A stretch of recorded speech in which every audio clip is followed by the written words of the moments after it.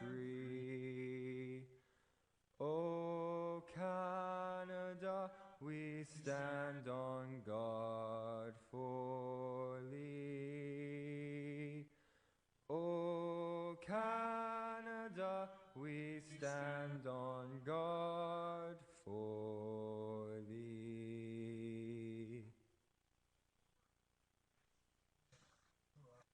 All right, good afternoon. Thank you to our National Film Board for the footage you saw, and thank you to a member of our Grande Prairie Boys Choir for the audio. Under the first item of business, I just wanted to apologize for our late start today. We had a little bit of a packed agenda this afternoon and ran behind, but I thank you for all being here today, and we will get through this meeting as best we can to get us back on schedule. Item 3, the adoption of the previous City Council meetings. I would look for a motion to receive the minutes of the previous council meeting. I'll make that motion, Mayor Clayton. I recommend council adopt the minutes of the City Council meeting held Monday, January 11th, 2020 as presented. Great. Thank you, Kevin O'Toole. And I will call the motion to order. All those in favor? In the chamber, I have 4, and sorry, I don't have a visual. Just a minute. I got to sign into that meeting. That's what I forgot. Does somebody have a visual? Director Bork, do you happen to have a visual of it? If not, give us 2 minutes and I can get one. Cut everything. Oh, I got it. No, I'm good. Thank you.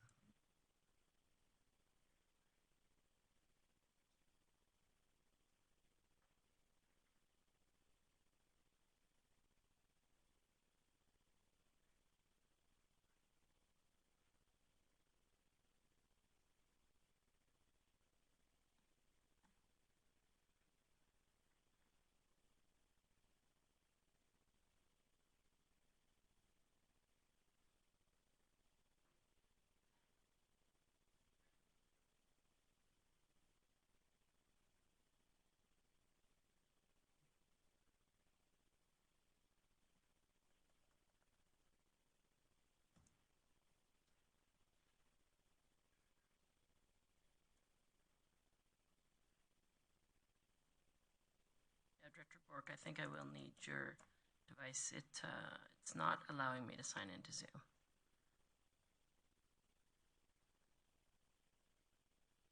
My apologies, those who are watching.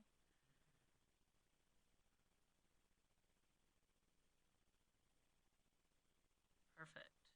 All right, there we go. Now I can see you all. Great. Thank you for that. All right, so I'll call that motion again. All those in favor of receiving the minutes as presented.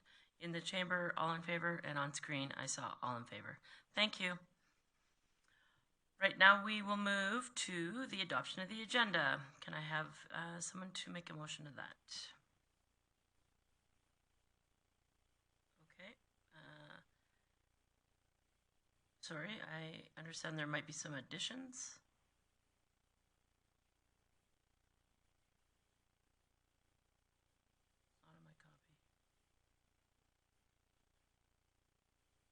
Not on the.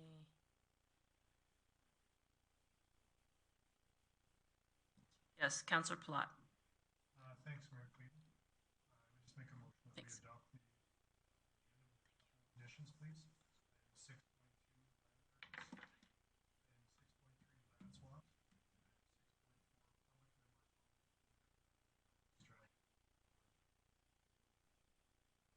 Could you just repeat those, please, Councillor Plott? Sorry, we're having some fun with the technical issues here. So I just make a motion to adopt the agenda as presented with a few items to add, please. Item 6.2, land purchase. Item 6.3, land swap. And item 6.4, public member appointment for the Economic Development Strategy Advisory Committee. And administration will speak to those individually at those points. Great, thank you. So that motion is in order. I will call the motion to order. All those in favor? In the chamber, unanimous, and on screen unanimous. That motion is passed. Perfect. So we're going to move to open delegations, and we have a few this afternoon, starting with item 5.1, the Alberta Health Services. I think, so if you'd like to turn your camera on, if you're with us, and introduce yourself. Thank you very much. Good afternoon.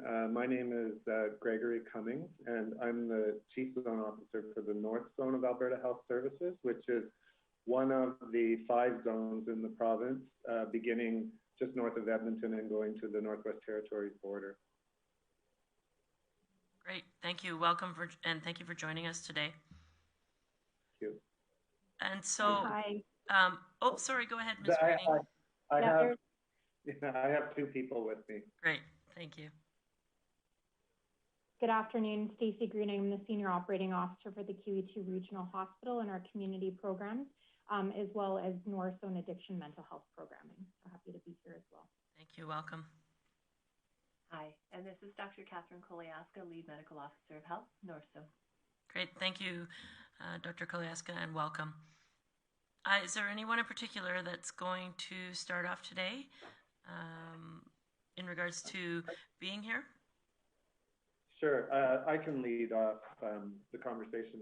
Really, we don't have a presentation or anything like that this afternoon, but we had read the newspaper article that was subsequent, I think, to your last council meeting or a recent council meeting, whereby Dr.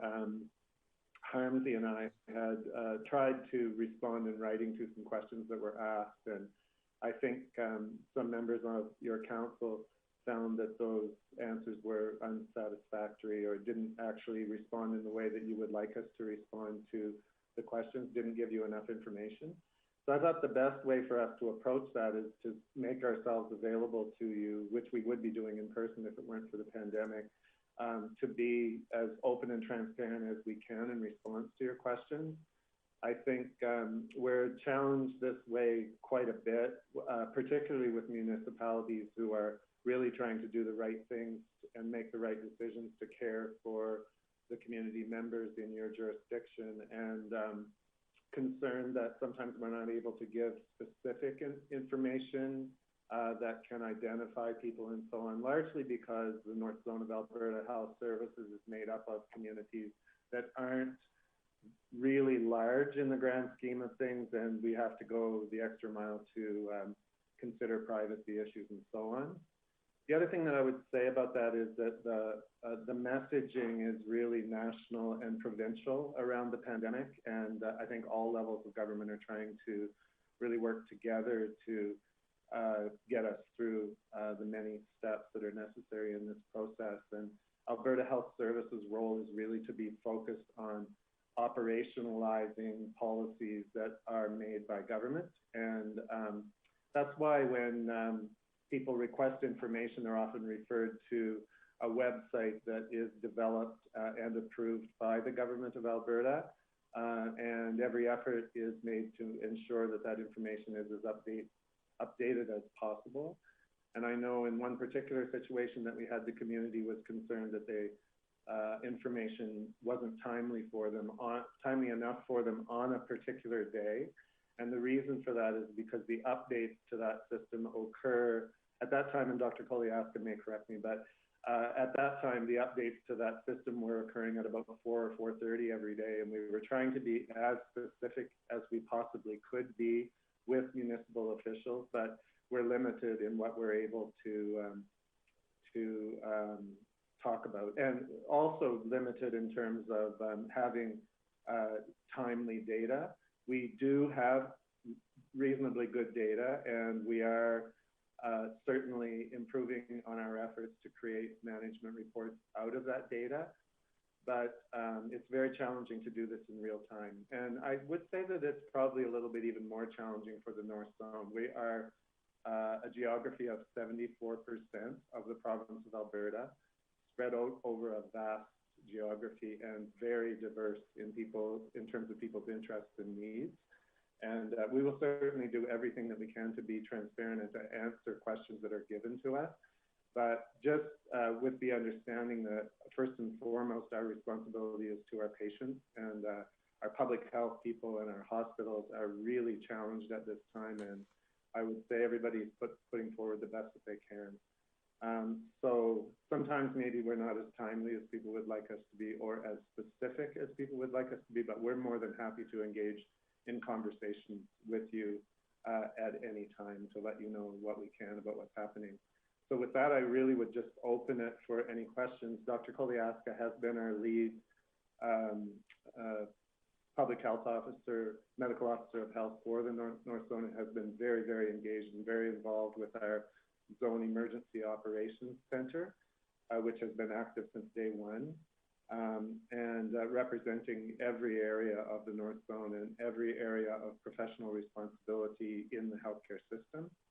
And Stacey has been on the job for the QE2, the development of GPRH, and the healthcare needs of people in your area, and also for the entire zone in terms of mental health and addiction.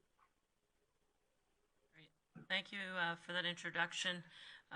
If there's nothing further to add from either your cohorts there, I will open the conversation for questions and navigate between the people online and the three other people in the chambers. So I don't see anybody in the queue.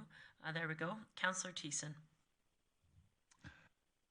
Thank you very much, Gregory. Really appreciate you all coming in here today, all three of you doctors, Ms. Greening, Dr. Koliaska, and Mr. Cummings. I appreciate your response on patient care and confidentiality, and also your explanation on sort of what's happening in the North Zone. I guess as decision makers in the Grande Prairie region, we're looking to make the most informed and data-driven decisions possible for the utmost safety of our community. The challenge with getting all of our stats out of a North Zone directive is that the Grande Prairie region occupies about 100,000 people in this select area itself, in comparison to over 500,000 in the North Zone. So, which, as you said, is really vast geographically as far as where it extends in its borders. What's happening in Cold Lake doesn't necessarily impact Grande Prairie. And what's happening in High Level doesn't necessarily impact Grande Prairie either. So as decision makers in our community, I think what we're hoping to get is at least a regular conversation with Alberta Health Services, Alberta Health, and the province on understanding how this pandemic has hit our community, and when we need to take the appropriate actions to step forward. And we really look to you all for advice on that one. And when we're all looking at the Province of Alberta website, it makes it challenging. And with all due respect to patient confidentiality, maybe it's just my personal belief, but I feel like when we declare an outbreak at a school, or we declare an outbreak at the RCMP station, people are aware that that's happening, and to the patients who have tested COVID positive, in a sense, their privacy is a bit compromised at that point. Like if you're a student that sits next to somebody who tested COVID positive in grade 8 at St. Isidore School, for instance, every kid in your class is going to know who tested positive, and so patient confidentiality is there. In the Grande Prairie context, we only have 12 local ICU beds. So I guess my question for you is, at what point would Alberta Health Services or Alberta Health come forward to the city of Grande Prairie and say, we're approaching a problem here with ICU capacity or acute care bed capacity? And the reason I ask that is because recently we had Red Deer's ICU overflowing, and then we all knew it because it was on the news.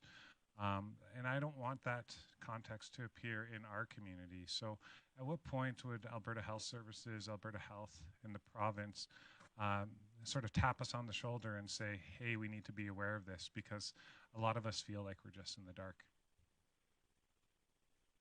Right. Okay. So yeah, some great questions and comments, and I'll maybe say a few words, and then Dr. Koliaska may have something to add, or Stacey. But first of all, I would like you to know that, yeah, one of the things that we've done is we have, in terms of communication, is that we have the regular update two municipalities, which is actually coming from a combination of provincial information and from our Zone Emergency Operations Center. We have a number of communications that we have standardized only in the sense that we're making sure everybody in the zone is getting the information. So those are sort of hot off the press information that every municipality gets. When I'm talking about privacy and confidentiality, I understand completely that, you know, in many cases we will know where there's an outbreak in our community or even who has tested positive. But I think the responsibility that we have is to think a little bit more systemically, we as a healthcare system more systemically, because we do have to be careful in the sense that we know we're dealing with marginalized communities or communities that are maybe more at risk and that kind of thing. And so we're trying to be careful in the way that we share information, that we don't encourage the thinking that because of the way certain groups of people live, you know, it's obvious why there's an outbreak in that area, because that creates the kind of conversation that we don't want to be a part of. So that's just thinking a little bit more systemically about it, and probably not as scientifically as Dr. Koliaska would, but I would turn it over to her. In terms of our capacity in the healthcare system, the Zone Emergency Operations Center monitors that every day. And the way that Alberta Health Services is structured is that, so I'm the person who oversees the entire zone, and then I have 4 senior operating officers, one of whom is Stacy, who oversees the 4 of the large geographic areas. 2 of them are the regionals, which is Grande Prairie and Northern Lights Health Center, and that's because we recognize that the regionals are cities and more complex hospitals with more complex things going on that we need to pay particular attention to. And then the other 2 areas are multiple rural communities under one senior operating officer. It's roughly equal responsibility in terms of the job description, but to make things manageable, that's the way we're structured. So we actually filter down and try to have a good accountability structure so that we all know what's going on in any particular part of the zone at any given time. And so you're correct that your ICU capacity, and in many cases your medical and surgical units in the facility and others, have been stressed at times, but they're stressed for different reasons. Sometimes they're stressed because there's just a lot of patients coming in and we need to figure out where to put them and how to look after them. Sometimes they're stressed because we can lose a unit if one of the units becomes an outbreak and we have to isolate people within the hospital and that kind of thing. And so normally what we do is if we know we're going to run into trouble, we think in terms of anticipating what we would call a service disruption. And we have a normal process for any kind of a service disruption, anything that could stop in the healthcare system and require us to have to send patients elsewhere or, you know, fly in the military or, you know, take some specific action because we're in trouble. We haven't gotten there in your community. Oftentimes, though, those kind of disruptions occur because of staffing shortages or physician shortages. That's normal part of our business in rural and remote parts of the country, really, because I've worked most of my career in rural and remote areas, and this is a common thing that we're dealing with and trying to mitigate the disruptive fallout of that. So in this case, what we do if we anticipate a service disruption is that we have a list of people that we contact in advance of that to have a discussion with you about what we anticipate might happen and to ask for your assistance and support in helping us to communicate the facts, because invariably in those situations there's an onslaught of social media that generally is not accurate and does not reflect what's actually happening in the healthcare system. So that's how we try to communicate. So we would actually be in touch with you if we thought that our ICU was going to get to a state where we had to transport people elsewhere. And that's separate from what you may have heard, that we do have patients that are transported sometimes inside of the zone in order to help us deal with capacity issues. So for example, you might hear about people who are waiting for a placement in continuing care, and they're only interested in a certain place that they would like to go. And we think of that in terms of first choice, second choice, third choice. And for some people, taking a second or third choice is a non-starter. But it's very costly and actually counter to people's wellness if they're waiting for a continuing care facility and they remain in the acute care bed, because we don't take care of people using the same method when they're in an acute care facility as we do when they're in a long-term care facility, where they're no longer considered sick, they're just considered to need support. So that kind of movement, is routine. So we normally wouldn't contact you about that. When we would contact you is when we anticipate an actual service disruption, where we might have to medevac patients because we don't have capacity within the community. Dr. Koliaska, do you have any comment on any of those items? Thanks, Greg. The one thing that I would build upon is just that theme about the privacy and confidentiality and what is disclosed in terms of on the public website from Alberta Health on the outbreaks in schools and community settings. And in fact, that's a provincial standard and policy decision that is set by Alberta Health with input from Alberta Health Services and all 5 zones. And so really it is that standard setting. And so it's designed to be as fair and as equitable in terms of balancing the information that municipalities and communities need to know. But then on the other hand, our legal responsibilities and our transparency obligations in concert with Alberta Health. And so depending on the setting, depending on the circumstance, there are different public reporting thresholds that are set for different types of outbreaks, and then that's what we follow as well. Thanks. No, that's great. Thank you both. Thank you, doctors. Thank you, Mr. Cummings. I guess just kind of as a follow-up, I do have quite a few questions, but as a follow-up, you mentioned, Mr. Cummings, that, or Dr. Cummings, I'm not sure. I'll call you doctor, if that's okay. No, Mr.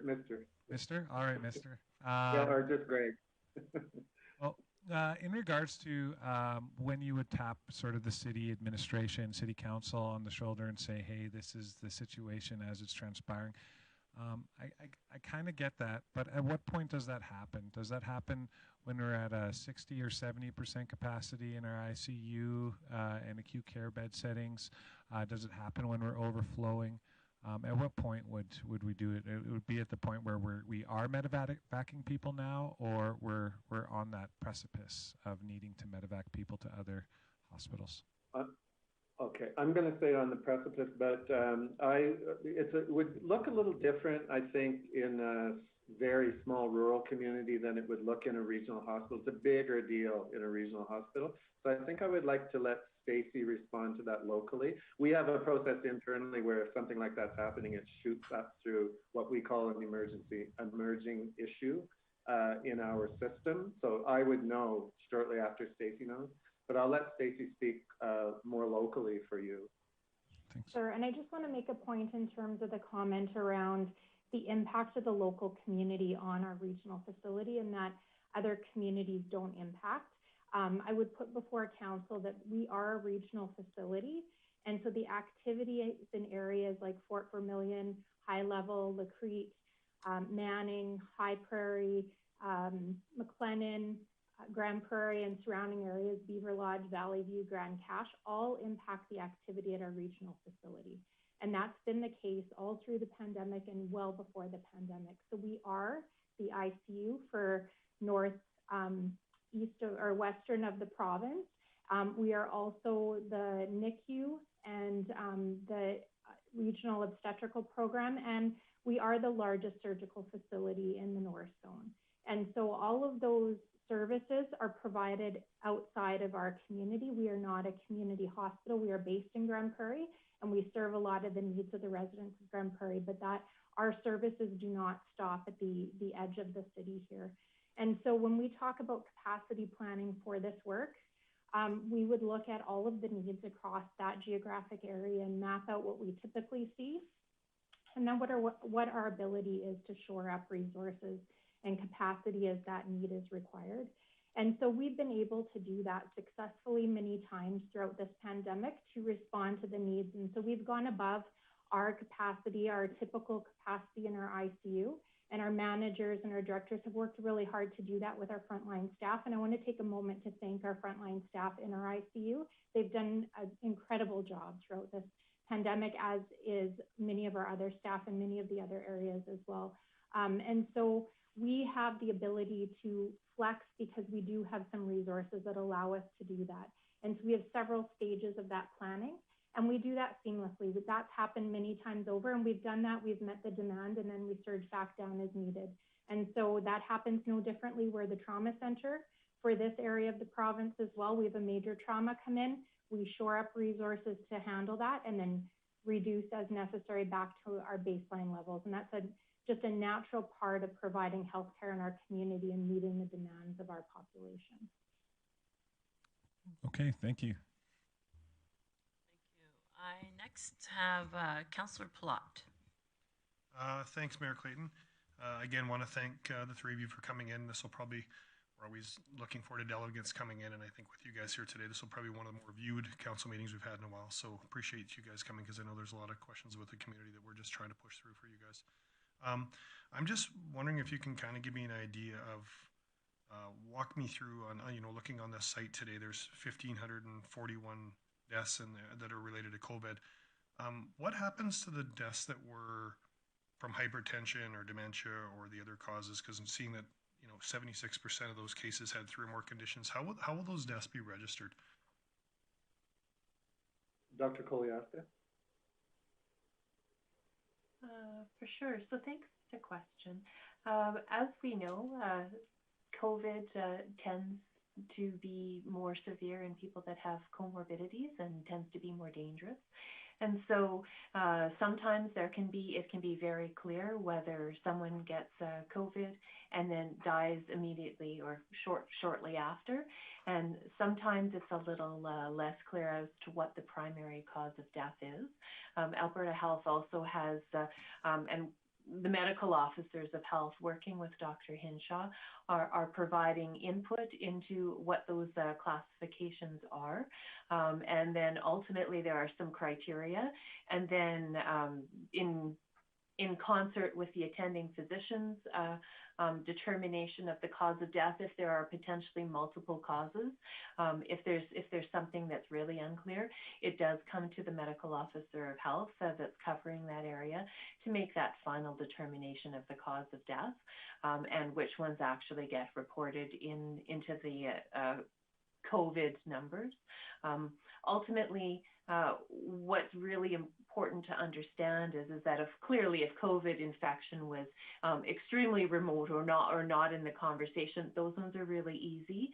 And then there's ones that are kind of a little bit more clear, that if there's a COVID outbreak and that COVID clearly leads to someone's death, those ones are clearly a COVID death and reportable. And then there's the ones that are in the middle that require some additional case-by-case evaluation by the experts. And then that determination is also made and provided to Alberta Health. Okay, so thank you for that, because I appreciate your looking at Alberta Health's website, that you guys have a fair amount of data. Some provinces aren't as fortunate as what we are. So, but just seeing that staggering number of 76% with 3 or more conditions just kind of had me curious about that. I guess on that, what I'm wondering, and if it's possible for Alberta Health Services to provide data on what our Q2, Q3, and Q4 deaths look like year over year. We're going through a pandemic, and we're constantly being told that there's all these extra deaths, and I guess I'm just kind of curious if we actually have year-over-year numbers to realize whether there's been an actual big increase of deaths, or they've just been repurposed from hypertension, dementia, and other causes to all being COVID. And so, can you speak to when Albertans would be able to find, and locally, when we'd be able to see that kind of quarterly data to start looking at 2019 versus 2020, and maybe 2018, 2019 versus 2020? I think that's an interesting question, and I know that some. I mean, it's talk. The calculation is called excess mortality calculation as to what the potential burden of COVID has been, and I know that there have been some preliminary look at some of those numbers, but ultimately I believe that would be an Alberta Health decision. I know that question has been asked. I don't know. I have not heard that there's any intent to be able to release that on a quarterly basis. I think that not being primarily a surveillance person myself, I don't actually know the amount of work involved, nor whether our data supports that frequency and if we'd have the accuracy to do that. But what I can do is take this question back to our surveillance people and to Alberta Health and see if they can give us a more fulsome answer. I know that I've heard the question raised, but I don't have the specifics to bring back to you to answer today. No, and I would really appreciate that, Catherine, and I appreciate the answer on that, because I just, we all realize there's deaths. I just want to be careful that we don't end up going through a pandemic and actually had less people die over the calendar year than the year before. So I just would like some clarification on that. If I can, just one other one. Sure. Mayor Clayton. I'm just wondering if you could speak to just seeing the nice CBC article about the Butter Dome and how we're retrofitting a facility for COVID and basically what looks to be almost all throwaway costs from Alberta Health Services. Can we get an ETA when our hospital could be open? We have the potential to have IC units and hospitalizations right locally to help this regional context, as was mentioned by Ms. Greenlee, that we are kind of the regional hit when everything happens. So can we understand why there's not a push on a hospital that they've had occupancy for 7 months now, when they're popping up pop tents in other facilities that are all throwaway costs? So I think, if I understand that question correctly, I think the only comment that I could make about that is that if there was that kind of demand in that geographic area, then that may have been a consideration, but we actually have not had demand that we could not respond to in the North Zone. We've had challenges, slightly more challenges in terms of recruitment and retention than in the past, and that's largely because our workforce is often a good percentage of our workforce is transient.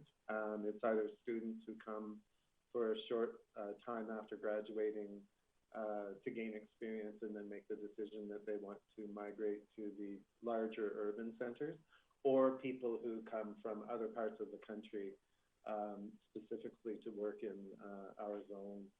So those kinds of things have caused us some stress, but not stress that we're not used to continuously working on in the North Zone. And otherwise, our capacity has been reasonable. It's peaked a little bit at times, but generally we've been able to manage and haven't had to consider the opening of a temporary facility in our area. And so thanks. I hope you can appreciate when we're getting lots of calls, constituents worried about our healthcare system crashing locally, when we're not opening another hospital and watching pop-up ones. I've had a lot of constituents reach out to me confused on why we'd be doing that if we're in such a crisis mode locally. But it's nice to hear that we're not in as big a crisis mode locally as maybe what's perceived out there. And so thank you, and I'll circle back for other questions later if nobody else is in the queue, please. Great. I have Councillor Thiessen and then Councillor Bressie. Thank you, Chair Clayton. I think I saw Councillor O'Toole in chamber raise his hand. I've asked a couple questions, so I'll defer to my colleagues, and if they ask my questions, great. Councillor O'Toole. Yeah, thank you very much for coming today. Much appreciated. I do have family members in the healthcare system throughout Canada, and I know that they're a little bit stressed, so I do appreciate your time giving us today. I have one question, and the question would be, how accurate are the tests that are done? I've got people that I know that have been had situations at schools, and the classroom has to go and get tested, and of course somebody tests positive, but they show absolutely zero signs, and but that causes issues with other family members, people that have to go to work that now can't go because they have to be quarantined. And I was just wondering, is it like, I don't know what to ask you, but are they very consistent? Are they accurate? And that would be my question. I'll take that one. So I would say that the positive test results on the standard testing that go to the provincial lab or the Alberta Precision Labs are exceptionally accurate. And it has to do with the technology that for a test to turn positive, what has to happen is on that swab that goes into the person's throat or in the person's nose, it actually is to detect a piece of the viral genetic material that then goes to the lab, and then the lab basically does this process where they magnify this genetic material of the virus, and then if they see that, then it's positive. And so it's exceedingly unlikely that a positive test could be a false positive, because otherwise, why would you see that viral genetic material there? In medicine, we never say never, because there could be a very extremely remote chance of something else happening. But in general, a positive test, we consider a gold standard as a positive test.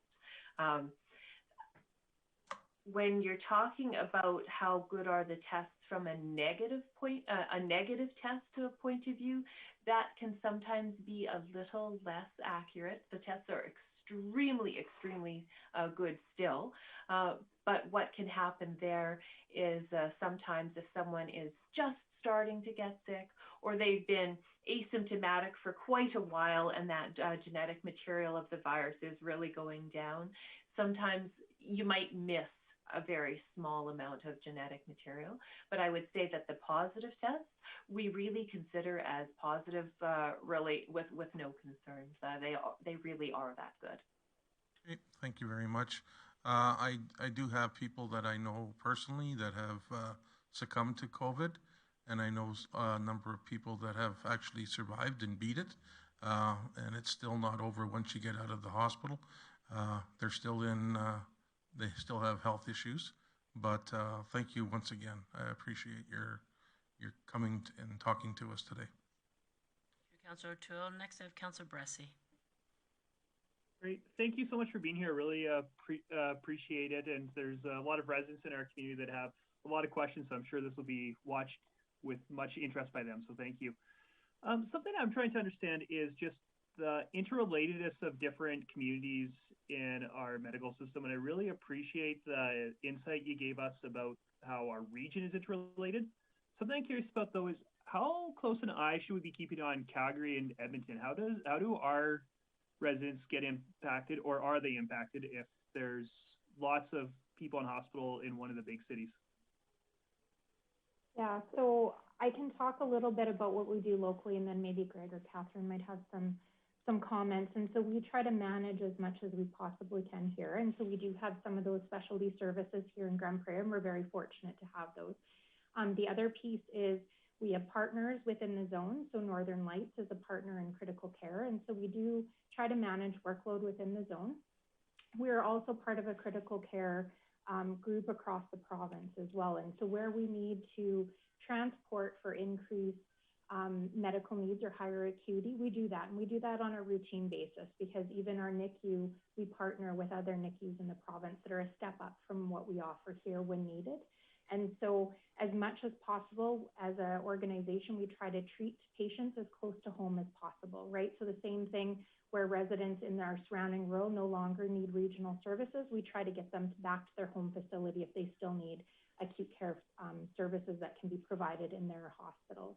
And so I would say that depending on the needs, there would be some transport, but that happens on a regular basis. And again, the health system is an organic environment. And so as demands increase, then we have to shift and manage that capacity as best we can across. I would say for the most part, though, if we're thinking about needs within Edmonton and Calgary, we don't tend to serve people outside of the North Zone, like in terms of patients coming back up from Edmonton that are Edmonton residents. That wouldn't happen.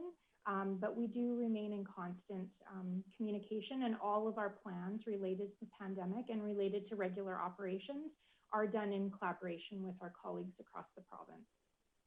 Yeah, I just would add to that Alberta Health Services is responsible for all of the community health services too, so public health, mental health and addictions,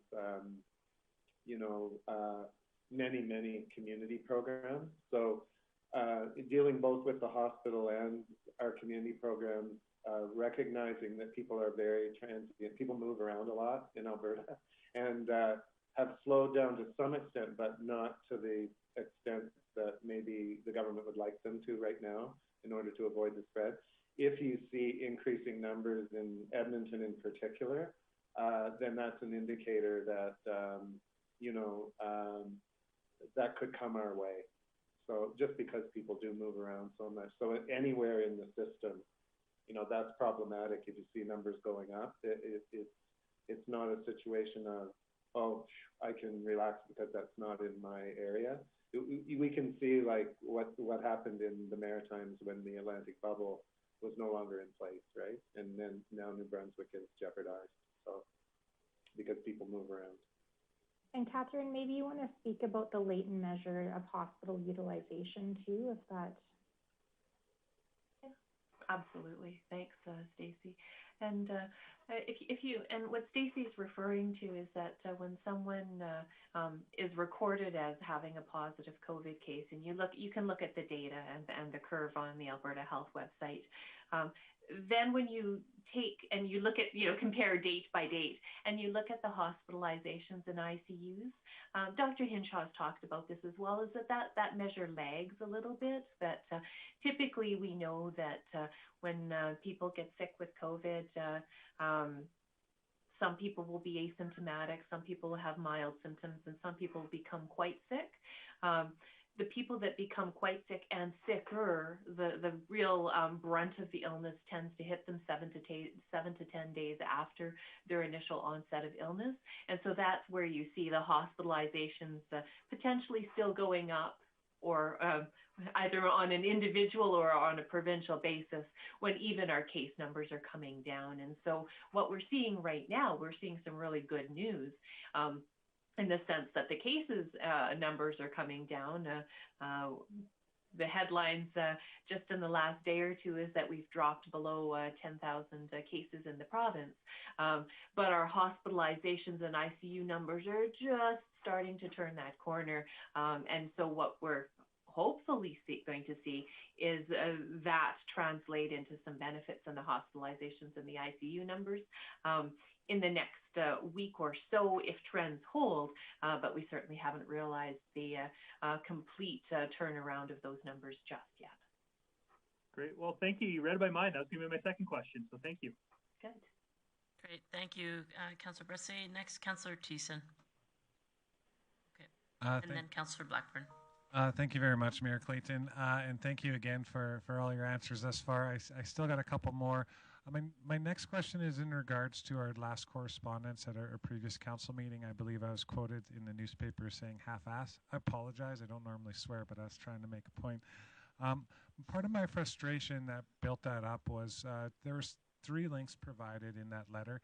2 of those links specifically went nowhere on the Province of Alberta website. It said page not found on those 2 links. One of those links is very important, I think, for the broader health perspective, and that we're trying to, every council around the world is trying to wrap their head around. And that's on the broader health perspective that's brought on and really borne by the poor through the cost of inflation, job loss, mental health, recovery, split families, and I said job loss, but I'll say it again, unemployment and the ramifications of that, which all leads to a depreciation of one's mental health. So one of the questions that we had asked in that correspondence was, what are our suicide and overdose stats regionally, and are they expanding? Because we hear a lot from members in our community that they're at their wits' end. They don't know what to do. They're close to bankruptcy. They're close to foreclosure. They don't know how long the government's going to provide subsistence. They don't know when they can reopen. And if they lose their job, this is a pandemic. I've called it a pandemic outside of the pandemic.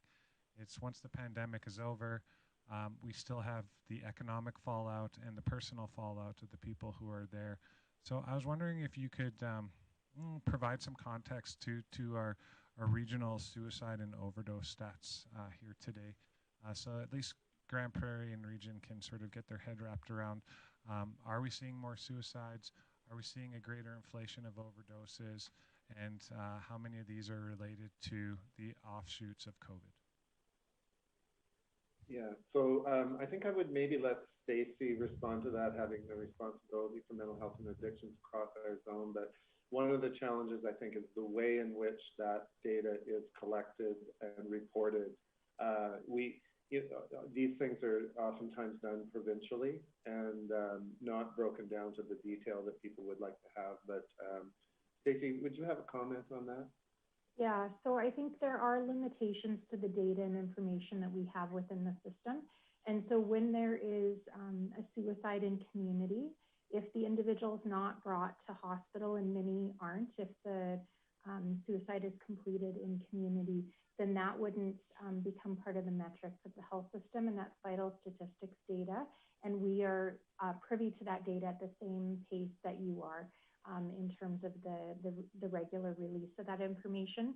What I can tell you is I have looked at both our intentional self-harm visits to our emergency department and our substance-related ED visits as well, and compared what we're seeing this year over last year. And so in both of those metrics, what we're seeing is actually a decrease in overall visits. And so it's hard, though, to say exactly what that is. So as populations fluctuate, as kind of tourism, if you will, across communities fluctuates, then those numbers can fluctuate by virtue of just the individuals that are coming.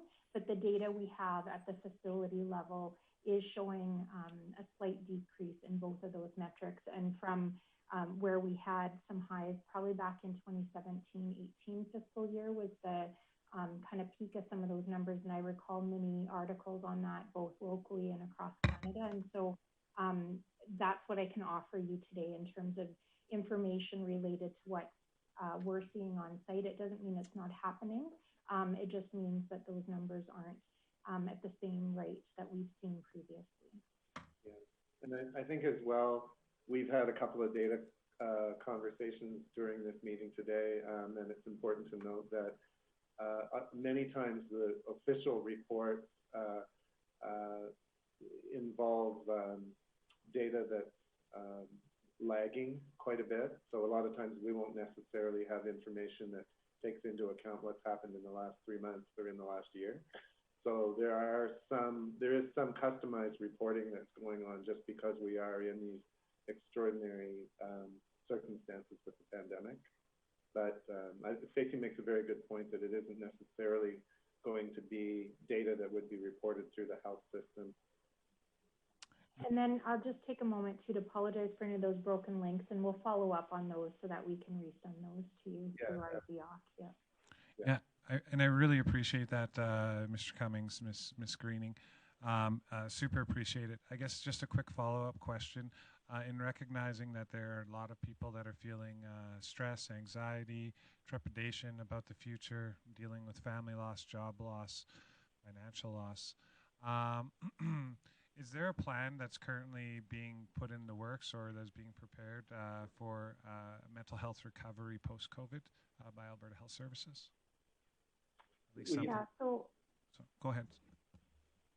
Well, I would, Oh, go ahead, Greg, sorry. No, well, I would say, I think our answers probably complement each other, but during the time of COVID, we have been very aware that some of the traditional ways that people access services may not necessarily work as well in these times when people are physically isolated and so on and so forth. And, you know, we've had lots of concern, not only for people with mental health and addiction issues, but also other issues, that we want people to understand that the healthcare system is open, and that we will work with people to provide services in a way that meets their needs in this context. So we don't want people to be afraid to come to the hospital, for example, if they're having chest pain. And on the same token, we don't want people to be afraid to reach out to us if they're feeling suicidal. So we have really tried to tailor our programs and get the word out to our facilities through our workers and in other ways, to get the word out to the community that we'll meet our patients and our clients where they're at, and we will adjust our services to be able to meet those needs. And that is a constant discussion in our zone emergency response. And I'll let Stacey talk specifically to her program. Yeah, so I think there's a number of things that we've done. So as the pandemic progressed, we moved a lot of our services virtually. So those that were uncomfortable or unable to access addiction mental health services in person were able to access them virtually. And it actually netted us a really good learning opportunity. We actually found that by offering those services virtually, we actually reduced our no-show rates. And so I think we mitigated some transportation challenges that people have and various other things in terms of accessing those services. So we're continuing to do that work. And I would say that I would encourage people, if there are some struggles, don't wait till the pandemic's over to reach out.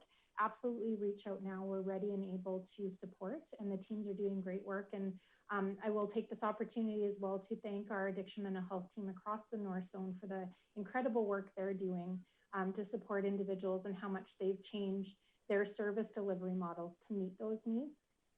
And then secondary to that, I would just add that we've had augmentation of some of our addiction mental health services in our emergency department to rapidly assess and care for individuals who are presenting that have strictly addiction mental health needs and don't have an underlying medical need that needs to be physical medical need that needs to be taken care of. And so we've been able to manage some of that as well.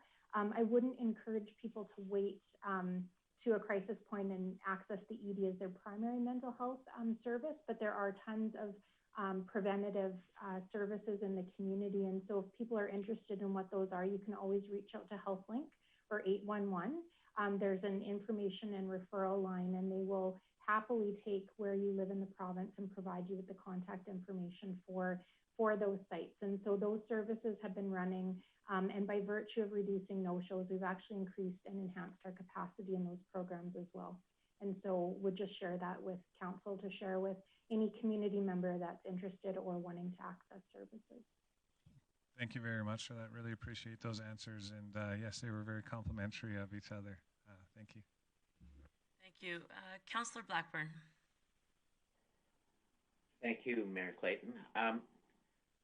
Thank you, sincerely, thank you to the three of you for coming here today to talk about this. And I don't have a question. I'd just like to make a comment. If we circle back to the beginning of our meeting together, we talked a little bit as councillors about the need to have information because we're decision makers in the community, and it's important for us to have the right kind of data to make decisions. I'd like to soften that a little bit. We've also said from time to time that we're not really in a position, whether we have the information from you or not, to be making decisions that that are going to really affect the outcome of the pandemic in our city. But by the same token, we do want to protect our residents, and so as leaders in the community, we want to be able to be giving people the best advice possible where it comes to preventing spread for the most part, and certainly for preventing the horrible effects of the disease on families whose loved ones have succumbed to COVID or are suffering from it. So with every bit of respect for you and the leadership roles that you take in the community. Your actions are largely invisible to the general population. And the roles that we take as councillors and as a council are highly visible. And so we would hope that you would look upon us as partners so that when crucial information needs to be disseminated, or if encouragement of a certain kind of activity or guideline needs to be promoted, that you'll give us the opportunity to be able to pass that along, and at the same time give us enough information that we will have the conviction that we need to make strong recommendations to our publics. I look forward to working with you as partners in making sure that Grande Prairie stays as well protected as it can. Thanks for the opportunity to speak on that. Yeah, thank you so much for that comment. And I will say that in one community, we have relationships with all of our communities. And I know that in one community in particular, when we had run into a situation where social media had just taken over, the discussion, and it was mostly absolutely not fact-based or in any way really true about what was happening in the health system. And we worked closely with the mayor and council there to have our communications person, one of our people from communications, in direct contact with their person from communications. And then we were able to get questions routinely coming from that council through their communications person to ours. And that enabled us to do a few little things to get the kind of information out to the council that they really wanted, and in a timely way. So the way we've been dealing with the COVID is by the COVID situation, the information is by doing the weekly update to all of the municipalities, but recognizing that different municipalities maybe have different questions or concerns based on what's happening in their communities and so on. So if you would like to pursue that, certainly let Stacey know, and communications, our communication person would be in direct contact with you and could take your questions and consider those. That's very helpful to us as well in terms of making that document something more than just something that we photocopy every week and make a little change to. We actually really are trying very hard to anticipate what your questions are and to answer them. And also to make sure that those links are working. So, but if our comms and your comms can chat with each other, that really helps. It makes us sound like a huge organization. Not really. We have comms people right in Grande Prairie that can have that conversation, right? It's very much on the ground. Great, thank you. Councillor Friesen, I had something on this stream. Is your comment or question in regarding communication? No, go ahead. Okay, thank you. In regards to communication, as mentioned, one of the things that we hear quite often is answers to things that impact people's lives daily. And so I'm curious on two things. Do you have any idea of when we might know in regards to summer events, events that are municipality plans, independent private people plan events throughout the summer? And I'm curious if you have a time frame of when we might start to hear if those events are going to be possible or not. I'm going to put Dr. Koliaska on the spot for that one. Thanks. That's an excellent question, and one that we're working in partnership with Alberta Health on. It depends on a variety of factors. One is that number of cases and then delayed hospitalizations. And the further along we get into the pandemic, the more we learn about the impacts on everyone in Alberta and on the healthcare system. So that's one thing that's really important. Another thing that's really important is the amount of vaccine and the rollout of vaccine. And so these are some of the decision factors that go into forecasting where we might be in in the summer, and ultimately the decision of what types of events, if those events can occur, and what types of measures may still need to be in place. Presumably, based upon what we're seeing right now, we still have to be exceedingly careful as to the transmission of COVID. But ultimately, those decisions about what types of restrictions and what types of events may be going forward will be ultimately an Alberta Health decision, as well as the timeline will be an Alberta Health decision. So again, I think it comes back to Greg's comments and also the comment by Councillor Blackburn that when we are partners in this, and I think it really does come down to good communication when that information is available. Perfect. And you mentioned vaccinations, and so my second question is, what's a realistic time frame for a local deployment of the vaccination for the general population in your perspective? Yeah, well, I don't think anybody forecast or anybody knew the approval timeline of the vaccinations, nor the changeover in production lines for the Pfizer vaccine. We continue to adapt to what's available, what we currently see on the Alberta Health website, and we know that our leaders provincially and nationally are looking for is ideally by the end of September, that those that want the vaccine, as long as it's available, they are looking for that to happen, and that information is posted on the Alberta Health website, keeping in mind that if we've learned nothing else during this pandemic, that it's about flexibility and adaptability, and as circumstances change, we also have to change with them. Thanks. Great, thank you. Councillor Friesen. Thank you, Mayor Clayton. Thank you to the all three delegates today who are with us. I do appreciate it. Along the vein of having a willing partner in Grande Prairie Council, we have the authority, the capacity in some ways to compel behavior that you don't. And I'm speaking very obviously about our face covering bylaw that we are reviewing now and have a decision point ahead of us. I guess what I would like to hear is your thoughts on the impact that face covering bylaws have had in municipalities ahead of provincial orders to wear face coverings in public, and what, in your experience, have you observed about then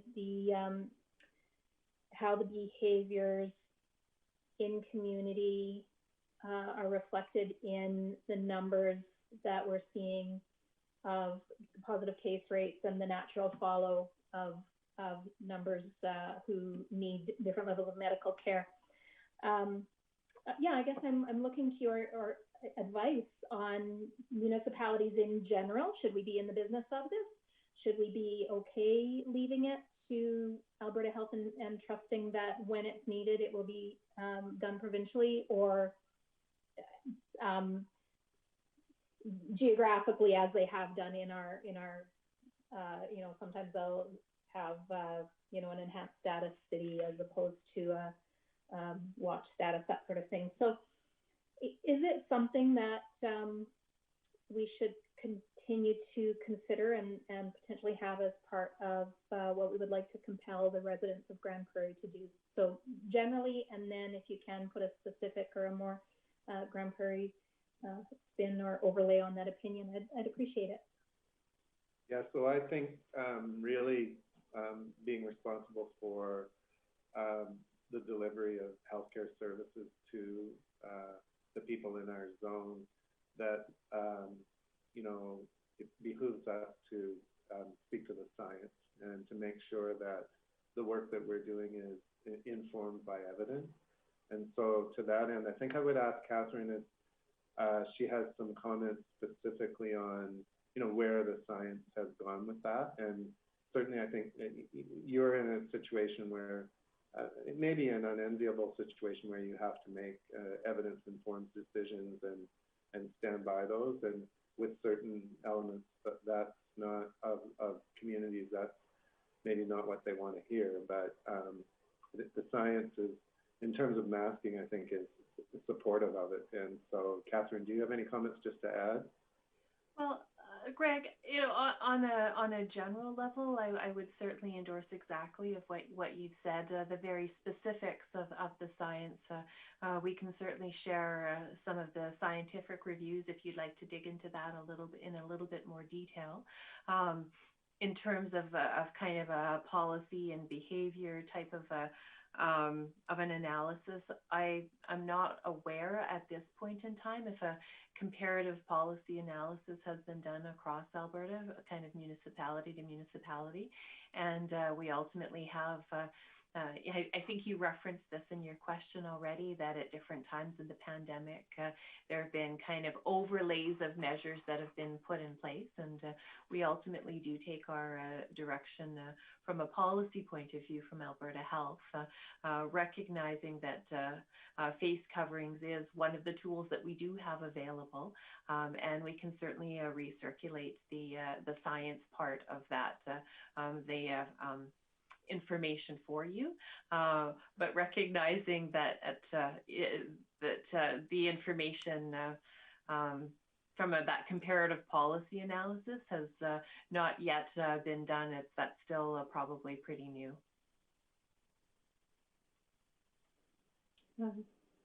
Thank you. Mm-hmm.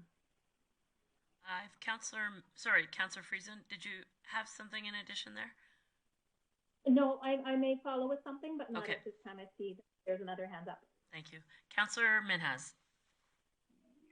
Yeah, thank you very much. You guys, three of us, show big leadership to us to get help out so we can tell public some of the things you guys told us. I appreciate you guys came in and help us.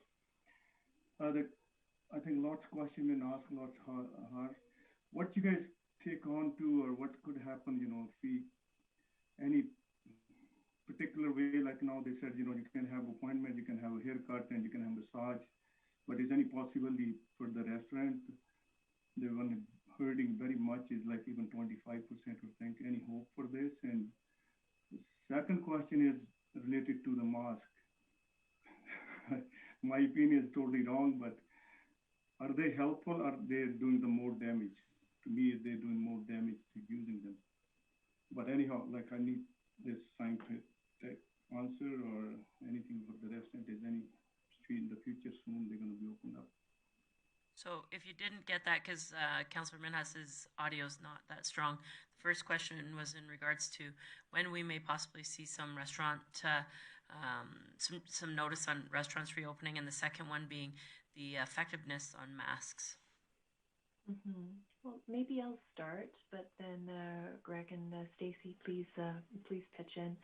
So we are working in partnership with Alberta Health on what additional measures, safety measures could be considered, and reopening could be considered. I'm not aware of a specific timeline, but we have heard in Dr. Hinshaw's remarks as well that that is something that is being very, very carefully looked at, and we in Alberta Health Services are providing input into that as well. So please do stay tuned, and please know that these decisions aren't taken lightly and are being worked on very, very hard, and looking at all of the perspectives and all of the data that goes into that decision making. We in Alberta Health Services have a strong health background and health component, but ultimately when the provincial decision is made and the Chief Medical Officer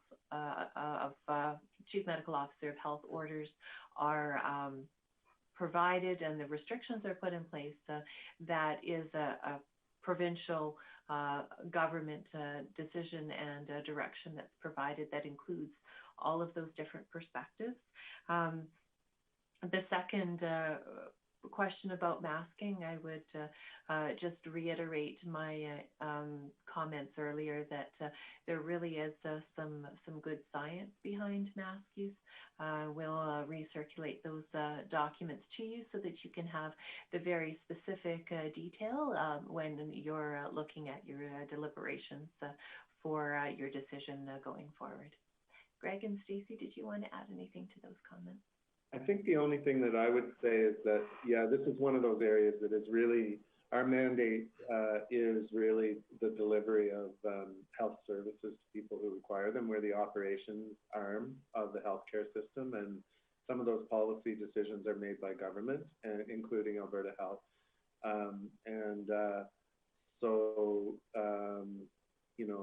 We're the implementers. So if the science is saying that something is good practice and our experts are telling us that it's good practice, then we incorporate those into the actions that we take every day to ensure that the healthcare system is safe and accessible to people. And Dr. Koliaska certainly has the ability to make the comments that she makes because, she's in the same line of business as Dr. Hinshaw.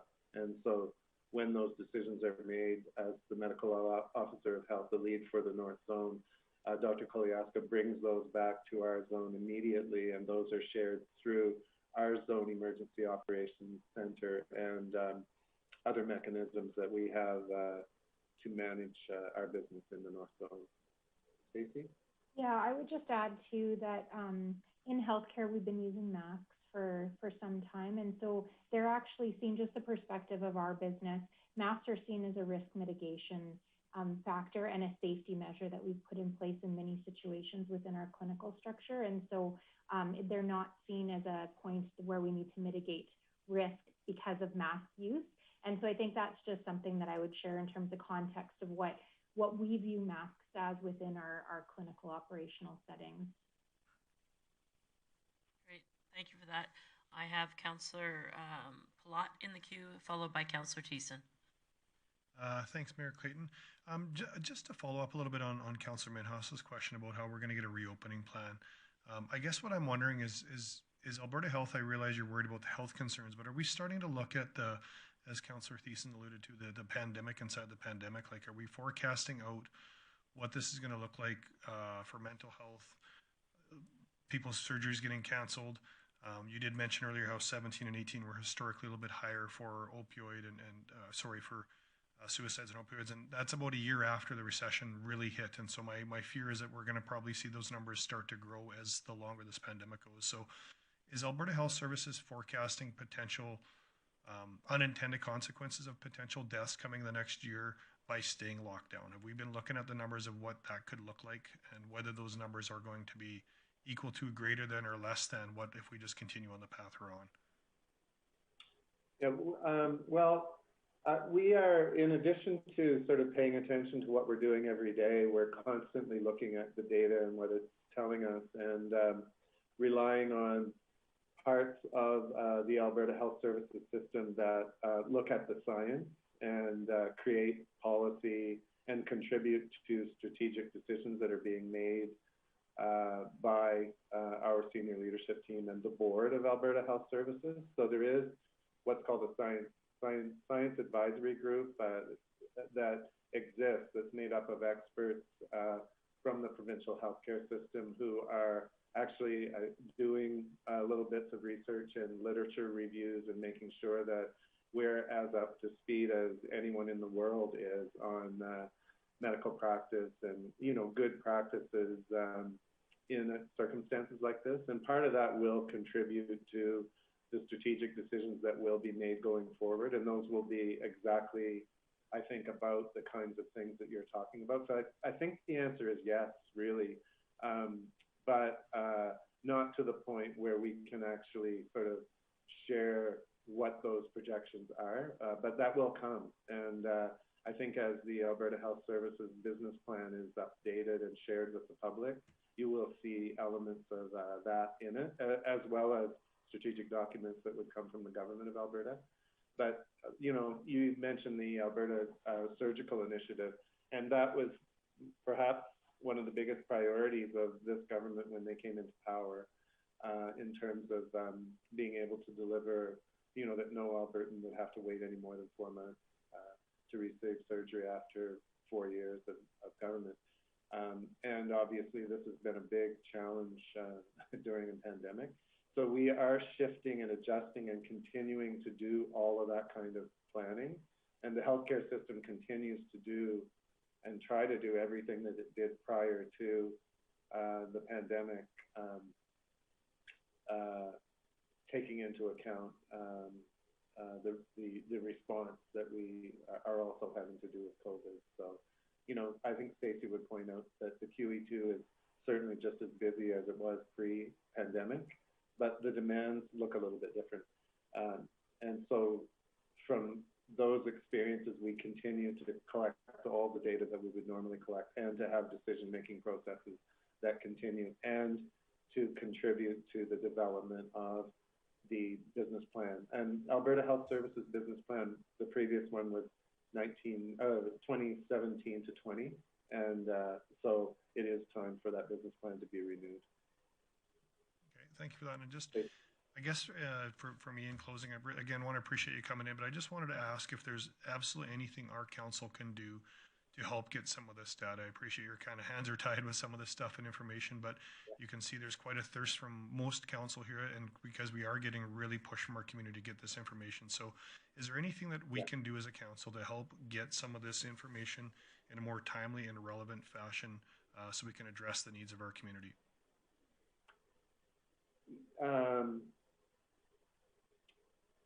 Well, the one thing that I can, certainly it's useful to have this type of a forum, and we've used this technology to have these forums with various groups throughout the zone, depending on what's happening in various communities, and have found that the important thing is to keep the dialogue open and to ensure that if people have these questions, even if there's not a clear black and white answer, that at least we're having the discussion so people don't feel like a voice in the wilderness.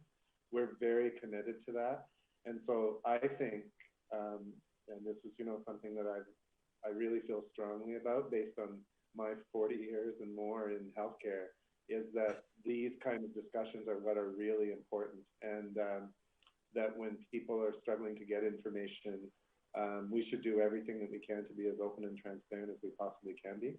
So I think the idea of having, if you have someone who in particular deals with communications for your organization, that start with that conversation with our communications people to let them know whether or not we're meeting your needs, and if there's things that we could do to do better, or specific questions that you want addressed in the circulars that we're sending out. And so our lead in the North Zone is Shelley Wilsey, and she would be more than happy to meet with someone representative of your council to sort of strategize on how we can do better for you.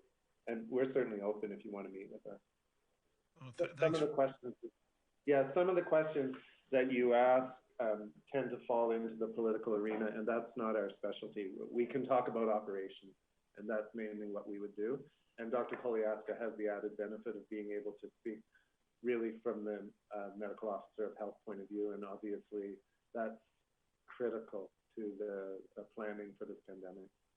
No, I appreciate that. Any information we can get that doesn't have misinformation on the community would be much appreciated. I just we're in a pandemic, and so anything, the more relevant information we can have in a timely fashion would be really helpful for our community. So really appreciate you guys coming in today. Thank you. Yeah, Catherine, did you want to add a comment? I was just going to build on what you said, Greg, and I think, and I completely agree with in terms of us providing information back to the community. But the other thing that I would just emphasize is that this conversation is really helpful because it enables us to have a better understanding of what you're grappling with on the front lines. And even though we may not be able to answer this today or have a fully formed answer today, it actually does provide that input and that better picture of what you're seeing on the front line as we go and we take it into our discussions as we work further into the system. So just really wanted to thank you for raising that as well. Yeah, and I would also say that our zone emergency operations center is also your zone emergency operations center when it comes to health. And so these things, like this meeting today and the questions and issues that you have raised, will be discussed there, and there will be some very concrete planning about how we can better meet your needs. Great, thank you. Councillor Thiessen. Thank you, Mayor Clayton. And I think this will be probably my last round. It's a question and a half, but I think it's specifically for Dr. Koliaska. Thank you again, everyone, for taking the time to be here. I know it seems like a line of fire questioning. This one's a bit more challenging, so I'm going to preface it so I don't do any snowballs here. Back in October, mid-October, and then CTV News reported that influenza stats for Alberta were 0. In November, Global News reported the same thing, and just last week, CTV News reported again that our influenza stats are still at 0. Now, with the rising COVID numbers, I was curious myself personally as to what's the difference. So I went to the Province of Alberta's website, and it says COVID-19 versus the flu differences. COVID-19 does not appear to transmit as efficiently as influenza. So just in regards to the viral genetic material comment before, some people have suspect, myself included, that maybe it's just detecting the presence of a virus and not specifically COVID. But that's not my question. My question for Dr. Koliaska is, what happened to the flu? Isn't it amazing? So it's actually a bit of there's a multifactorial answer. So what I would start out with is that obviously the virus that causes COVID and the virus that causes the flu are two different viruses, but both are respiratory viruses. And so there's a few basic differences that I would emphasize. One is that the flu has been around for a number of years, and we have a vaccine, and there's been good uptake of the vaccine this year, even compared to previous years. And some of the distancing measures that we're using for COVID also helps keep down the other respiratory viruses such as flu. So the exciting part is, and this is borne out by what we saw in the Southern Hemisphere in their winter season previously, that has actually been effective at helping transmit flu person to person. But when you flip that around, there's also the differences mean that we have no immunity in the no substantial immunity in the population for COVID. We're still learning about how long natural immunity might last. Our vaccine rollout has just started, and our measures, although they have been put in place and they do work, they have sometimes people have had difficulty following them or other reasons, which is why we see our case numbers go up and down. So we do see some significant differences between the two viruses and the way that it's spread and kind of the susceptibility in the population, which means that our COVID numbers are way up and our flu numbers are not. I hope that answers your question. Sort of. It doesn't answer, I guess, it says right here on the province's website that the influenza transmits more efficiently than COVID-19. So, yeah, to have 0, I guess 2 questions. First question is, what point is Alberta Health and Alberta Health Services planning on doing antibody testing to see if we have immunity to the virus and if we can track that, or if you can be reinfected by said virus? And the second question is, if we've eliminated the flu through all these extra measures, why aren't we celebrating? Flu's been around for a long time. This is a big win. Even though COVID's a big hit to society in general, like eradicating the flu is a big win. Mm-hmm. Yeah, okay. So I actually heard about 3 different questions in there. So transmission of a virus is only one part of the equation. There actually has to be, in order for the virus to transmit, there actually has to be someone that's infected with it as well. So if you start with low case numbers, and then you've interrupted it, that's part of the efficient transmissions, that it had to be there to begin with. So it is a bit of an unfair comparison, given your question and given what I've already said. But I just wanted to relay the concept about high case numbers versus low case numbers. In terms of antibody testing, there have been a few pilots that have been done through the lab and directed by Alberta Health, and that is still being worked on and still being looked at in terms of the exact plan for additional pilots or broader rollout of antibody testing. That would be an Alberta Health decision at that point, and I believe you do have a way to ask some questions of Alberta Health directly. Other than that, again, if we hear something more firm and something more definite, we certainly will pass that along in our updates. And then the third question, I only partially scribbled that down, and it was about eradication of the flu, I think. Celebrating our wins, yes. It's a win. Yeah, it's exactly. a win. We got rid of it. Yeah, well, maybe. And I do have a wooden desk that I'm sitting at here, knocking on it. The flu virus, as well as other viruses, do mutate and change over time. So a true eradication would be that it's all gone forever. But what we do know is how adaptable, how changeable, how clever, if you will, these viruses really are at continuing to evolve to keep getting around the immune system. We saw that in 2009 with H1N1 and how the genome or the genetics of that flu virus changed yet again and kind of snuck in and around and caused the H1N1 in 2009. And that's still just the way the influenza virus operates, is still very much a possibility at some point, at some time. So I can't really truly say that eradication is, we're not there yet. But certainly I would agree with your point that we've been able to keep this season, thankfully, due to the efforts of many providers across the health system, providing immunization, and very, very many Albertans stepping up to get that flu shot.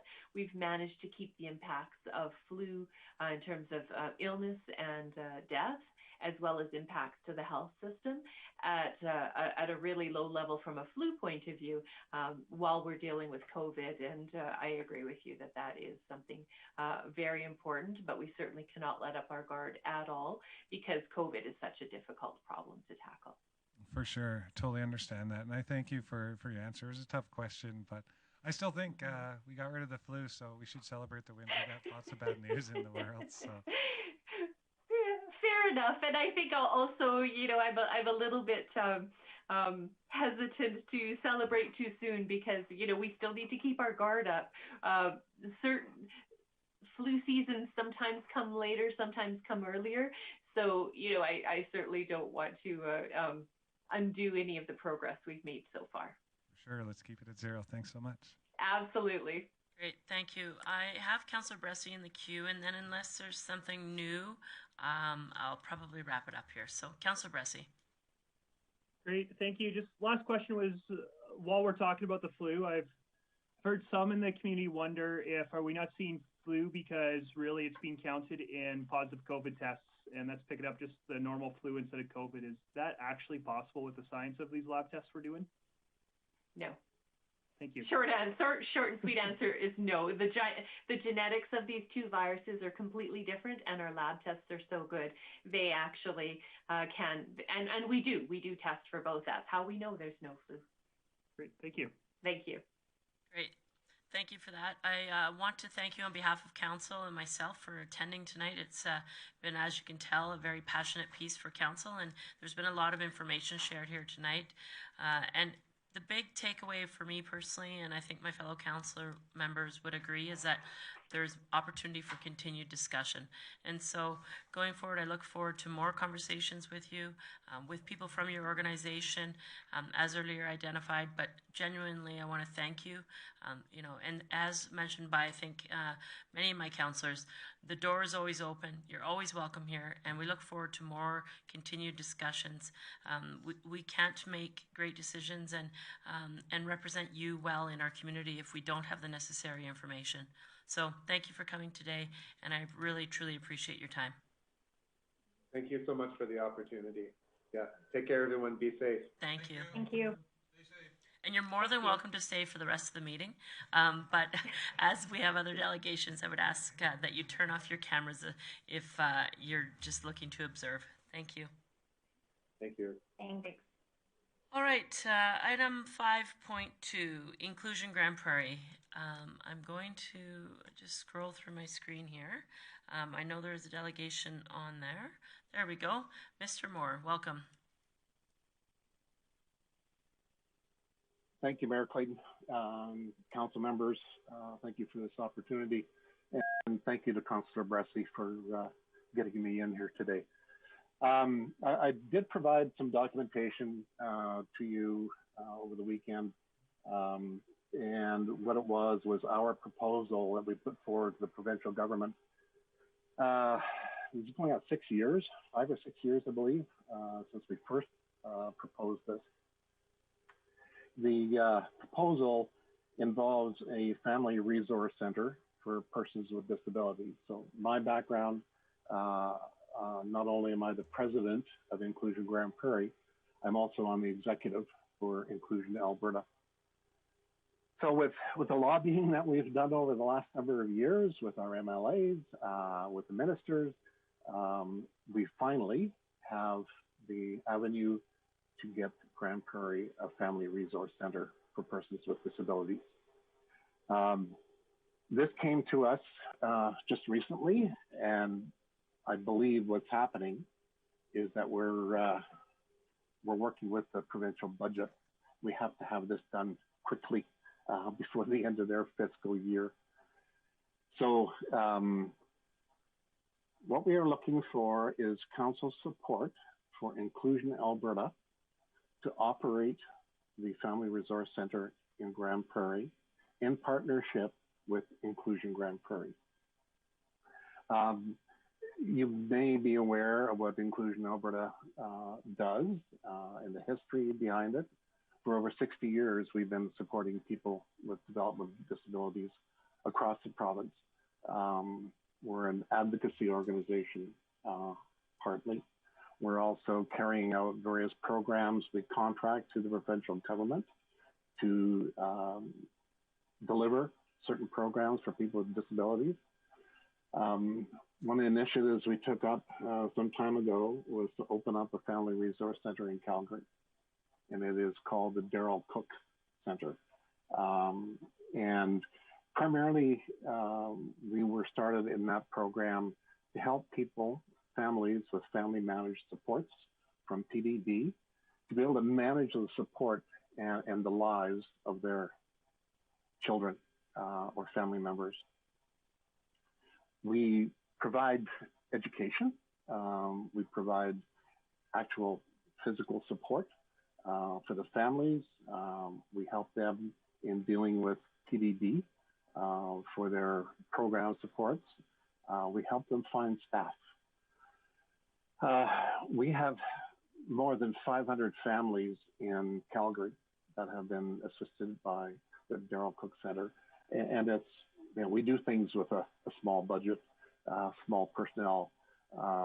We have one lady in Calgary who does almost all of it herself. Is very capable, as most of our staff is, extremely capable and passionate about delivering services. So what the provincial proposal is, they've asked us for, they have sent out an RFP. They've asked us for to provide an expression of interest, along with other service providers, perhaps, to put forward a proposal to run 4 additional family managed support systems across the province. So one in Medicine Hat, one in Edmonton, one in St. Paul, and one in Grande Prairie. The documentation I sent you over the weekend, delivered to you, your package, was originally put forward by St. Paul and Grande Prairie. The president of the Inclusion St. Paul group, Donna Desjardins, and myself came up with a proposal, submitted it, and we're certainly recognizing our communities need that service and support.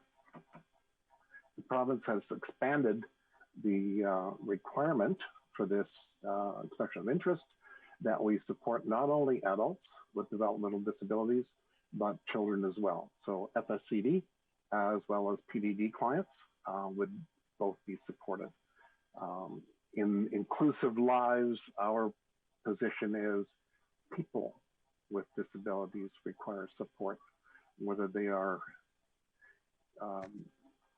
eligible for supports for children or adults or seniors. It is people with disabilities who deserve support and help in the province. So I am prepared if the council does decide that you would support our application to the province. They're requiring us to have at least 3 letters of support from the community for Inclusion Alberta to be the operator of this Family Resource Center. I can provide you additional information if you need it on the background for Inclusion Alberta. I have templates I've been giving to people, a template on what you could include in your letter to whom it may concern to the province or the ministry. So if you wish to have that, please let me know. I think now, Mayor Clayton, if anybody has any questions, I don't want to take too much of your time. I think you've got a busy agenda today, and it's been a while already. So. Thank you, Mr. Moore. Yeah, you're right. We do have a big agenda today, but I really appreciate you coming, and I see Councillor Bressie has a question. Great. Thank you, Mr. Moore, for coming. Thank you for waiting. Just be really clear about what you're hoping for. Is my understanding is if this got approved by the province, that it would be fully funding it, and so it's not an ask for support in terms of financial contributions or anything like that. It's just a letter saying we see a need for this in the community, and we think we've got residents who would be well served by it. Yes, so support the idea of the Family Resource Center, but also support Alberta, Inclusion Alberta operating it. We've got the experience, we've got the infrastructure, some of the requirements they put forward in this, you need to maintain a database. We already do those things. We're already partnered with a lot of programs with the province. We are uniquely suited to operate this facility. Great, thank you. And thanks again for waiting for us. Thank you, Councillor Bressie. And Councillor Thiessen. Thank you very much, Mayor Clayton. Thank you so much for coming in as well.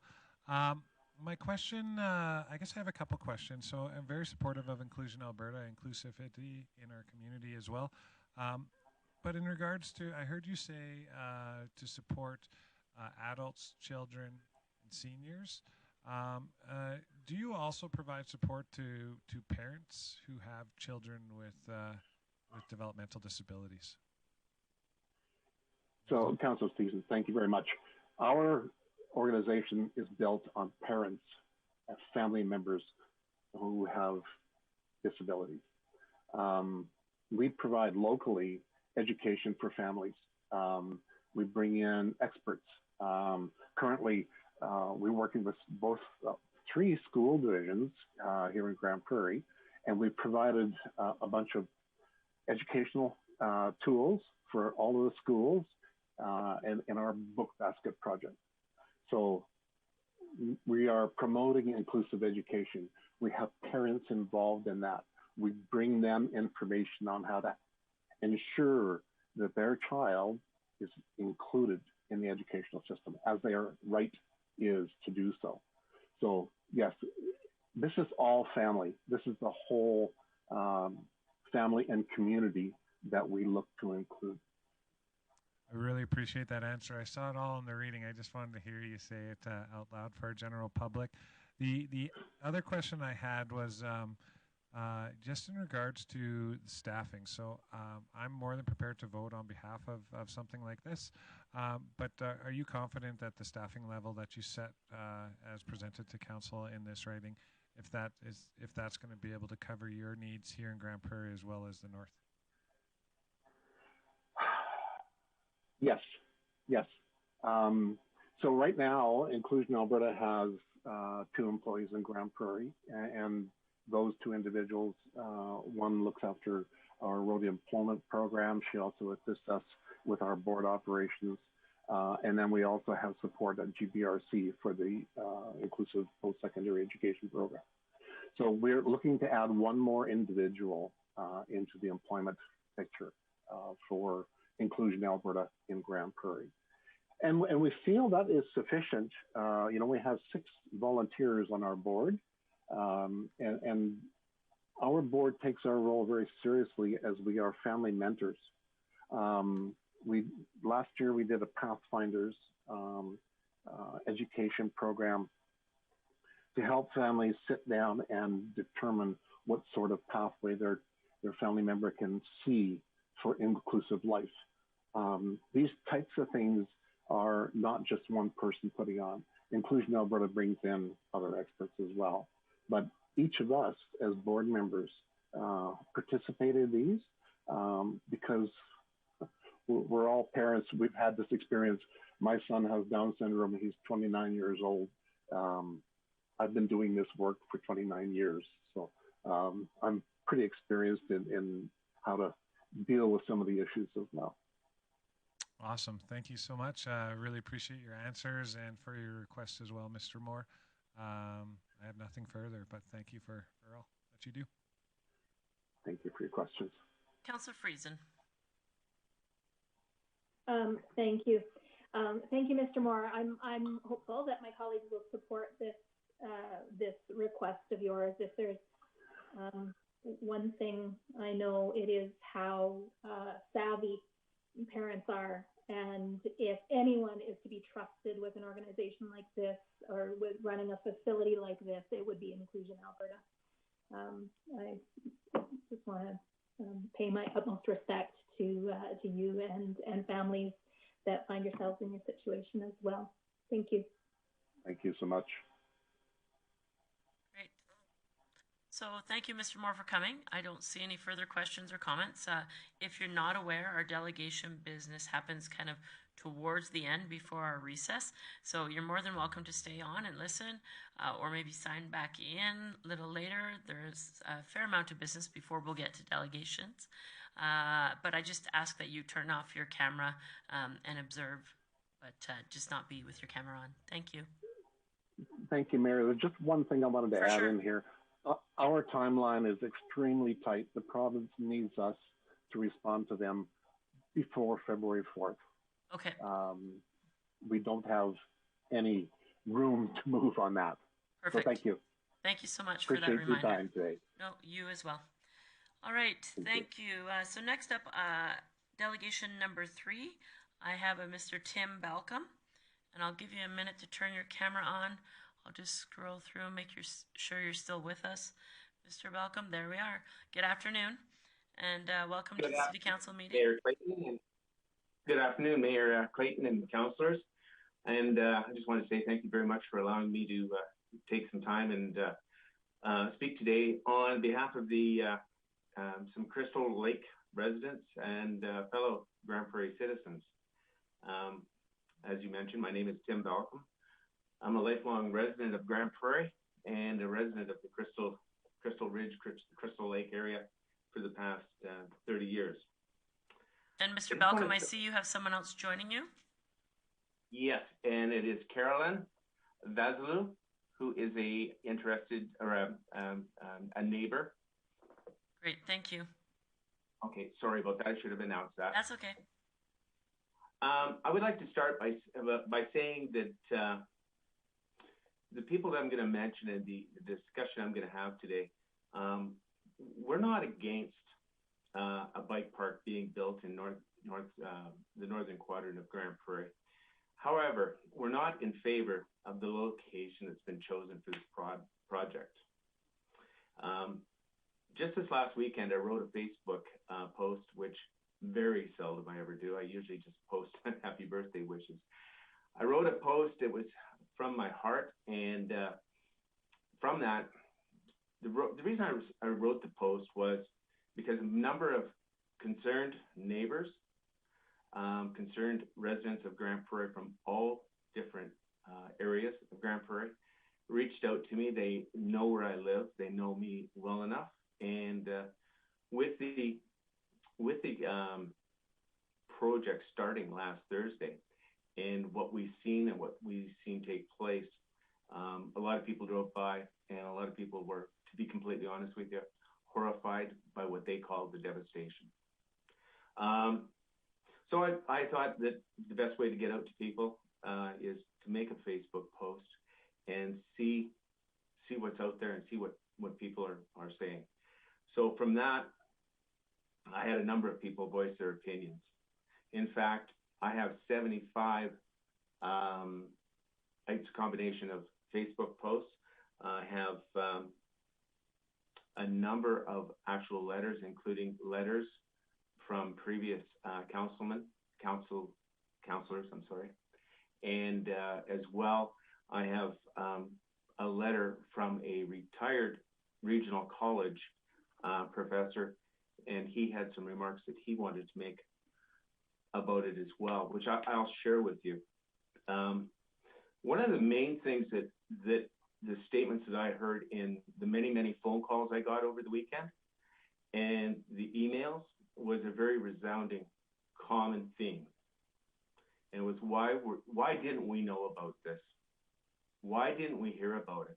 Now, I know that there was a survey taken and 116 people participated, but it's hard to believe that 75 people who have committed to me said, we knew nothing about this development. What went on?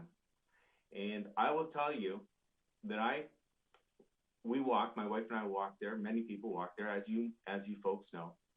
And I was walking into my home on Friday evening, and a lady, a resident of Dieppe Manor, was walking, and she, a person who we always wave, I put my mask on and I went out to the side of the street, and she said, what's going on over there? So I said to him, well, they've been cleaning brush, bush, Carriganas to make way for a bike park development. She said, it is absolutely a disgrace. She said, I've lived here all of my life. I've never seen anything like it. They've taken away the environment. There were foxes that lived over there. The deer that roamed all the time around there. And let me be specific. The deer don't roam around the whole lake because much of the lake is fenced off from residential development. Where this is taking place, it is basically in the middle from 116th to 125th. Right in the center, in the core, is where not all of, that would be a lie, many of the activities of the birds, the geese, the goslings, the fox. Now, I spoke to somebody from Ducks Unlimited. They don't really like the foxes because they cause a lot of grief for the geese and the goslings, but they're still part of nature. It has been a natural wildlife area. I don't say preserved because there is no preserved distinction to it for many years. So this lady, to end up, she says, you know what? She says, can you get me a letter that I can circulate around Dieppe Manor? I'd like to have my other fellow residents have a look at it in the statement. So I typed up a letter, and I inserted a number of comments, your name, comments, and phone number. And I got from those folks, let me just grab my piece of paper. From those folks, they gave us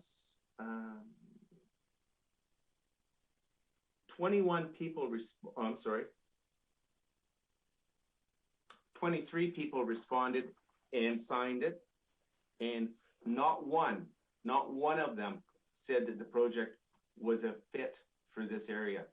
They said it is going to be a total disaster for the wildlife. And as many of you know, but I want to mention it again, Crystal Lake has been home to the trumpeter swans for many, many years. The city of Grande Prairie has been known as the city of the Trumpeter Swan. This development is so close to the water that it has no way but to affect the activity and the nature. Again, I'm not saying I'm against it. I have a bike myself. I've rode all my life. I would continue to ride, but it's just, it doesn't have a fit there. And I know that there was 2 locations. And I noticed in the administrative report that in there, site 1, which is where the trees have been taken out, the votes were 47. The site 2, which is in behind the trees or to the south of the road, were 54. But yet, the construction project is taking place on site 1. Oh, and by the way, there was 15 people that do not want it built in Crystal Lake. We're not sure. I've tried to find out where these numbers have come from. It was obviously a survey that the city put out to some people, but I do have this right here. I have a list of all the comments, and just not that I'm a person that understands, but I tell you, the demographics of this very much appears to be a younger sector of people. And this area, we have young people, we have kids, and we fully understand that. But it certainly, and to be honest with you, it certainly doesn't look like a representation of the people overall in Grande Prairie. And as a stakeholder, being the property that my backyard faces, well, is on Lakeland Drive, faces the adjacent park, and many others to the north of me and to the south of me. They said that the dust, the noise, and even in the administrative report, crime is mentioned. And we all know that crime is not a good thing in Grande Prairie. Something else to take into consideration is the amount of increased traffic since, I believe it was 5 years ago, that the road was paved, and it was very well done. But the increased traffic in the thoroughfare of traffic flow, including EMS and the fire departments, because it's an easy access to get to 132nd and onward to get out to the main arterial highway to Edmonton. I don't know if a traffic count has been done on that road in the recent months, but it is increased extensively. And so with that, a very busy road, with the area that's been cleared, which I believe is about 1.5 to 2 acres, it's very close to a busy road. I don't believe there's enough parking for it. If it's going to be right now, I could look out my back window and I could tell you that right now there's no less than 10 vehicles over there. In my email post, I said, please drive through and have a look. And I've walked over there now twice each day to talk to people who have been walking through it, and they're just shaking their head. Honest to God, they're shaking their head.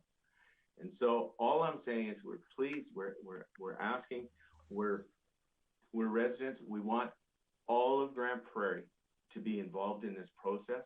We just don't feel that it's been given adequate environmental assessment. We feel that there needs to be more study done in order to find a location. I mean, in all fairness, down just on around 125th, there is a off-leash dog park that is no less than 25 acres. And any given day you walk by there, there might be 1.5 acres being used on the busiest day I've ever walked by there. And it's in a natural hilly area, and it's west facing to an industrial park and very little residential. I'm not saying that that's the spot. I'm saying that there's a location there. Why it wouldn't have been thought of across from Crystal Park School? The poplars in there and everything. You're right off of 116th. You could have had easy access for law enforcement to go in there when a crime is being committed and or may be committed. There just seems to be a lot of better locations that this could have been put. I'm just going to pull my notes here to see if I've missed anything. And I do have Carolyn on the call as well. Just some of the things in the statements that some of the people made. And I know that you're very busy, and I'll make this quick. Number one, proximity to Crystal Lake and the wildlife that makes it Crystal Lake its home. The trumpeter swans, the geese, the ducks, the deer, the foxes, and the rabbits. Crystal Lake has always been seen as a nature park where people could enjoy animals and walk through trees and shrubs. Even the city's recent notice of the Carriganas being removed states it's a natural ecosystem. A bike park just does not add value and does not constitute it. It doesn't fit into it, a natural ecosystem. We have increased dust pollution. It's going to be a dirt track. We all know it's a challenge for us in Grande Prairie. We have a dusty town. We're farmlands all around us. So we know from harvest to planting, there's a dust. We have wind. Increased amount of noise in the area. That's another big one that they were concerned about. I've already mentioned about the EMS and fire services using it. We've talked about the increased crime. We firmly believe, the people that I've spoke to, is that we will see an increase in crime because of the activity. And I'll be done very shortly. A retired professor at the regional college specializing in forestry and ecology stated the following: insufficient consultation with users and stakeholders with respect to this project has taken place. Ecological concerns including increased runoffs, too close to lakeshore, further habitat fragmentation, increased threats to the wildlife, incompatible with the major purpose of this area as a more natural watershed, which is already lacking in the city of Grande Prairie. And the final statement that this gentleman made was an increased runoff would lead to further eutrophication and degradation of the lake water. So to finalize, I'm just, really what the people asked me to say is, we asked the city of Grande Prairie to review this project, the location of the project, and to see if there is a location that's more suitable, and at the very least have a environmental assessment done to the impact. We hope to find a resolution with the city of Grande Prairie. I know that there's many stakeholders involved as far as participants in bikes. I'm just going to give it to Carolyn. Could you please turn on your mic? Mm-hmm. Yeah.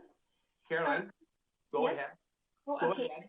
I don't really have too much more to add. I think you summed it up pretty well, Tim. I agree that for those of us that were living around here, it was a really big shock, and we feel that we weren't consulted, and so many people knew nothing about it. And to walk in there where those Carrigana are taken out is just absolute shock. I feel like as if a death happened there, and it feels like in mourning. I mean, I've lived over here for 26 years. It was a beautiful covering in there, and like I wrote in my email, in the winter, it was like a winter wonderland. There's so many photographers in there with people taking pictures, and it was a nice sheltered space and provided some needed nature in our city to get out, especially at this time of COVID and everything else, to get out and to feel that you're in nature. And with that gone, I'm just not sure how it's going to provide some protection for the lake. The swans that were there this summer, there were many, many people there to watch, some photographers coming, people just bird watching, and they came up right close to the dock, which is rather shocking that they would come so close, but they must have felt that there was quiet and sereneness, that they could come in close. So my concern is, I'm afraid that some of those things will be lost from that area. If there's less protection onto the lake, if there's more noise, if there's more vehicles, if there's more lights, everything, it kind of takes away from that natural ambience. Thanks, Carolyn. Thank you. Thank you for your presentation, and appreciate you coming here tonight. I have questions from some fellow council members, starting with Councillor Thiessen. Thank you very much, Mayor Clayton, and thank you both for coming on in. I actually walk those trails quite frequently myself. I'm not a resident of the neighborhood, but Crystal Lake is one of my favorite places to just go, sit peacefully, meditate, and find my answers. So I can understand where you all are feeling with the tearing down of the Caragana.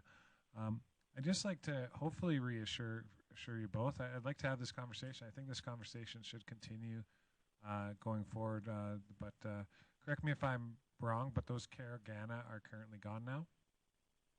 They're completely gone, along with the Saskatoon bushes that have been there for many, many years. I don't know if the contractor realized it, but they're gone, and that was a pretty predominant comment from the residents of DF Manor, stating that they used to like picking those in season. I'll be taking a hike there later on tonight just to see for myself. I appreciate the sort of on the ground, and sad because we were told Caraganas, and that could be just a contractor thing. One thing I do want to at least reassure you a bit with, just from my knowledge, and if anyone from council thinks that I got it wrong, then that's great. But I also mentioned about the dust abatement and that getting potentially into the lake, silt and collection and all that other stuff. Years on the watershed has showed me that that's a very good possibility. The answer our administration gave us is that they would do a hard pack to the dirt trail, and upon removing those Caraganas, would look to add more shrubs and bushes.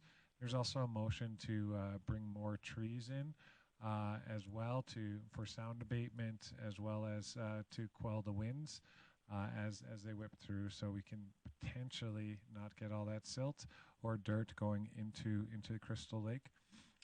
The other site that was discussed on that, we had several discussions about this. There was a lot of medicinal ingredients, plant medicinal ingredients that we were hesitant to tear up due to our First Nations population requesting us not to look into that site. So we pulled back on that one. And the final, I guess, point that I guess in regards to safety and why council decided to put it there. I think we were looking for a north-south sort of complement, and we thought Crystal Lake would be a wonderful place to set up a skills park bike like this, or a bike skills park like this. Administration has assured us on several discussions that they have done all the environmental assessments. The Caragana trees will be replaced with other shrubbery stuff. And the purpose of tearing down those Caragana trees right now is because of the swans and all the other migratory birds that come in the spring and summertime, is to have all that equipment there and tearing the stuff down that we need to tear down so it didn't become an impediment. So in saying all that, I'm not trying to excuse what's happened to your neighborhood. I will go by and take a hike. I guess my question for you is, now that the trees are tore down, and we're pretty full steam ahead on this. I won't. I'm not going to try to color it in any other way. What other site amenities do you think could be added, as in more trees, picnic tables, anything that would make it a more pleasant place to go for you who live in the neighborhood, that'll make you feel safe and make you feel like you're still in that piece of nature that you're saying that you're lost? Well, Councillor, I think that first and foremost, you can pretty it up all you want. The fact is the development is just plain and simply too close to the water, and it's too close to the noise. Don't take the noise for the human beings. I'm talking about the noise pollution for the animals, and the discontent it's going to cause to those as well. And Councillor Thiessen, I just want to make sure that when you walk there tonight, what I'm talking about is the Saskatoon trees that have been mowed down are the ones to the west, not to the east. The east are still there, but they're very minute in numbers compared to the other side. So like on the west side of the lake? The west side of the lake is gone. Yeah, no, I'm aware of the area. I walk the loop at least once every 2 weeks, so and hang out on the docks too. So yeah, I'll go there tonight. I'll make a point of it. Please. Thank you. Yeah, no problem. Thank you, Councillor Thiessen. Councillor Bressie. Great. Thank you for coming in and sharing your concerns. Always appreciate when people do that. And just, I definitely appreciate the shock that it can be to look out your window and do this. Just so you know, bit of my history. When I bought my house, my front street was a very quiet street that nobody but me and the neighbors ever parked on. Then there was a bunch of trees with tall bushes that were about 8 feet high you couldn't see through. And there was empty field behind that. And we bought our house largely because it was such a quiet street. And then a few years after buying it, those bushes and those trees were torn down, similar to yours, and a giant playground was put up. And now my front street, any nice day of the year, there's cars completely parked on both sides of it. And it's not unusual for there to be about 200 people within 150 feet of my house on a nice Saturday afternoon. And that was something that, again, it happened and I had no idea what was happening until one day neon park equipment started showing up there. And so I definitely appreciate the shock and the jolt that is. And it's something I am curious about is, in terms of that shock and that jolt and communication and talking, well, what are your expectations, or what would be a good process to talk to the community about this? There was the survey with the Neighborhood Association. You're saying not everybody heard it. Just, we can always get better at that communication side. How do you think a better job would have looked like? Councillor Bressie, I was involved in 2009. Oh, I can supply this to you, but I just wanted, in 2009, the city of Grande Prairie were going to build an off-leash dog park in the exact same area. So it's almost like that area is deemed to be developed no matter what, that exact same area. And in 2009, residents of the neighborhood, the same stakeholders on the main street here, said that's just not proper to have barking dogs around the wildlife of all sorts. I'm not going to get into the list of them. And we took that to the city of Grande Prairie. And it was this letter, and I believe I've given a copy to Councillor O'Toole, and I can provide it to the group, basically says that they agreed the parkland adjacent to Crystal Lake will not have this development in the future. Further, to ensure that this area is not considered as a potential site in the future. Any reference of this area as a potential off-leash dog park has been removed from the Muskogee Park Master Plan. Was approved by City Council November 2nd, 2009. People, I'll tell you, the dog park and a bike park are so similar and they don't fit. And that's all we're saying. It's not a fit to have nature, natural reserve, park, very much a park-like. And so, and I understand about Councillor Bressie, the trees being removed from your house, and I empathize with you. But what I'm talking about is an area of land that was originally farmland by the Mike Crystal family. If anybody knows the history of it, the Crystal Lake was actually originally, and this, just so you know, this was my friend at DF Manor that wrote this letter, handwriting, better handwriting than I've got. She's 87 years old. She stated that the farmland was in the name of Mike Crystal, spelled Krystal. Don't know why the name got changed, but it did. And the family, Pat Gorman's family, were very close to that family. And Pat Gorman became the gatekeeper, the mentor, the protector of the land. This past weekend, I've had a chance to speak to Dan Gorman, his son, has passed away. Again, the family was very intent on it being as natural as it could be while being developed. There's no doubt the housing that's been developed around the lake is there. I walk it probably at least 3 times a week with my wife. So yes, we know there's development there. We understand that, but this parkland, this West End parkland, is the only thing that's pristine. I don't know of another park in Grande Prairie that has a lake and has that kind of animal attractions. I mean, you can go on the Facebook. Some of Grande Prairie's most renowned photographers shared on Facebook absolute shudder devastation. They took pictures of weddings. They took pictures of everything in there. And so, again, I fully understand the commitment that you've got to move forward, but it's still the people that are talking are saying it's just not the right place. And so, but So thank you. Oh, sorry. Go ahead. In answer to your question, Councillor Bressie, you asked how we would be notified. I think we could have used a notice in our mailbox.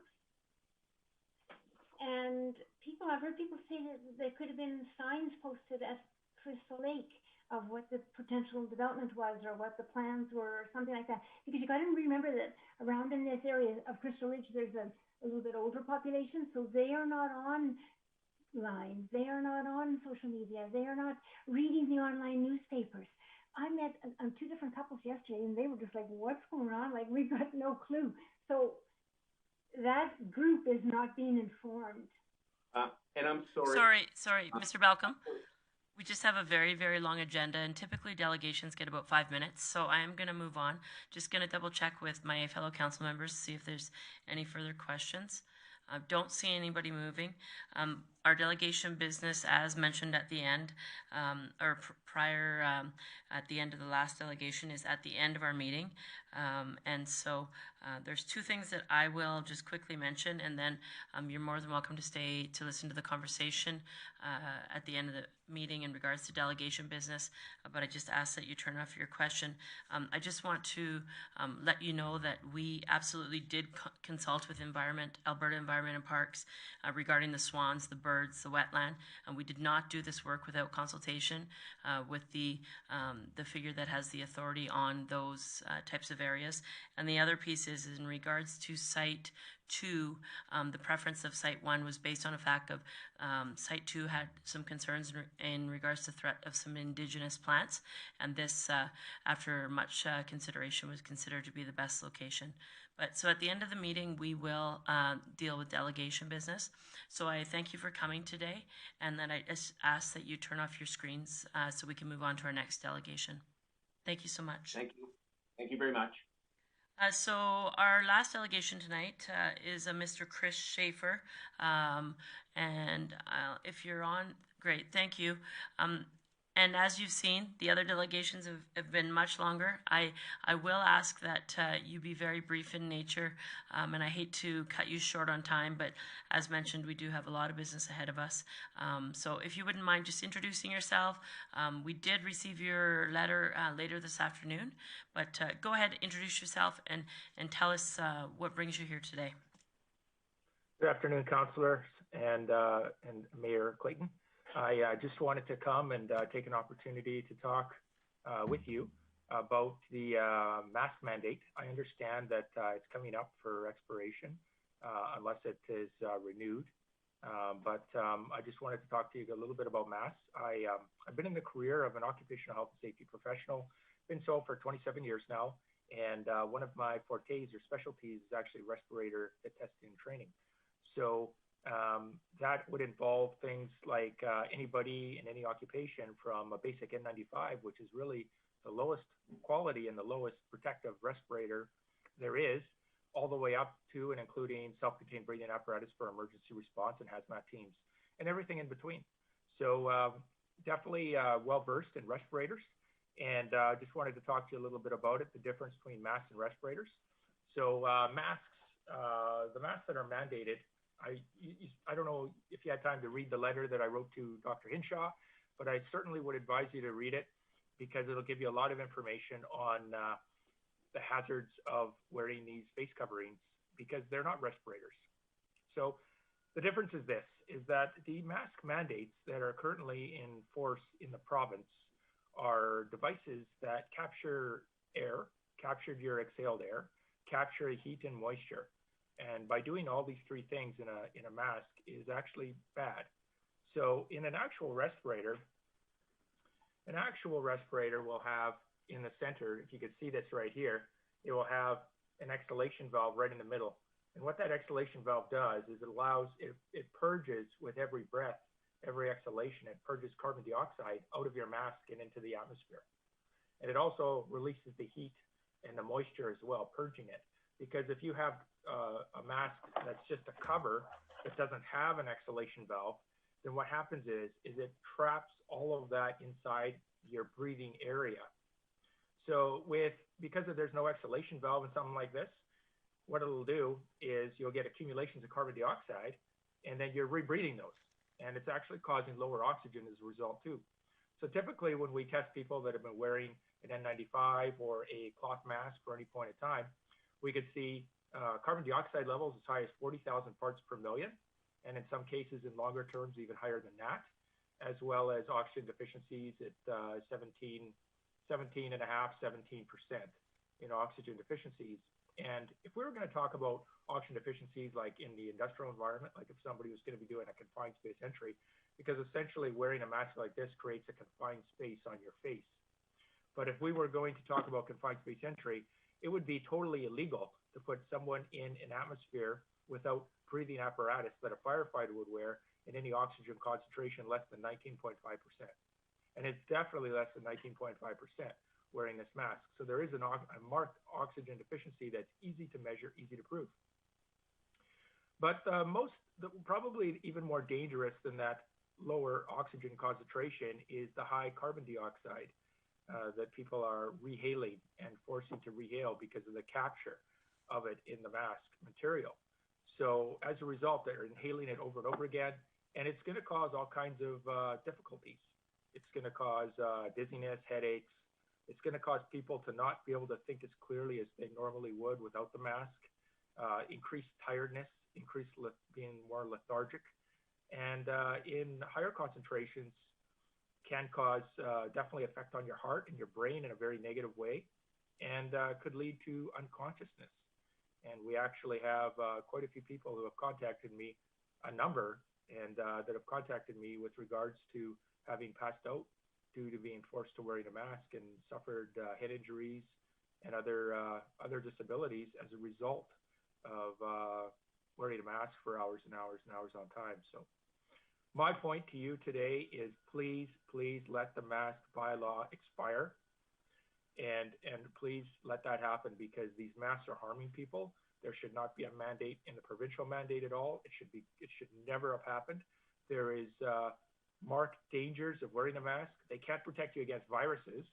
They can't protect you against viruses at all, like zero protection, because viruses can just as easily enter through your eyes and your skin as your nose and your mouth. So there's no protection at all from viruses.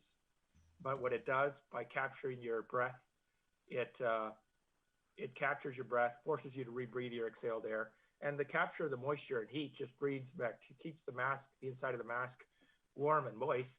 And what that does is, over time, can breed bacteria and fungus, and it can result in face rashes on the skin.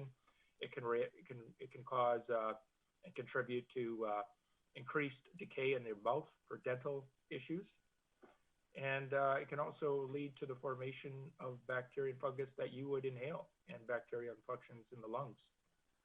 So it can do harm, and it doesn't just do harm. It can do harm immediately, and it can do harm chronically. There's no reason to wear them, and they should be banned immediately. There's no science behind them. They should be banned. And I feel as a respirator professional, I find that there's so many doctors and nurses that are coming out and saying masks are good. They're not. Masks are not respirators. And that's the clearest thing I want to, there's the clearest thing, the most definite thing I want to say to you today. Respirators have exhalation valves and inhalation valves for a reason. It's not a fluke. It's by design. There is a design for that. There is a reason for that. That's why they're there.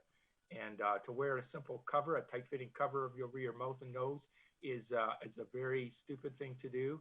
And it's so unfortunate that it was been mandated by our government.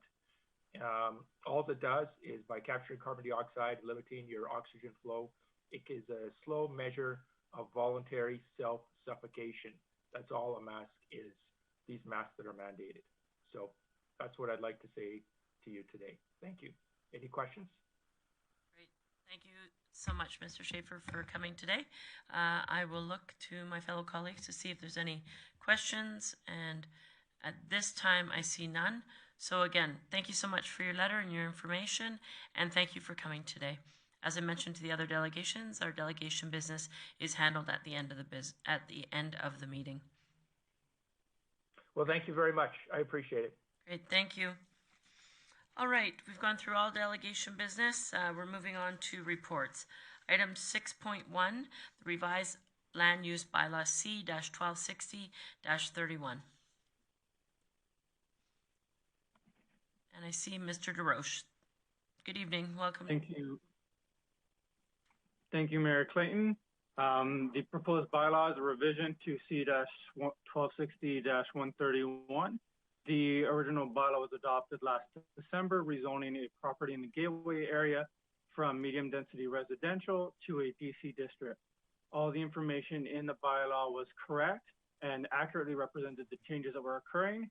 However, the bylaw lacked a clause specifically stating that the map was going to be amended to reflect those changes. This is a technical error.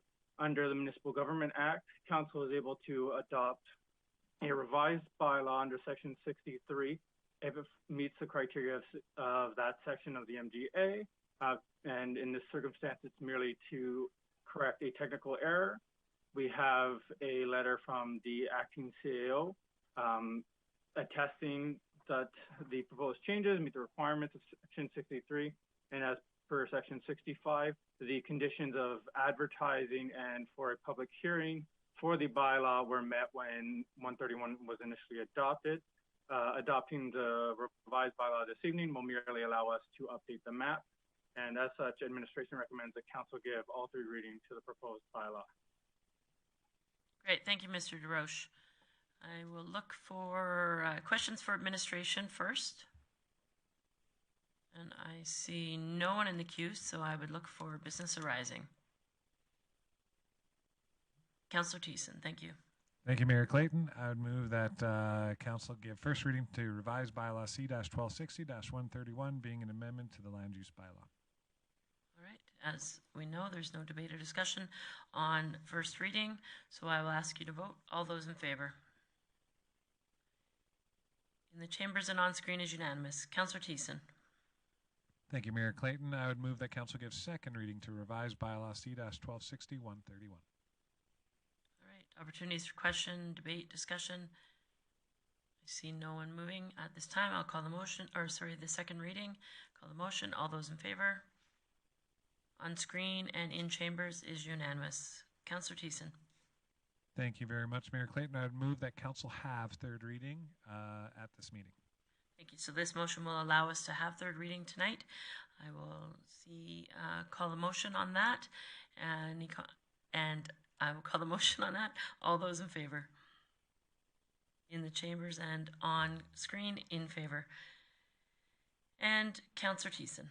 Thank you very much, Mayor Clayton. I would move that Council give third reading to revised bylaw C-1260-131, being an amendment to the land use bylaw. Great, thank you. This being, as mentioned by Mr. DeRoche, simply being a technical, not a technical change, rather a rezoning being reflected that it was a technical error in the bylaw being addressed in the proposed revised bylaw so that the map can be updated. So I will call the motion now. All those in favor? On screen and in the chambers? Unanimous. The motion, the bylaw has been passed.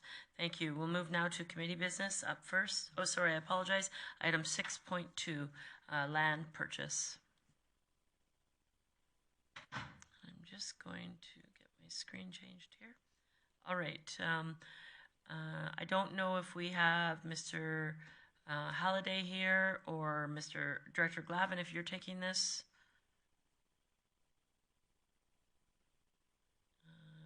Maybe I can ask CAO Galante to take this. Oh, there we go. Director Glavin, thank you.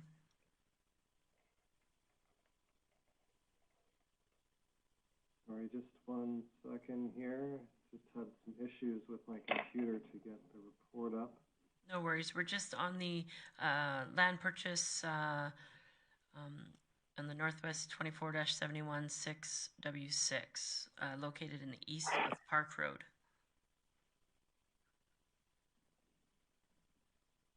Thank you. Just don't have it here, sorry.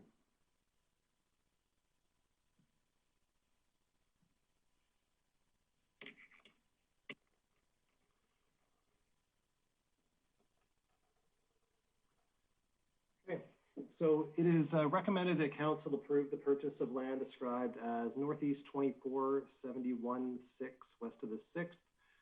All that portion of the most westerly 933 feet of the most southerly 934 feet of the northeast quarter, which lies northeast of the road plan 3231 RS. So this land is adjacent to the Activity Reception Center. It is a small triangular piece that is a remnant parcel of previous subdivisions. We inquired with the landowner to see if they were interested in selling, and we were able to come to an agreement with the approval of council to purchase that piece of land for $160,000. This would allow us to consolidate this entire parcel and give us some flexibility for that area in the future. We'll take any questions. Great. Comments or questions from council? I see no questions. Oh, there we go. Councilor Bressie.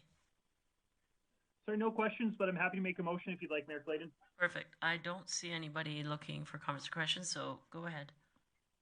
So if administration needs something different in this motion, very open to making a friendly amendment, but I would move the council approve the purchase of the land described by administration. Great, thanks. Comments or questions on the motion? And seeing none, all those in favor? In the chambers, I have Councillor Plott, Councillor O'Toole, Mayor Clayton in favor, and on the screen, it is everyone in favor. So 7 council members in favor of that motion. Thank you, Director Glavin. Moving on to 6.3, which would be the land swap. If you want to go ahead with that, Director Glavin. Mayor Clayton? Yes. Can you tell me which council member opposed the last Nobody opposed motion? it, but Councillor Thiessen had stepped out. So it was just Plott, O'Toole, and Mayor Clayton in the chambers. And on screen, Minhas, Bressie, Friesen, and Blackburn in favor. Thank you. You're welcome. Director Glavin? Thank you, Mayor Clayton. So it's recommended that council rescind the motion made on September 14th, 2017 at the special council meeting. Council designate up to 2.15 acres of Plan 1621196, Block 15, Lot 20, MR as marketable exchange for Plan 1496, Block 6, and subsequently make a motion that council designate 1.94 acres of Plan 9825219, Lot 1 as marketable and exchange for Plan 1421696, Lot 6, Lot 21. So in speaking to this, going back to 2017 in the previous council's term, there was a land swap that was agreed to with the province of Alberta that would allow for the construction of the new composite high school in Avondale. In order to make that happen, we needed to acquire the land that was held at that time by Alberta Infrastructure. And to do that, we agreed to swap land in Royal Oaks. The Royal Oaks land is a current school site. And by completing the swap and transferring that land to the government of Alberta in that area would make that school site quite a lot more difficult to deal with for future schools, as it would limit the flexibility in what size of school could go on there. So in consultation with the government of Alberta, we agreed that this site in Smith would meet their intent and would work for us, as well as it would be allow us to preserve a school site in Royal Oaks for future development. And with that, I'll take any questions. Great. Thank you, Director Glavin. Any comments or questions regarding this land swap? Okay, I see no one. So as in the document laid out there, the land that was identified, same value, similar size, and the land swap with the government of Alberta. So I would look for some business arising. Councillor Minhas, do you have your hand up? No. Okay, sorry. All right. Just Councillor Bressy, I'm gonna put you on the spot. Yeah, I'm struggling for the wording of this motion. I'm happy to make whatever it is. I'm scrambling Sure, to find our documents from earlier in the day. The first recommended motion would be that council rescind the motion made on September 14th at the special council meeting. Great, I'm happy to make that motion. Great, thank you. Seeing comments or questions on that motion? Seeing none, call the motion. All in favor? In the chambers is O'Toole, Clayton, and Palat in favor. On screen, Bressy, Minhas, Friesen, and Blackburn. Councillor Thiessen is still not in the chambers. Thank you. The next motion, if you haven't seen it there, Councillor Bressy. Yeah, I'm happy to Sure. move the council approve the land swap described by administration. Great. So council the motion is to designate 1.93 acres of plan 982-5219 lot 1 as marketable in exchange for plan 142-1696 plot 6 lot 21. All those in favor? In the chambers, I have O'Toole, Clayton, and Palat, and on screen, Bressy, Minhas, Blackburn, and Friesen in favor. Thank you for that, Director Glavin. Moving on to item 6.4, public member appointment. Director Glavin.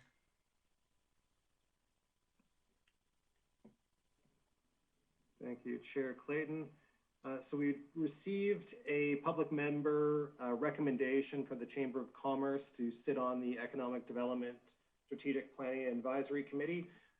The Chamber has put forward Dan Wong for a one-year term, and this is in line with the request that was made by Council to that organization to have a member recommended and appointed to that council, or to that committee, sorry. Great, thank you. So as indicated, the Grande Prairie District Chamber of Commerce has a recommendation for Mr. Dan Wong to be appointed to the Economic Development Strategic Planning and Advisory Committee on a one-year term. I would look for Councillor O'Toole and then Councillor Minhas. Yeah, Mayor Clayton, I would make that motion that Dan Wong be entitled to that seat at the Economic Development Strategy Advisory Committee. Great, that motion is in order. Councillor Minhas, did you have something else, a comment or question, or were you just planning to make the motion? No, I was going to put the motion, but that's okay. Great. Comments or questions on the motion? Seeing none, I will call the motion. All in favor? That is unanimous. In the chambers, O'Toole, Clayton, and Palat. On screen, Bressy, Minhas, Blackburn, and Friesen. Thank you for that. All right, now moving on to committee business. Item 7.1, the Infrastructure and Economic Development Committee. Councillor Bressy. Thank you, Mayor. Thank you, Mayor Clayton. I know at 6 o'clock we've got some delegations coming in. I wouldn't mind being able to get a bite to eat. I'm wondering how you'd feel about me making a motion to switch our agenda around a little bit and have a brief recess. All right, I think that is in order, and I see no one debating that. So I will. Sorry, go ahead, Councillor. Sorry, just to be clear, I'd like to move that we amend the agenda by putting scheduled delegations and public hearings next, and we recess for 10 minutes. Just people that are coming for the meeting, there's no sense making them wait for our committee business. Perfect. So we will take a 10-minute recess, and then we will move keep delegations on time for the regular, the scheduled 6 p.m. time. So we will just, if you're planning to be a delegation and you're already on screen, if you could just be patient with us, we'll be back in 10 minutes. Thank you. Thank you.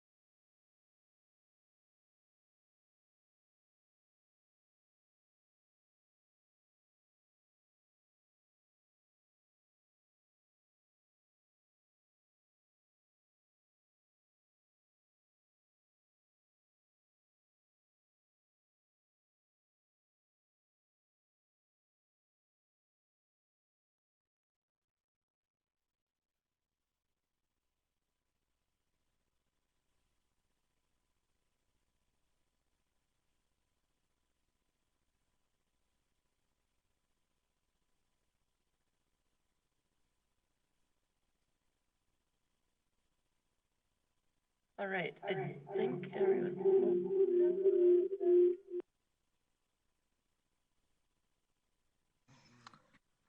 Okay, we're all here. We're gonna have to go back, and we didn't vote on the motion to postpone committee business. So we'll go back because we're amending the agenda and make that motion. So I'll just reiterate your motion, Councillor Bressie, and then we'll just vote on that. I think everybody's here, so I'm going to count us in. 5, 4, 3, 2, 1. Good evening and welcome back. I just want to, I was noticed by Legislative Services that we did not vote on our last motion to postpone committee business until after the scheduled public hearing. We'll need to vote on this motion before moving on to the agenda. So I will call the motion. All in favor? In the chamber is unanimous and on screen unanimous. Thank you so much. Moving on, we are on, we're going to go to delegations. And I just got to get there on my agenda. One moment, please. Under delegations, item 12.1, Mr. Derek Moe.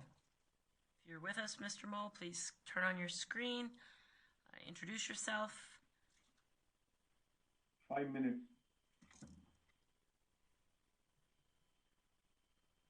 Councillor Minhas, there we go. Thank you. Mr. Moe, are you with us right now?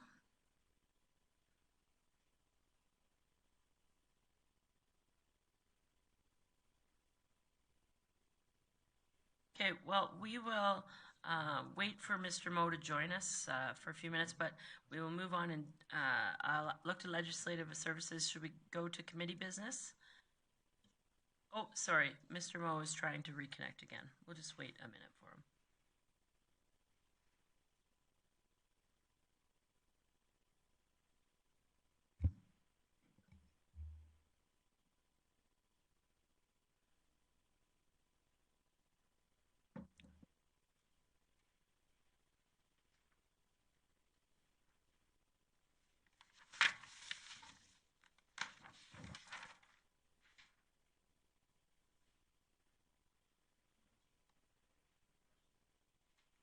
Yeah, apparently we did.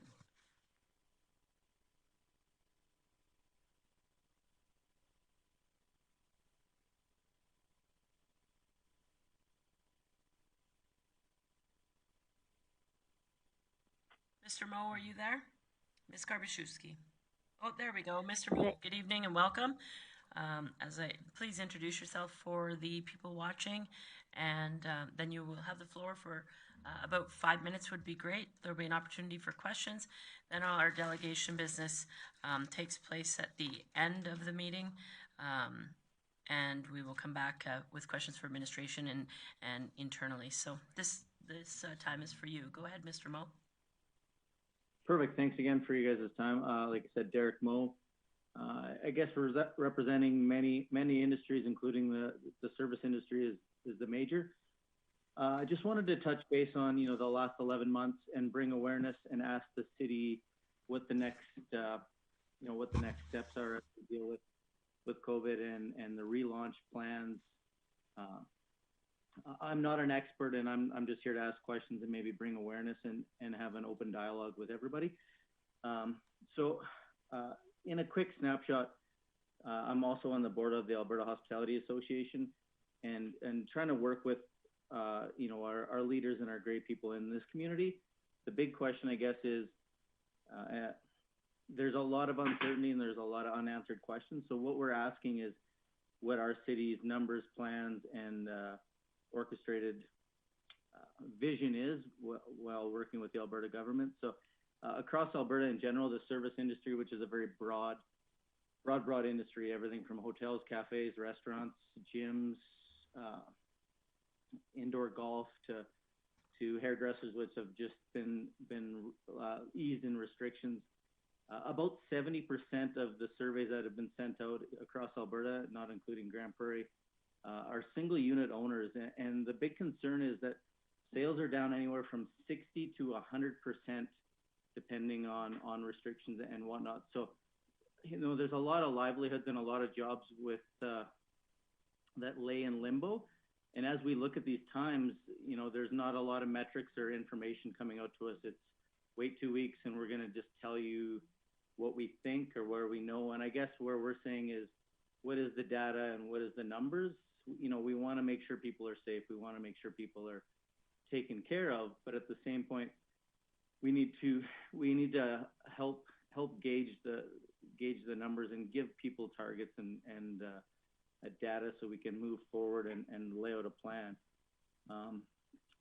So in a quick snapshot, you know, with that revenue loss, every day that we're closed or major restrictions, that day is gone. You know, there's not in the service industry, you can't remake that sale. You can't remake that experience. That revenue is gone forever for life. It's not that you go get your eyes checked or whatnot as a snapshot.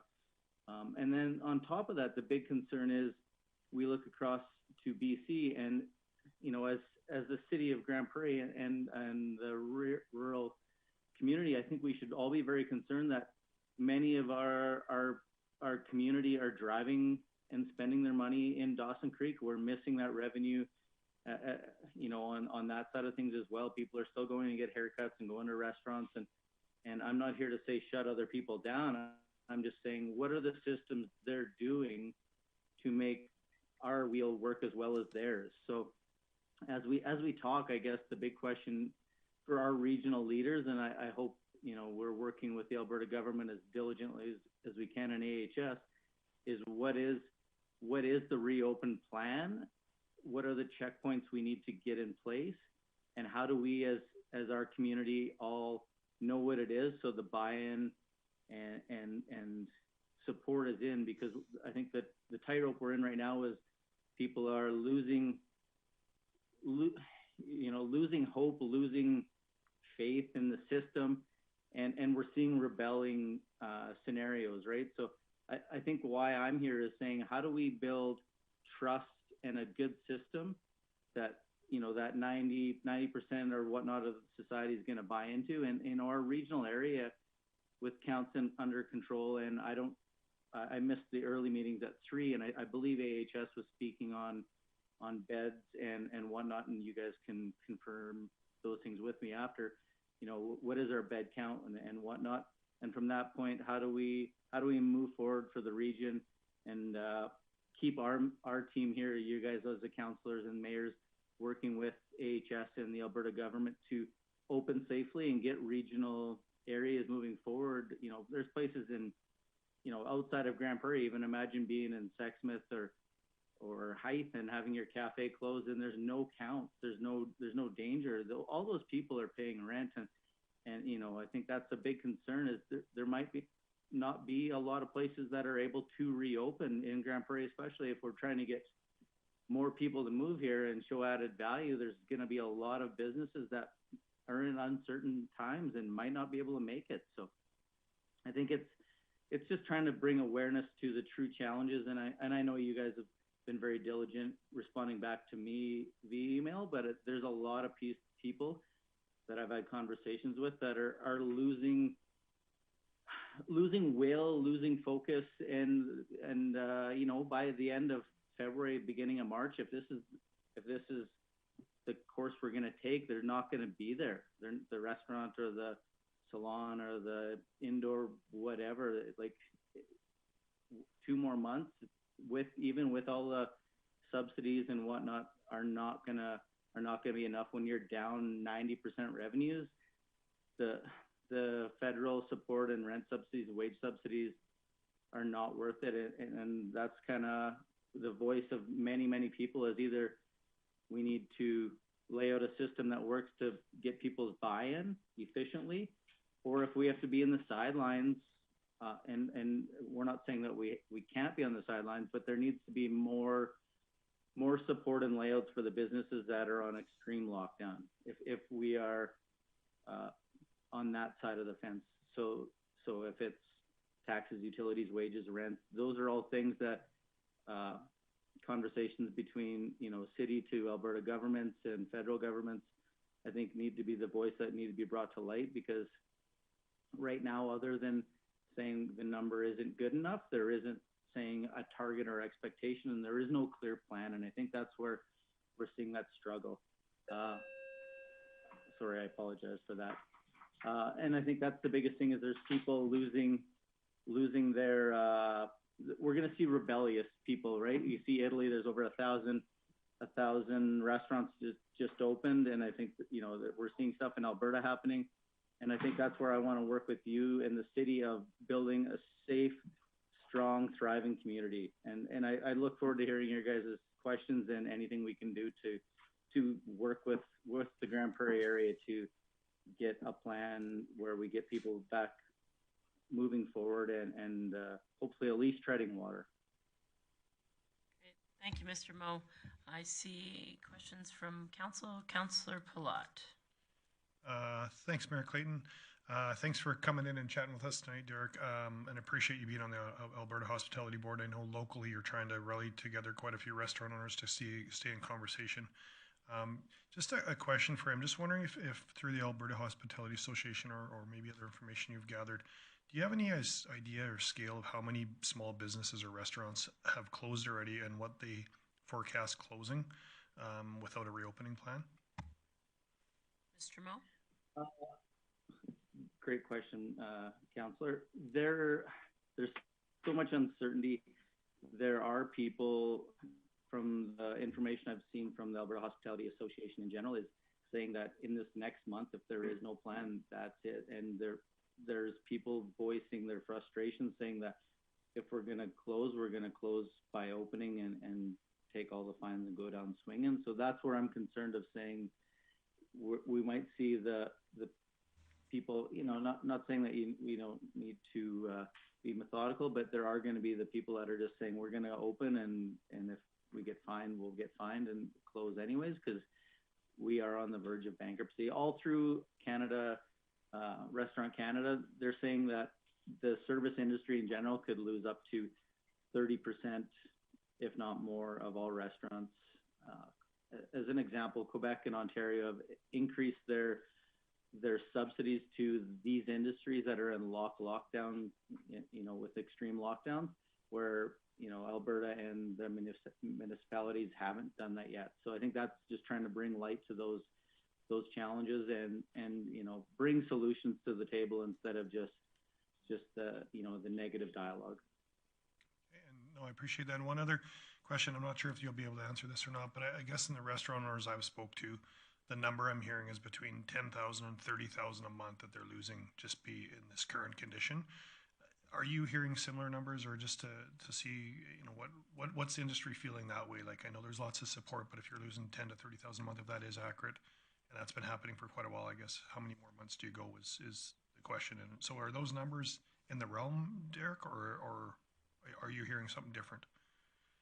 No, across the board, I would say that's a realistic number, right? You know, even with takeout, you know, the media and the community support has been fantastic, but takeout isn't built for probably 90+% of the industry. There are small models that are succeeding, but you know, that dine-in experience, you're still paying for square footage, you're still paying for all those taxes, all those challenges. So yeah, it depends on your footprint a little bit, but yeah, most places are, like you said, they're in that 10 to 30 depending on, and that's why we've seen even some of the dine-in experience places just completely close, is you're containing the bleed of losses. It's very unfortunate and very alarming to see. So okay, I may have further questions, but I'm sure I have other colleagues who'd like to get in the queue here. So thank you, Councillor Platt. I don't see any. Oh, Councillor Thiessen. Thank you, Mayor Clayton. Thank you, Mr. Moe, for coming in today and presenting, not on behalf of yourself, but on the industry as well, and as a representative of the industry. So we did have a very fruitful dialogue. I guess you could watch it all. It was about an hour and a half long with Alberta Health Services. And we asked them what we could.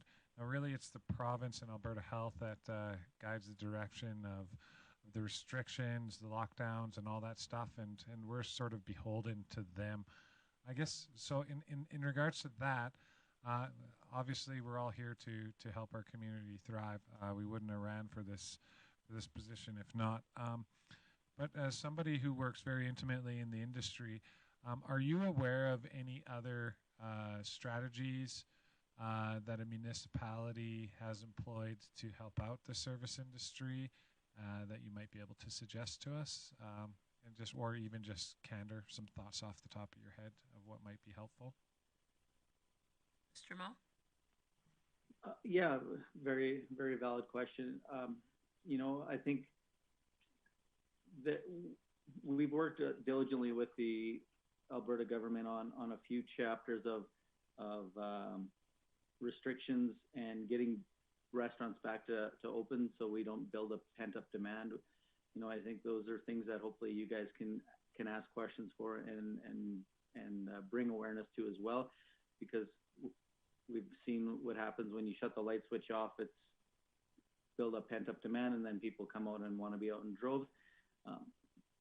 So I think we're trying to bring solutions to the table, and then, you know, the blanket grants that have been brought out, they're valuable, yes, but not every business model has different challenges, and that's why we're saying that, you know, if we're in lockdown mode, we're going to need more support. Are those, sorry, Chris, is that what you were, Councillor? Is that what you were referring to? Yeah, well, yeah, and so really anything, because so advocacy is a big part of what we're doing, and trying to understand so we can tell our community exactly what we know as the information as we get it.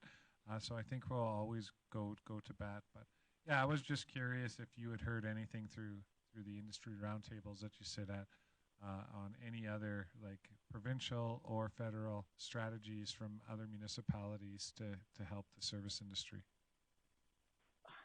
Yeah, I think it's just about bringing awareness. We've definitely seen in Medicine Hat on that side of things, they have a super low case count, and between the city and they've had good dialogue between the city, their chamber, and working with the Alberta government to really fight for regional breakdowns and people that are doing a great job in the hospitals and healthcare systems are not overloaded to ease restrictions and slowly get Alberta and the communities back to some sort of consistency of routine and I don't want to say reward, but have them get back to the basics of life, I guess. And to that point, like I said, if we can look at templates, you know, with BC being open and not building a pent-up demand and having their community buy into the rules and regulations of restaurants open still and following great protocols, you know, the industry, us, and even gyms, as an example, probably have the most sanitary and most sanctions with AHS on a regular basis, and yet we're the ones on the sidelines the fastest, which is unfortunate. Okay, no, thank you. You asked great. We'll continue to advocate on behalf of you and your business and all other residents in our community to try to get things going as safely and soonly as possible. All right. Any further, Councillor Friesen? Thank you. Thank you, Mr. Mo. The provincial, is it a board or association that you sit on? Yes, Councillor Friesen. So I'm on the Alberta Hospitality Association board, correct? Association board, okay. So my question is regarding that association at a provincial level. What like this isn't a Grande Prairie problem, and not that I'm saying we can't do anything about it because we're just Grande Prairie, but my question is, at a more provincial level, what has the association done to lobby the government for more support or different restrictions or letting off of closures, those sorts of things? So we're in continuous conversations with AHS and the Alberta government policymakers, and just trying to help, you know, and they've said very clearly to us that they aren't in our industry and they don't understand all of our business. We respect that they have to do what's best for all in the big picture, but we also are able to bring light to the challenges that we're facing. So we actually are in conversations with with trying to lay out almost a color code of less and less restrictions as we move forward and give us a fighting chance to be open. And I think that's where it's so important to be at this conversation and this level, is to say that, hey, what are those plans and what are we doing to get these businesses open on that spectrum? The alarming part of all the conversations we had with them on more support is we've seen the government say they're waiting for federal plans, which is a tightrope, because we say that the federal isn't helping enough and we're going to do it, and then we turn around and say we're going to wait for federal. So we're in this tug of war battle on that side of things. There are things out there, but the alarming thing is the businesses are failing already, and the government federally has only got low interest or no interest loans. So for people that are signing up for those, the risk is that you're signing up your house and personal guarantee. Personal guarantee.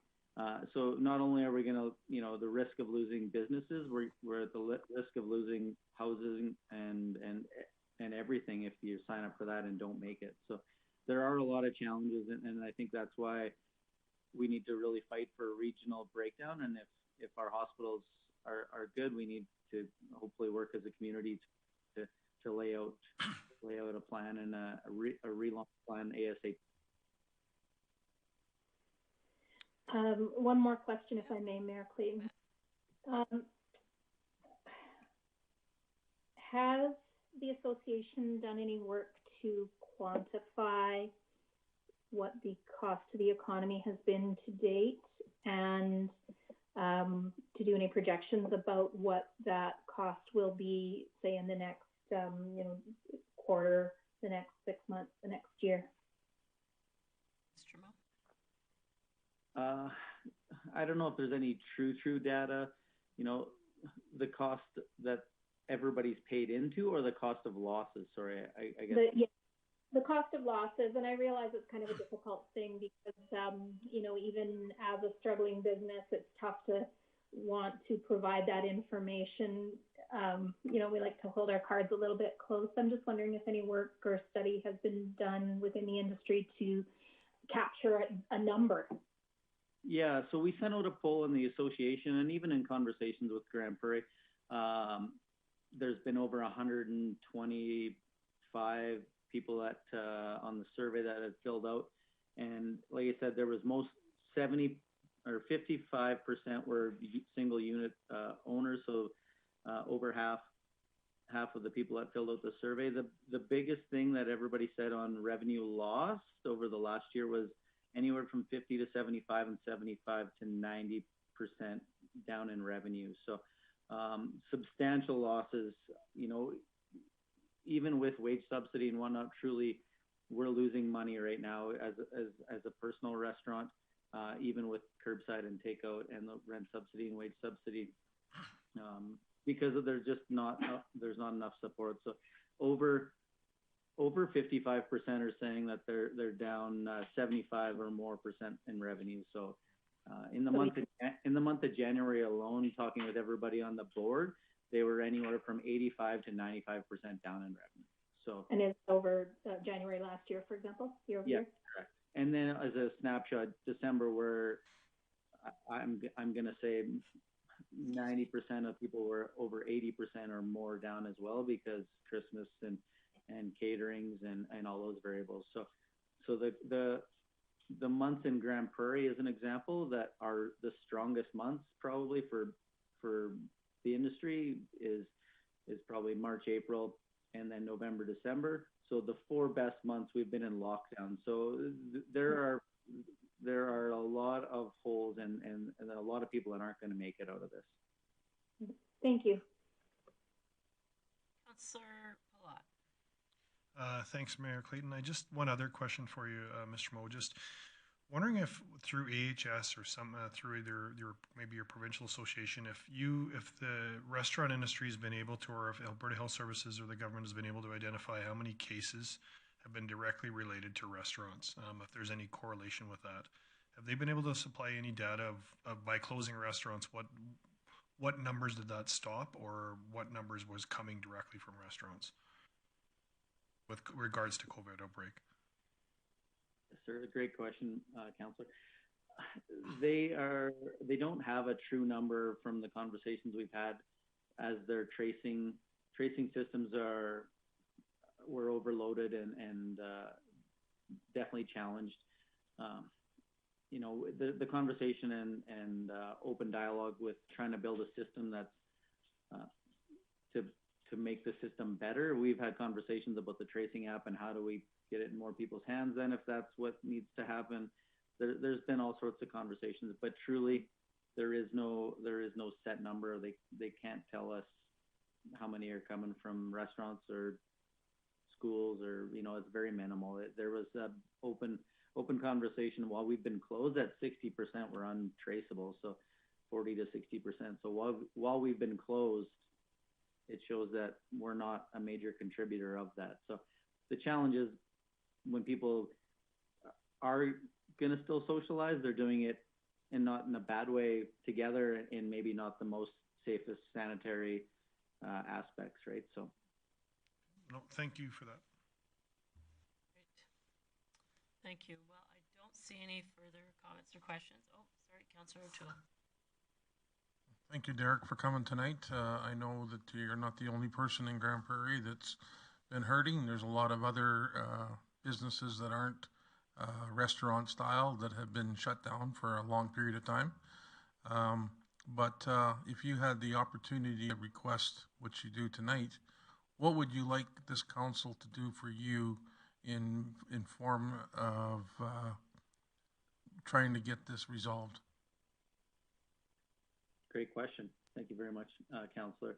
So I think the biggest thing is, as the association and probably all small businesses, if it's in extreme lockdown mode, from gyms to the service industry in general, is saying we need to advocate for, there's two variables to that.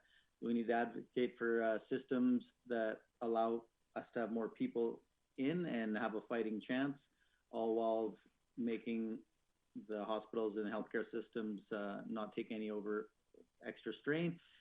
And to the other side of that, if that's an unachievable thing, the industry and the hospitality industry, and I'm sure the gyms would say the same thing, is if we have to be a cheerleader on the sideline, we definitely need to reanalyze the support of wage subsidy, rent subsidy, taxes, on and on and on. Because if we are to sit on the sidelines and the public feels and the Alberta government and area feel that restaurants and gyms are super spreaders, then we, quote unquote, from the media and the pressers, that we definitely have to just have more support. And we've seen that more support has been given and structured in Ontario and Quebec. So those would be the two variables. So if we can have a balance of safety and more people, and if we can't, then we would say that there needs to be more support for any of the industries that are in extreme lockdown.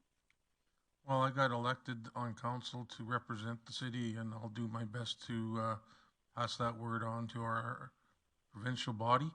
And hopefully, if we can get a regional approach. And if that doesn't work, I don't know where we're going to go. But I can see the talk in the community is to go a little bit ballistic. I know people are stressed right out, and their livelihoods are. Well, it's tense out there for sure, but I'm sure this council will do whatever we can to make this come to an open restaurant, entertainment, and get these businesses back making some money. Great, thank you, Councillor O'Toole. I don't see any further comments or questions for the delegation, so I thank you for coming here tonight. As with other delegations, delegation business is handled at the end. So if you'd like to stay on camera, that's great. I just ask you to turn your camera on, but you can sit and listen. Perfect. I thank you again for your guys' time and everybody's hard work during these challenging times. So have a good evening. Great, thank you, Mr. Moe. So we're going to move to item number 9, interesting enough, which is delegation business from the earlier part of the meeting. And so I will look to council to see based on the 4 delegations that we had, Alberta Health Services, Inclusion, Grande Prairie, Mr. Balcom and Mr. Schaefer. I'll start with Alberta Health Services to see if there is any business arising from that delegation. Oh, sorry, Ms. Karbashewski. Thank you, Mayor Clayton.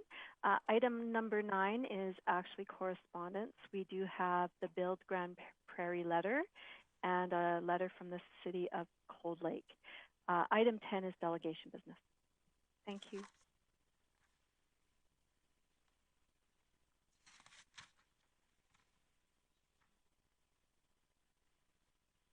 Okay, not on my agenda, but that is fine. Okay, we will move to item number 9, which is correspondence. As you will see in front of you, Council, there is a correspondence from Build Grande Prairie, and I'll look for comments or questions on that. I'm sure that you've seen it to this point. I'm just going to pull it up for myself. Give me 1 second here.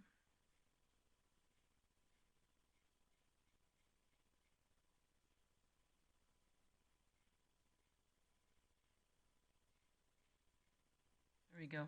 So in front of us tonight is a letter addressed to myself and a fellow city councilors and CAO Galante on behalf of Build GP, which is the Building Industry and Land Development Grande Prairie Association.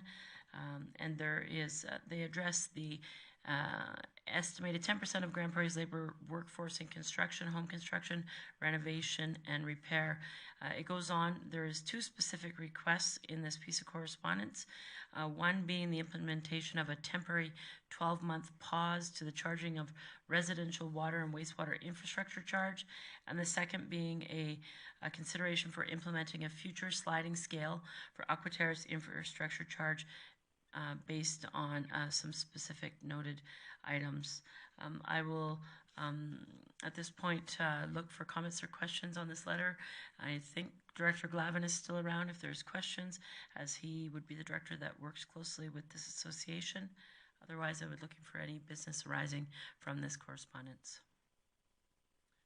Councillor Platt. Thanks, Mayor Clayton. I guess I have a question for administration. This is a letter to the City of Grande Prairie asking for support. So I'm just saying I would assume that our position would have to be to work with Aquaterra to make this happen, as it's not our sole decision to make.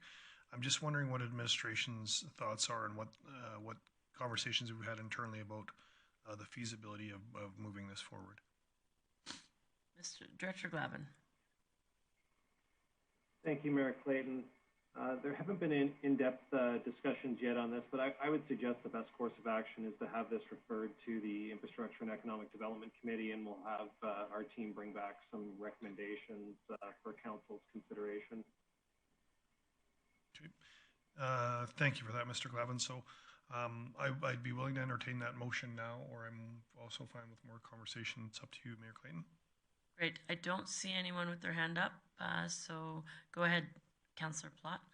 Thanks, Mayor Clayton. So I would just make a motion that we direct this that comes to the regular standing committee meeting or next committee meeting for the Infrastructure and Protective Services, so we can have a conversation and discuss next steps from the city.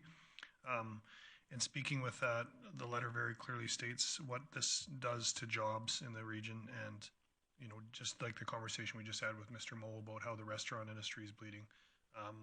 Almost this industry is also being decimated right now. So I don't think it'd be a bad thing to do whatever we can to support the industry, and I would be curious to see how this would impact Aquaterra and what they'd come back with. So I think us having that conversation at a committee meeting makes the most sense at this point. So your motion is to direct this letter be brought to the next appropriate standing committee for discussion, and invite the association that wrote the letter to be there as well? Maybe, yeah, I'm assuming association would probably show up if we were discussing them, but I guess more specifically, I'd like to see what administration's recommendations would be of how we could advance this moving forward. So if they could bring that to the next standing committee meeting, that would be the IPS meeting, that would be great. Great. Councillor Bressie. Great, thank you. Yeah, I can certainly support this motion, but I just hope we're ready to have a bit broader conversation about this in terms of there's a desire by this association and probably by some on council to support our construction industry and make sure that there are jobs in these challenging times, which is definitely something that's worth looking into and seeing how we can do. This is one way to do it that might be the best way to go. It certainly is elegant in terms of easy for the city to do, and it's a quick solution. But there might also be other ways that we support the industry that would get some other aims we're trying to accomplish. Maybe there's ways that we can incentivize construction that's going to get families and homes that would never be able to buy a house or something like that. So certainly we should send this to committee. I just hope we have a bit of a broader conversation than just talking about these specific ideas. Great. Thank you. Any further comments or questions on the motion? Seeing none, I'll call, sorry, Councillor O'Toole? Okay, thank you. Seeing none, I'll call a motion. Sorry, I have a question. Director Glavin, are you clear on the intent here?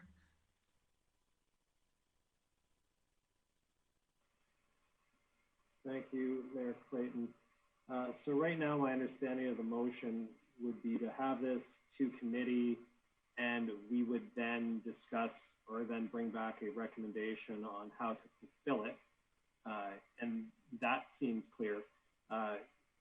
To Councillor Bressy's point,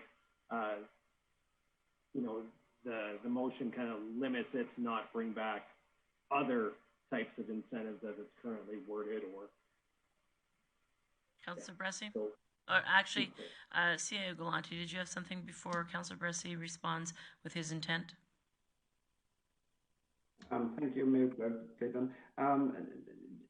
We have some conversations with Aquaterra, and my understanding is that they submitted a proposal to build in terms of deferral of the request for item number 1 on that letter. Because next committee meeting is in a couple of weeks, just be mindful of the time to have a report. We will try, of course, to do it as soon as we can. We'll have to meet with Aquaterra to understand exactly the response for item number 1 and number 2, and for sure invite them as well to committee meeting. Just to be mindful of the timeline. If it's not for the next committee meeting, will be for the following one. Thank you. Great, thank you. Further comments, questions, Councillor Palat? Thanks, Mayor Clayton. I guess in light of that and understanding that that's probably, I guess, almost 3 weeks out now, I'm just wondering in the interim if, as we are the largest shareholder of Aquaterra, if there's an opportunity for us to maybe get Aquaterra to get some information to us in a timely fashion about how this would impact our dividend and how this would look for them. I'm just wondering if maybe Director Galante or CEO Galante or Director could speak to that, just to expedite the process. I believe the timing of this is that generally construction season starts March, April for people that want to put holes in the ground and do commercial projects. So I think the reason of the timing of this was that they wanted to see if this could be implemented sooner than later, and if there was, what answer would be forthcoming. So I'm just wondering if you could speak to, do I need to make another motion to instruct further information from Aquaterra that we could have before that committee meeting? Director Glavin? Thank you, Mayor Clayton.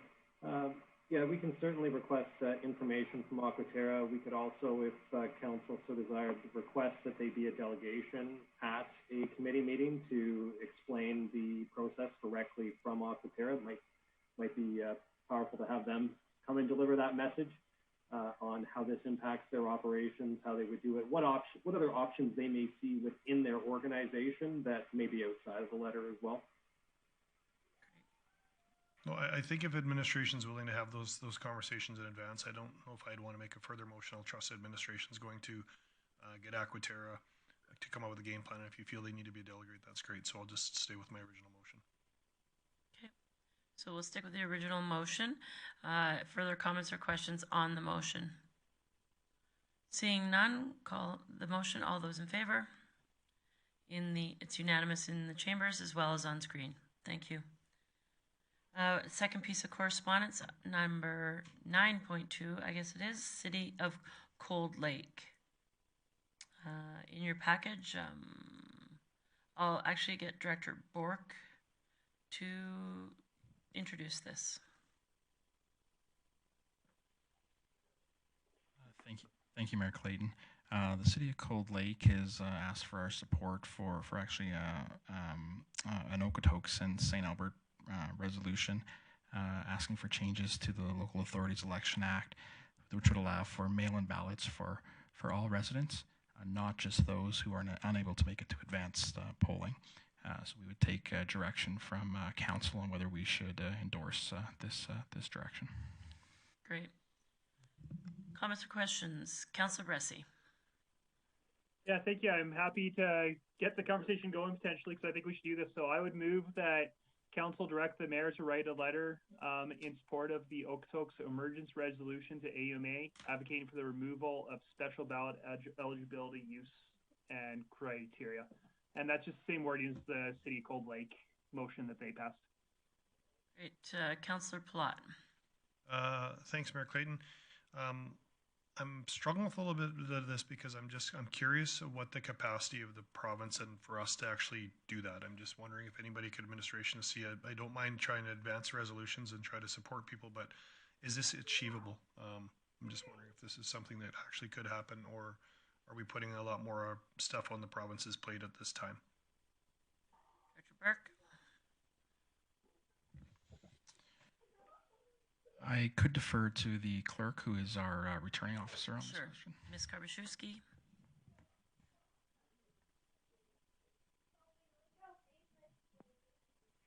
Thank you, Mayor Clayton. Can the councillor please remind me of the question? Sorry, Ms. Karbashewski. So I'm just wondering. So if we were to support this, that's great, and I don't mind supporting this. I'm just wondering, is it a realistic objective that we could actually have this happen? Like if we went to a mail-in voting, would the city of Grande Prairie be in a position to actually achieve this and other municipalities? And would we have to make changes to bylaws and process and procedures to allow this to happen? Thank you. Through the mayor, our office is currently working on a bylaw amendment for our election bylaw to accommodate such a request if in fact it were to come to fruition. I've also been in contact with our current vote tabulator vendor who will be assisting us with this election, and they have some significant timely experience with mail-in ballots with the U.S. election that just occurred. And aside from some budgetary considerations, special mail-in ballots do come with a bit of a price ticket. It is absolutely feasible. Okay, so I appreciate that. And is that something that we'd be able to have more information about in a future date? Is kind of the cost implications of having that? I think if we can get more voter turnout, great. But I just would kind of like to know what the cost would be at some future point. Ms. Karbashewski. Thank you. Through the mayor. Absolutely, that information will be presented to council at a future meeting and in a timely manner. Thank you. Councillor Thiessen. Thank you, Mayor Clayton. Just sort of going to tag on with Councillor Platts and ask some advice from our experienced returning officer, Ms. Karbashewski. In regards to the special ballots, I guess everyone's biggest example of this is what happened recently in the States, and that it took them almost 2-3 weeks after the election to actually tabulate all the votes and know who was elected. I'm just thinking, hey, you know what, if this goes over and we get 40,000 people to vote in the city of Grande Prairie, that's great. But if our in-person numbers are reduced and or stay the same, that puts a heavy burden on the counting. What kind of have you put any thoughts into kind of the processes on how we could make that more expedient so that on election day we know who's elected and there are no questions about that? Ms. Karbashewski. Thank you, Mayor Clayton. The type of processes that Councillor Thiessen is asking for would be driven by the province. We are mandated to follow the Local Authority Election Act, which delegates the role of running an election to a municipality, but we have no control over the deadlines. So right now, in order to effect a successful election, between nomination day and election day. We have 4 weeks to effectively do that. Results must be provided to the Municipal Affairs Office given their deadline. And unless the province makes significant changes to the timeline, we would be challenged if we received 40,000 mail-in ballots. It would be a challenge. Okay, thank you for your honesty. I appreciate it very much so. All right, further comments or questions on the motion? Councillor Bressie. Thank you. Yeah, I would just encourage council to support this vote. I appreciate that mail-in ballots, there can be challenges there and there would be an increased cost, but the idea under current provincial legislation, you don't get to do a mail-in ballot just because you don't feel safe going to the ballot box. And I think when we're potentially still going to be in this pandemic, where there's still going to potentially be people in our community that some don't feel safe and some actually aren't safe going to a busy, very public place like a polling station, I think it is vitally important that we make sure that they're not just safe, but they also feel safe. And I think that this would be an important step of making that happen. And I think it's worth figuring it out and it's worth the expense of. So I would encourage council to support this. And I hope that when it gets to their desk, whoever Minister of Municipal Affairs is at the time, that they'll support this as well. All right, no further comments or questions are in order. That was a close, so I will call the motion. All those in favor? And in favor, I see Councillor Bressie, Councillor Blackburn, Councillor Friesen, and opposed. Councillor Minhas, Councillor O'Toole, Mayor Clayton, Councillor Plott, and Councillor Thiessen. So that motion is defeated. Thank you. I'm just going to get back on track here. Next item, which would be delegation business, item point 10.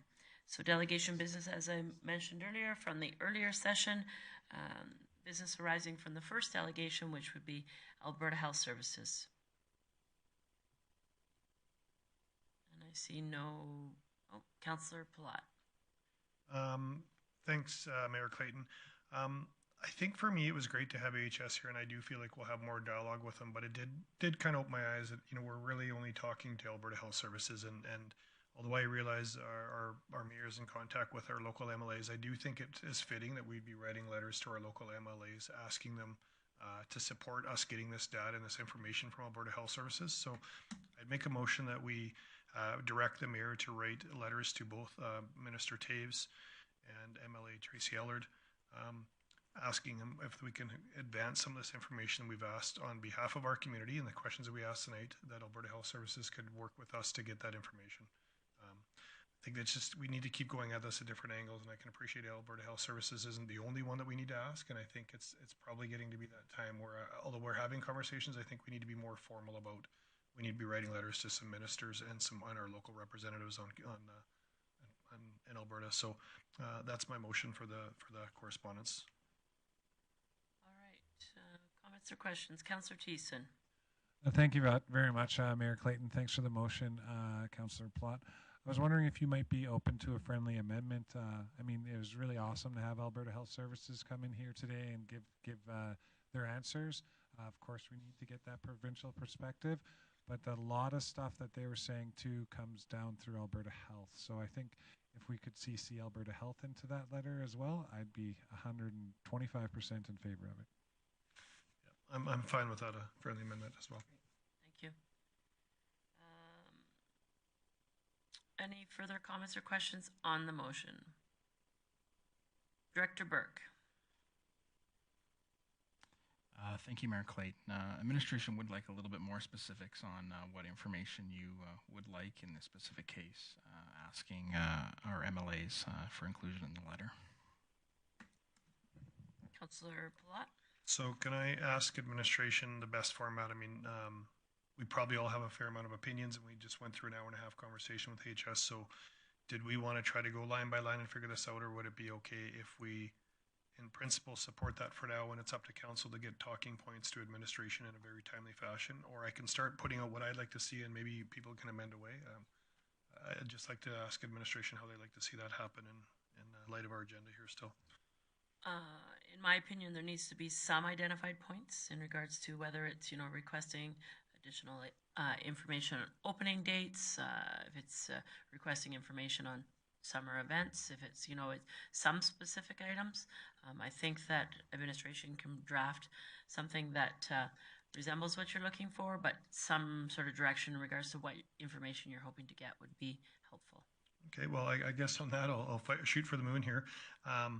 I would love to see us get local ICU numbers and local hospitalization rates. I still feel like those are within their reach to do. They're provincially posted every day, so I don't know why we couldn't have them localized. I'd also like to see them come up with what their thoughts about a reopen strategy are. I'd like to find out how many deaths have been happening from in Q2, Q3, Q4 of 2020 versus other years to see how much the overall deaths have changed in our province. And then I'd also like to find out if they could tell us how these, I guess specifically how these deaths are being captured. They're all coming up as COVID, and I got answers on that, but I'm still not convinced that we're not going to see zero deaths show up as hypertension, dementia, those kind of things. So again, I'm spitballing here because that's the ones I'd like to see. I'm sure other council members might want to add more, and I'm open to friendly amendments because I think the more information we can get, the better. But I'll leave it up to other council members. I guess if they want to add more things, I would ask them to ask themselves for that. Great. I have Councillor O'Toole in the queue. Yeah, thank you very much, Mayor Clayton. My list incorporates what you had mentioned, Ms. Clayton, and Mr. Palat. I just would really like to, maybe we can kill two birds with one stone and get some information about opening dates and what about these businesses that have been shut down for just about 10 months now that cannot go back to work because they just aren't in that right area? And then when we look at the restaurants, there's more than just the food being served and that. There's the staff that are losing their hours, plus they're losing their tips. And it's just a big circle of depressed economy there. So I would really encourage that if we could have that written in there somewhere, that we need to look after some opening dates on the hospitality industry, hotels, another huge industry that's suffering greatly, and the entertainment business. So I can ask Director Burke, can you tell me, in regards to the motion, it mentioned opening strategy. Is that inclusive of requesting for timelines, in your opinion, or would you like the motion to have a friendly amendment?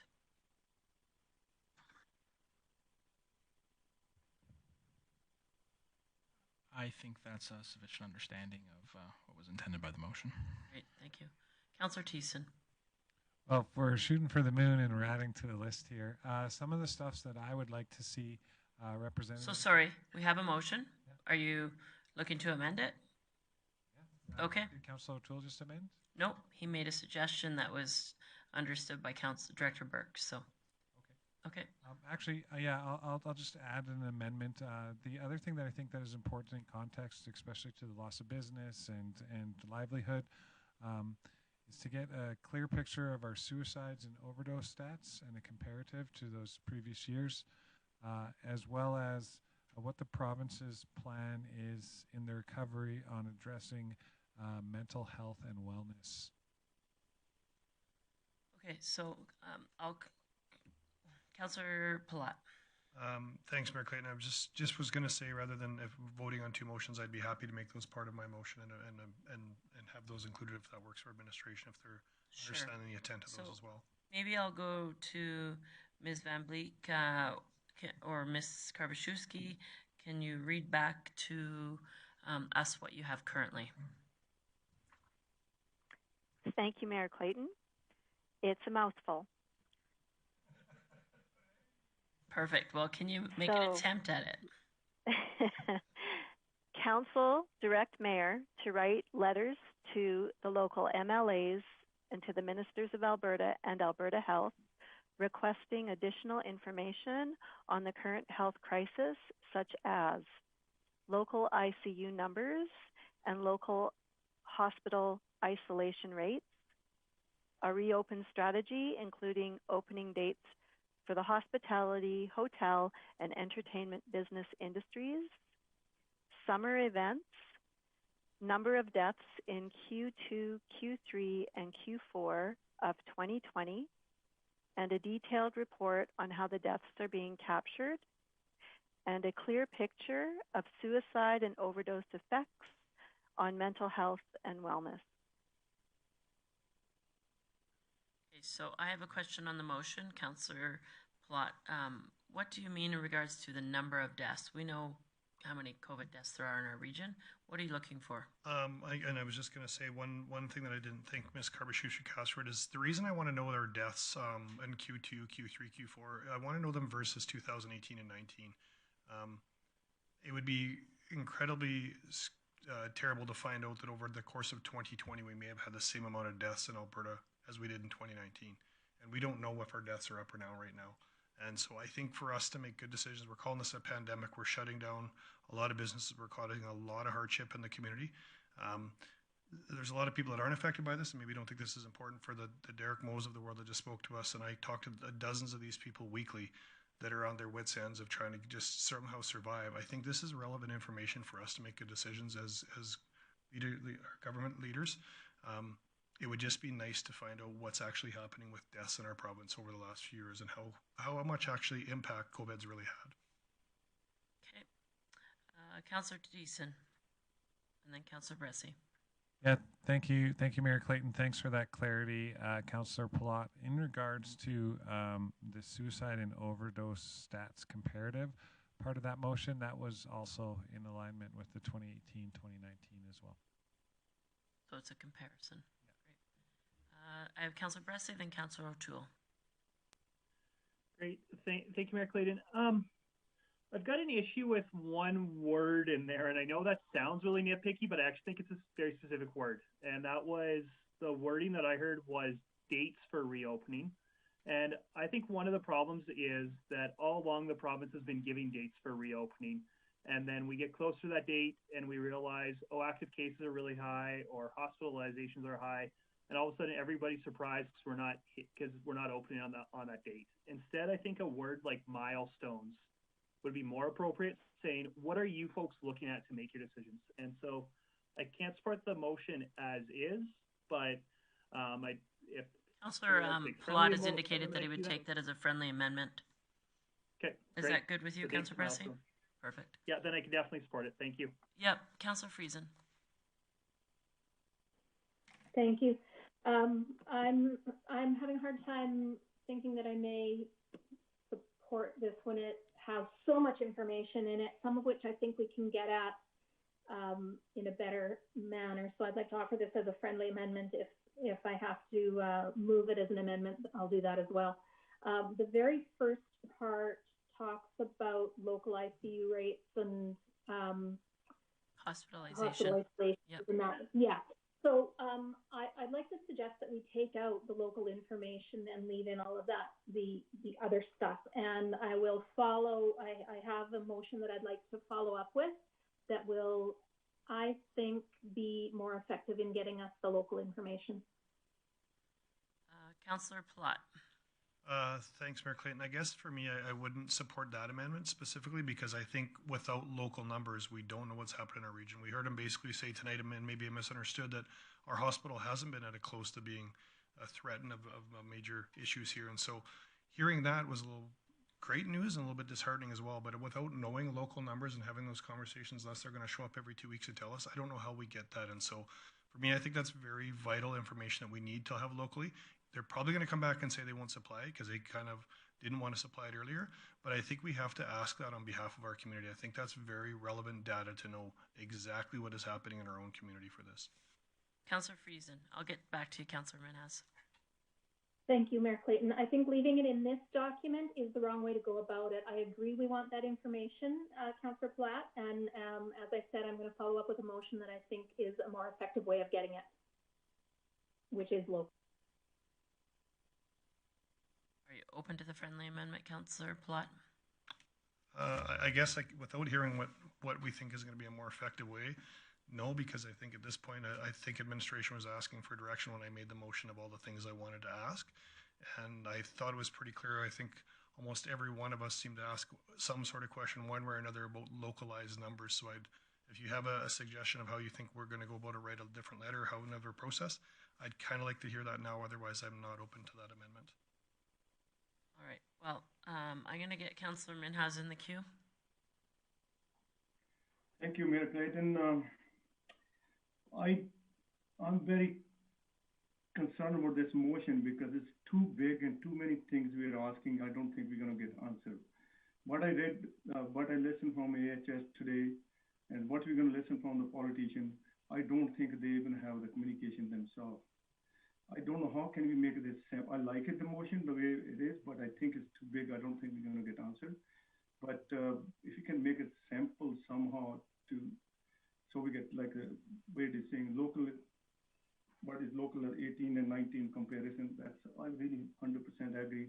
I don't know if they're going to give a whole national, like whole province, but we need it for the local for sure. And then also we need like the overdoses drug thing, which is, it's very much confusion between they're blaming everything to Corona-19 and died this many people and nobody died with the regular flu or heart attack or the diabetic or anything.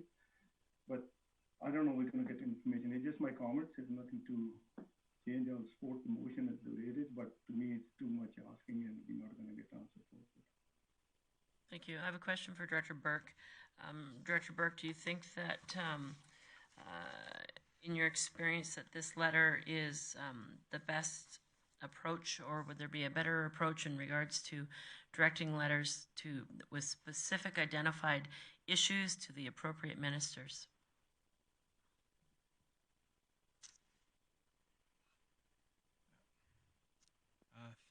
Thanks, Mayor Clayton.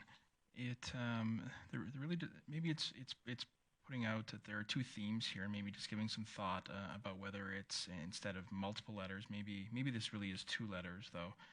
One looking at the government's reopening strategy and measures along those lines, and a second letter dealing with some of the specific data that we're asking for. I think that would be a stronger approach for council to take a position on reopening and pushing that, and separately on the data requested. They could go to the same group or same group of people, but I think that would be a clear message for this council to send. Thank you. Councillor Palat. Thanks, Mayor Clayton. I think those are fair comments, and I tend to agree with Director Burke on that. I think that is true. And having said that, to the couple council members that are maybe on the fence of whether we should send this or not, are we going to get answers back on all this? Maybe not, and there's a good chance we probably won't. But I think this is the stuff our community is asking us to go and ask for on their behalf. And so I want us to push this through because I do think that this is the kind of information that our community is asking.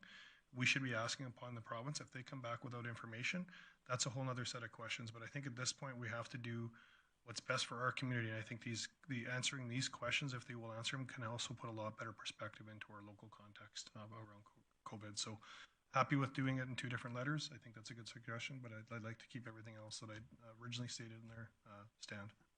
Councillor Minhas. Yeah, I like this writing two letters, even we can do three, but I think we should do the appropriate minister and plus our MLA, instead of writing our just MLAs, and we should be doing to whoever the health minister and whatever the other ministry they look after the area we're talking about. That might help us to get some information. I'm okay if you can write them up, those two letters there.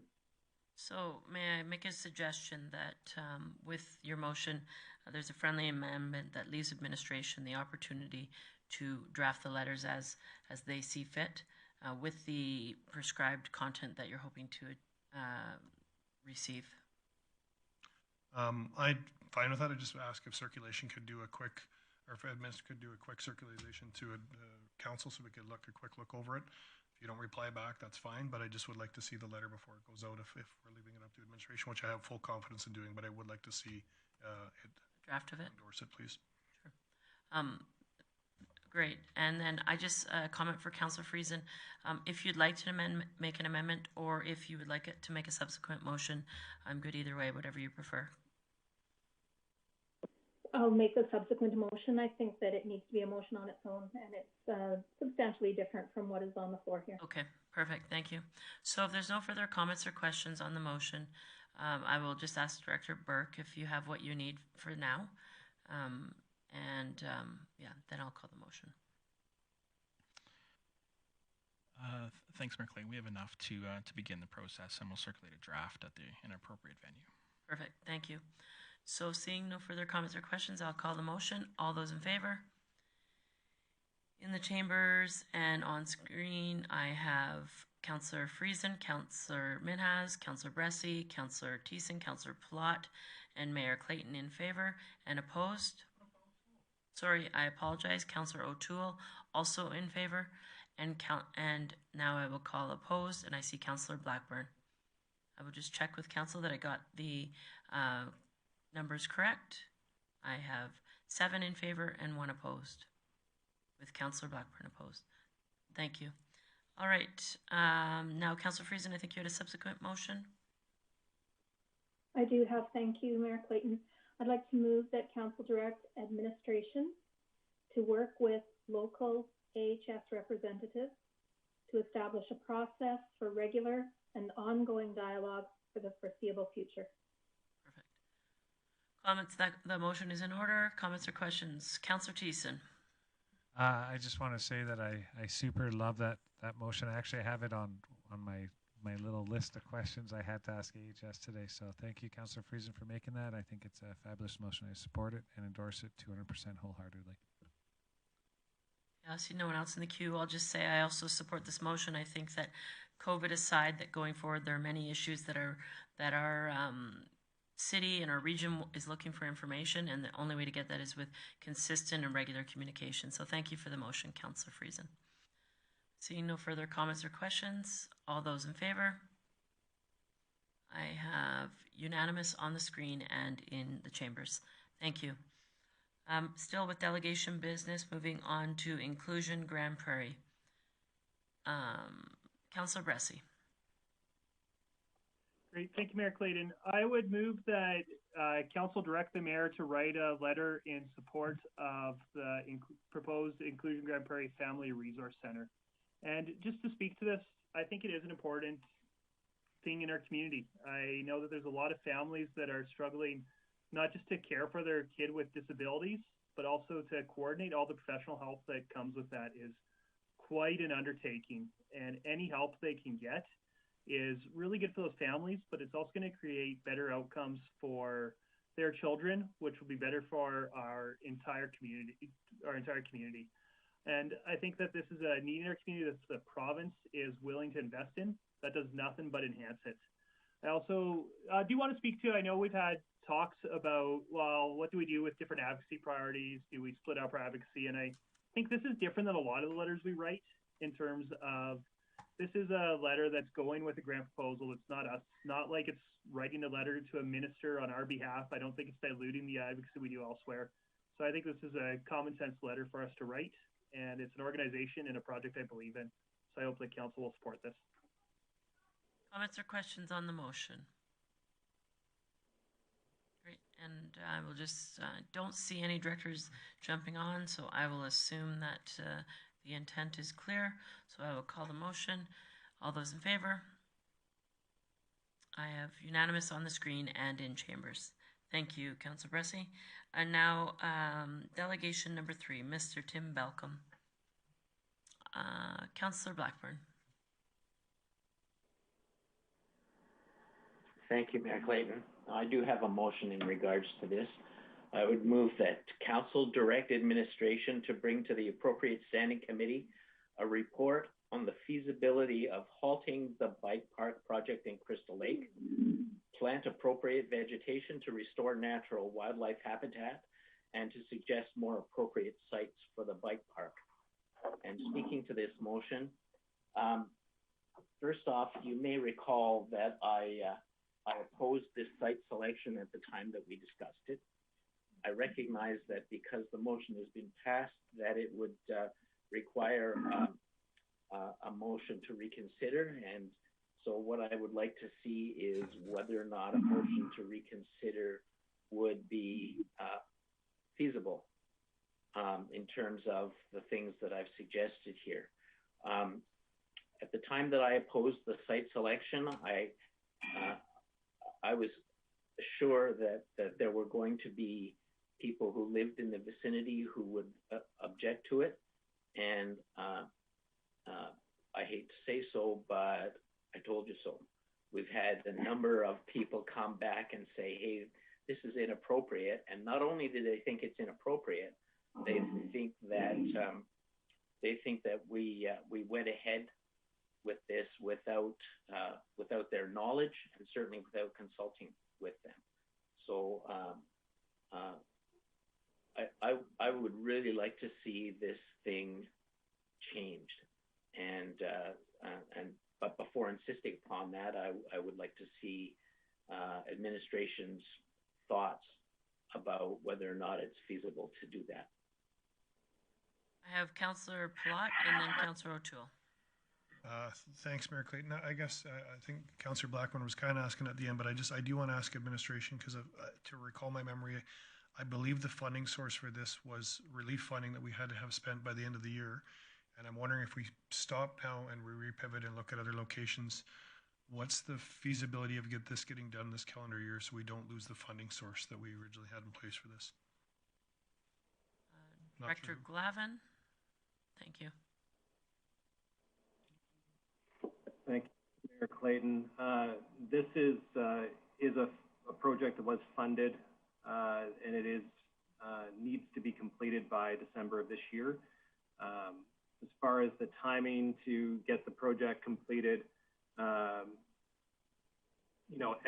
we're talking everyday matters now, where in order to get this out for procurement, get it designed, get somebody in to actually complete the work within the specified period of time of the government funding.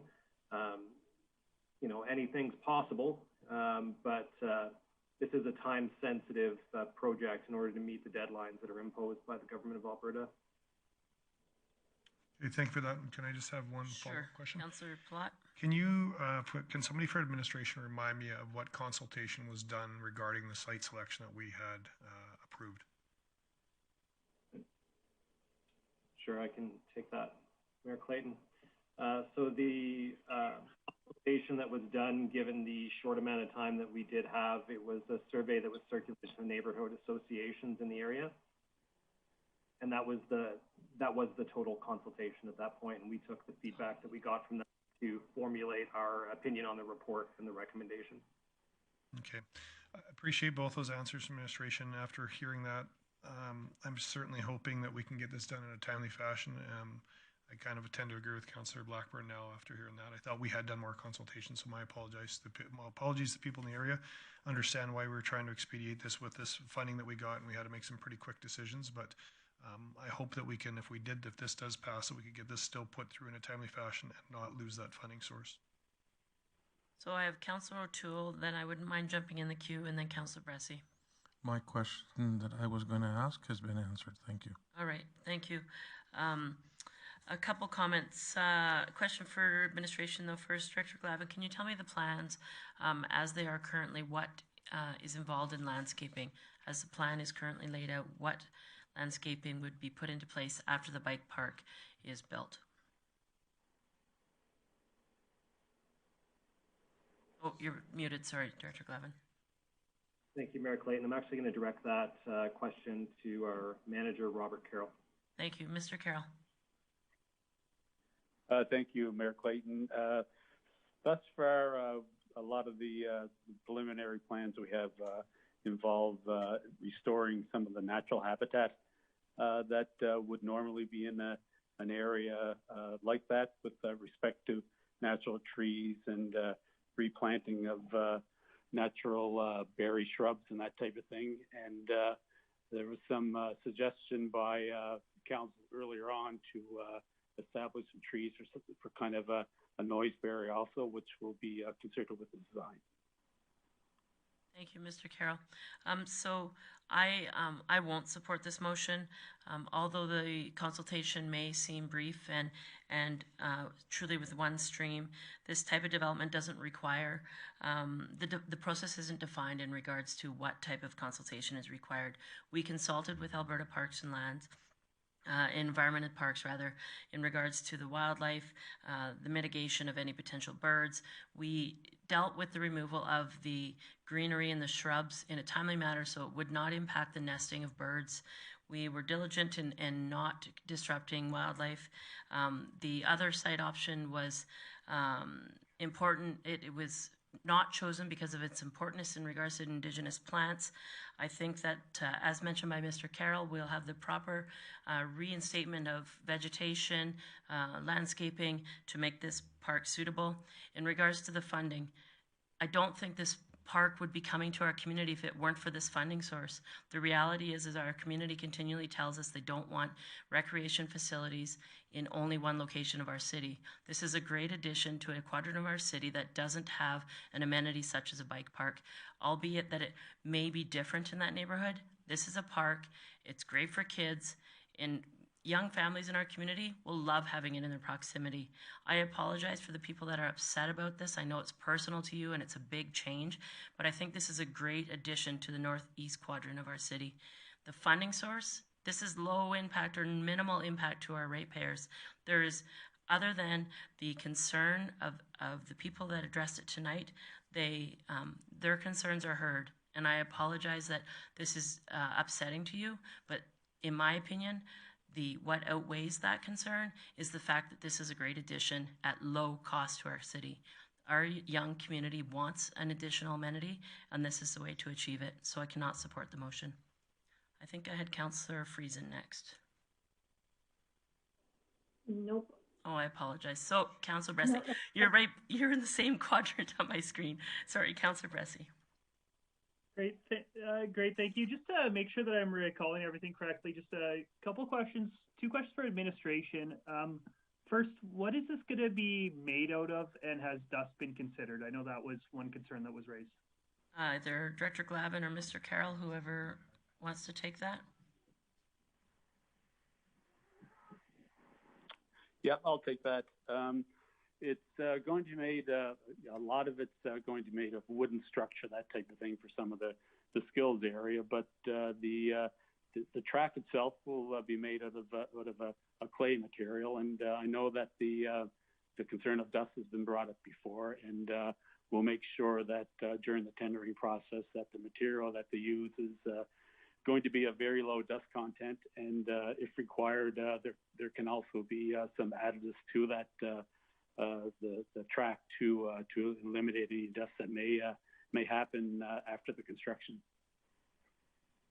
Thank you. And then I know that I asked questions when we were first considering about environmental impact, but can you just remind me again what was done by administration to assess the environmental impact of this project? Mr. Carroll. We relied mainly on our consultation with Alberta Environment and Parks, and got direction from them as to what permits we would require and what black goat zones we would have for construction in there. We also have internal environmental people that we consulted with during the preparation of the RFP. So, I think from my perspective that we pretty much covered all bases that we had to make sure that this project was going to be constructed with as least environmental impact as there possibly could be. Great, thank you. And yeah, Mayor Clayton, that answers the questions I had. Just for where I'm at with this, I'm sorry, Councillor Blackburn, but I can't support the motion. I do think that there's more talk warranted with neighbors about what shrubs are going to go in, what's going to be done to mitigate. Maybe there's opportunity to talk about specific design of this. So I don't think our conversation about how to build this should be over. But I really do think that we need to get building on it. And was the consultation as long as I wish it had been? No, absolutely not. And that's the challenge when the federal government gives us big grants with stringent criteria and less than 2 weeks to make a decision. We just had only a little over a year to build. The reality is we just can't do the full length of consultation that I'd usually like. That being said, a lot of people did take part in the consultation we did offer. And I think to throw out and stop this project, we're ignoring the voices of those people who did participate. I know that there were two issues raised today. One was environmental, and I feel fine about the environmental side of this in terms of it's non-native invasive species that were taken out, and there's going to be more native species put in, which I think is really important. We're talking about a wetland that struggled for health, and my understanding is when you've got wetlands that are struggling, more native species and less invasive species are often an important part of helping them get healthy. And I've got a lot of trust in our staff and provincial staff and their protection of and their stewardship of the environment. As for impact on the community, I really appreciate how different this is. As I said earlier, I think you'd be challenged to find a single house in the entire community that's been more impacted by redevelopment and changes in parks than my house is. And it was shocking. And there's two members of our household that still hate it and two members of our household that love it. I won't show my cards and tell you who's who, but I think all members of our household agree that the impact to us and the many people we see enjoying it was the right decision for this community. And so I really do empathize with the people who will be impacted by this, and their daily walk will change, maybe their view will change. But at the same time, we desperately need things for people of all ages to access recreation and affordable recreation on the northeast side of town. And I don't think any other projects are coming with the fiscal crunch we're in anytime soon. And so I do think this is an important project that I don't want to put at risk. So sorry, Councillor Blackburn, I can't support this motion. Councillor O'Toole. Yeah, just a question for Robert Carroll, if he can. The question I have is, what is the footprint of this whole entire site, and how far away would be the site from the high water mark or the from the lake itself, the banks of the lake or swamp? Yes, thanks, Ms. Mayor. Certainly the setback from the lake will be within the guidelines set out by Alberta Environment Parks, and I believe that's a 30-meter buffer we have to maintain for this park. And from what I can recommend, but what I can recollect without having too much of the information in front of me right now, is that the approximate area of the park will be about 2 acres. Overall length? I can get back to you on that, Councillor O'Toole, when I have more accurate information available. That's fine. Thank you. All right. Seeing nothing. No. Councillor Blackburn to close. Thank you, Mayor Gavin. I'm so sorry. That's okay. It's getting late. No Mayor Clayton. This to me is an example of making a hasty decision for the want of money without taking into consideration the concerns of the neighbors that would be affected by the decision. Having said that, though, I feel that my motion has served the purpose of representing the people who brought the concerns to us. I appreciate the discussion that has taken place as a result, and I will leave it to the hearts of each councillor to vote in a manner that they see appropriate. Thank you. Thank you, Councillor Blackburn. So I will now call the motion. All in favor of Councillor Blackburn's motion? In favor of Councillor Blackburn's motion, I see Councillor Minhas, Councillor Friesen, and Councillor Blackburn. So 3 in favor. In opposition to Councillor Blackburn's motion, I see on screen Councillor Bressie, in the chambers, Mayor Clayton, Councillor Palat, Councillor Thiessen. Now, sorry, I have to ask you, Councillor O'Toole, you were in opposition, just so I clarify. Yes, that's perfect. Okay. So, Ms. Karbaszewski, do you have the votes recorded appropriately? Thank you, Mayor Clayton. I have 3 in favor and 5 opposed. In favor are No, Councillor Bressie. Opposed are Bressie, Clayton, Thiessen, and Palat. And in favor are O'Toole, Minhas, Blackburn, and Friesen. So Councillor O'Toole is in favor. In favor. Okay. So the motion therefore is defeated. Thank you. All right. Moving on to delegation. Sorry, I will just ask before we move on. Is there any other business arising from that delegation? Councillor Thiessen. Thank you very much, Mayor Clayton. I do think that there was another concern brought up, and we have had this discussion with administration in the past, but I think it warrants a motion in some direction so council can stay abreast, because obviously half of us really, well, I think we all care about what everyone said there. But my motion is simply to direct administration to bring back a report detailing an enhanced landscaping along Lakeland Drive and I guess that's it. And the area of the Bike Skills Park. We'll just put it there. So just a question for clarification. When you say enhanced, are you still hoping your plan is to still stay within the budgeted amount of dollars, or you want them to bring back an enhanced plan that potentially could ask for more money? I'd like them to bring an enhanced plan that would potentially come back with more money, and really in regards to the tree line. So a lot of what the concerns that were brought forward were concerns that have been shared before in the past by council, as well as the delegation, about wind abatement, sound abatement, stuff like that, and the busyness of the road. I think this council and this administration can be very proud that we've planted more trees than any other council prior to us. I could get into bragging, but I'm not going to. But we do a really good job about planting trees, and I think that would do a great deal, not only to enhance the area, but also to address any concerns of unsightliness, wind, or sound. If I may, without going to Director Glavin, can I ask for a friendly amendment that the report include the appropriate funding, suggested appropriate funding resource? Thank you. As you wish, Your Worship. Thank you. Director Glavin. Thank you, Mayor.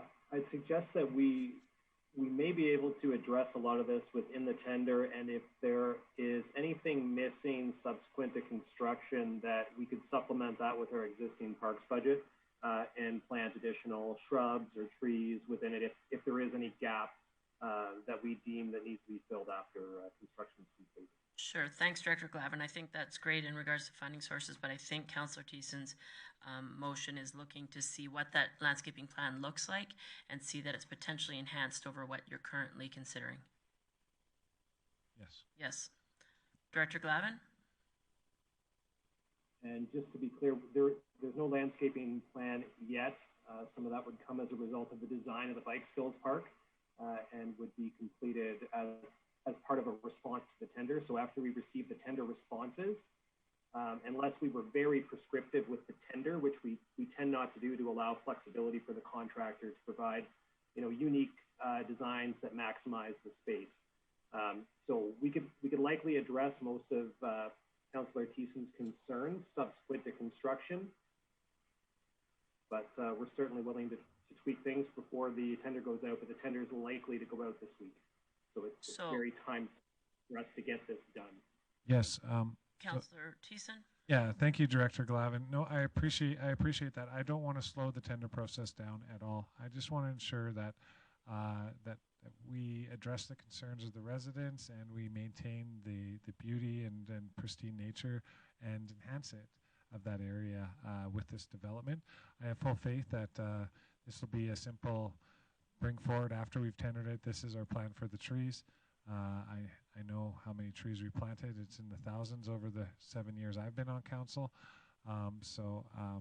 Yeah, I appreciate it. I don't want to slow this down. I don't want to make this a decision point, just a report, and that can come after tender. I'm not in a rush for it. Director Glavin, I will ask, based on that, will we assume that the landscaping plan won't be discussed in this calendar year? Like, will there be planting and landscaping done on the bike park in 2021? Thank you, Mayor Clayton. Yes, I would expect that the landscaping will be substantially completed within this calendar year. As well, so long as that's done far enough in advance to the end of the season that we're able to order additional shrubs or trees. Worst case scenario, we'd address any of the gaps in the spring or summer of 2022. Great. Thank you. Councillor Thiessen, are you good as is? All right. Comments or questions? Councillor Friesen, did I see you in the queue? Thank you. No? Okay. Anyone else? Ms. Karbaschewski. Thank you, Mayor Clayton. Could I ask Councillor Thiessen to just remind me of the wording of the motion? I think I'm missing the location piece. Oh, okay. Yeah, the location piece was especially around Lakeland Drive. The motion was direct administration to bring back a report detailing an enhanced landscaping plan for the Bike Skills Park area and along Lakeland Drive. Actually, that sounds better the second time I say it, so let's go with that. And thank you through the mayor. Councillor Thiessen, do you intend for that report to be brought forward to the appropriate standing committee? Yes. Great. Thank you. Thank you. Any further comments or questions on the motion? Seeing none, I'll call the motion. All in favor? I see unanimous on screen and in the chambers. Thank you. Any other business arising excuse me, from that delegation? Seeing none, there was a fourth delegation tonight. Mr. Schaefer sent a letter, and Councillor Plott. Thanks, Mayor Clayton. I'm just wondering, I think for me, I could confidently just say we could receive this information because I think we've already dealt with this with our letter writing that we're doing. I think he was asking us about a reopening plan, and I think we've already addressed that in our earlier motion of information regarding the HS. So I would just say we'd make a motion to receive his information. Councillor Blackburn, you had a comment or question on the motion? I think Mr. Schaefer's presentation was regarding masks, not reopening. Councillor Plott. Sorry, you're correct. I was jumping one delegation ahead. It's been long that I forgot when you're correct, Councillor Blackburn, so I'll withdraw that. Any business arising from Mr. Schaefer's letter? Councillor Thiessen. Thank you very much, Mayor Clayton. I'll make the same motion that Councillor Platt was going to make. I move that we receive Mr. Schaefer's presentation for information. Just speaking to this motion, I really appreciate the time Mr. Schaefer had taken in coming in and telling us about masking. Also the time I know he's taken speaking with other members of council, myself included, about it. As I informed him before, we've had a couple delegations regarding masking, and we appreciate it, but I don't think it needs to go further than this. We'll use that in our decision making and appreciate the time. Thank you, Councillor Thiessen. Comments or questions in the motion? I will just say one thing, that I appreciate Mr. Schaefer coming tonight. I appreciate the passion that he has for this. I do find it a bit unfortunate that nobody has responded to his letter from Alberta Health, and I will support this motion. Thank you. All those in favor? I see unanimous in the chamber and on screen. Thank you. That takes care of our delegation business. You're going to have to give me about 3 seconds to get caught up. Oh, sorry. I was going to, yeah, you're right. Well, that delegation business doesn't get handled yet. According to Ms. Karbaschewski, we will go to unfinished business, and then we will go to public hearings. Then we will go to Mr. Moe's delegation. Ms. Karbaschewski, is that correct? Thank you, Mayor Clayton.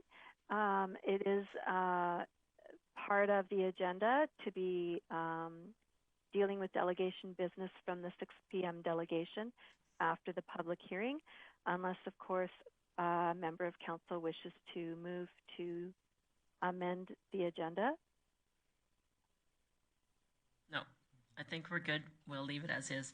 So that being said, correct me if I'm wrong, Ms. Karbaschewski, but I think that takes us to, there's no notice of motions. That will take us, and there's no unfinished business. That will take us to the public hearing, correct? You are absolutely correct, Mayor Clayton. All right, thank you. All right, public hearing, I'll call this public hearing to order. The Kensington Area Structure Plan, Amendment Bylaw C-1343B, Kensington Outline Plan, Amendment Bylaw C-1344B, and the Land Use Bylaw Amendment Bylaw C-1260-132. Mr. Welton. Thank you, Mayor Clayton. Let me just turn my, hope everyone can see that. City of Grande Prairie has received an application to amend the Kensington Area Structure Plan, Kensington Outline Plan, and the Land Use Bylaw.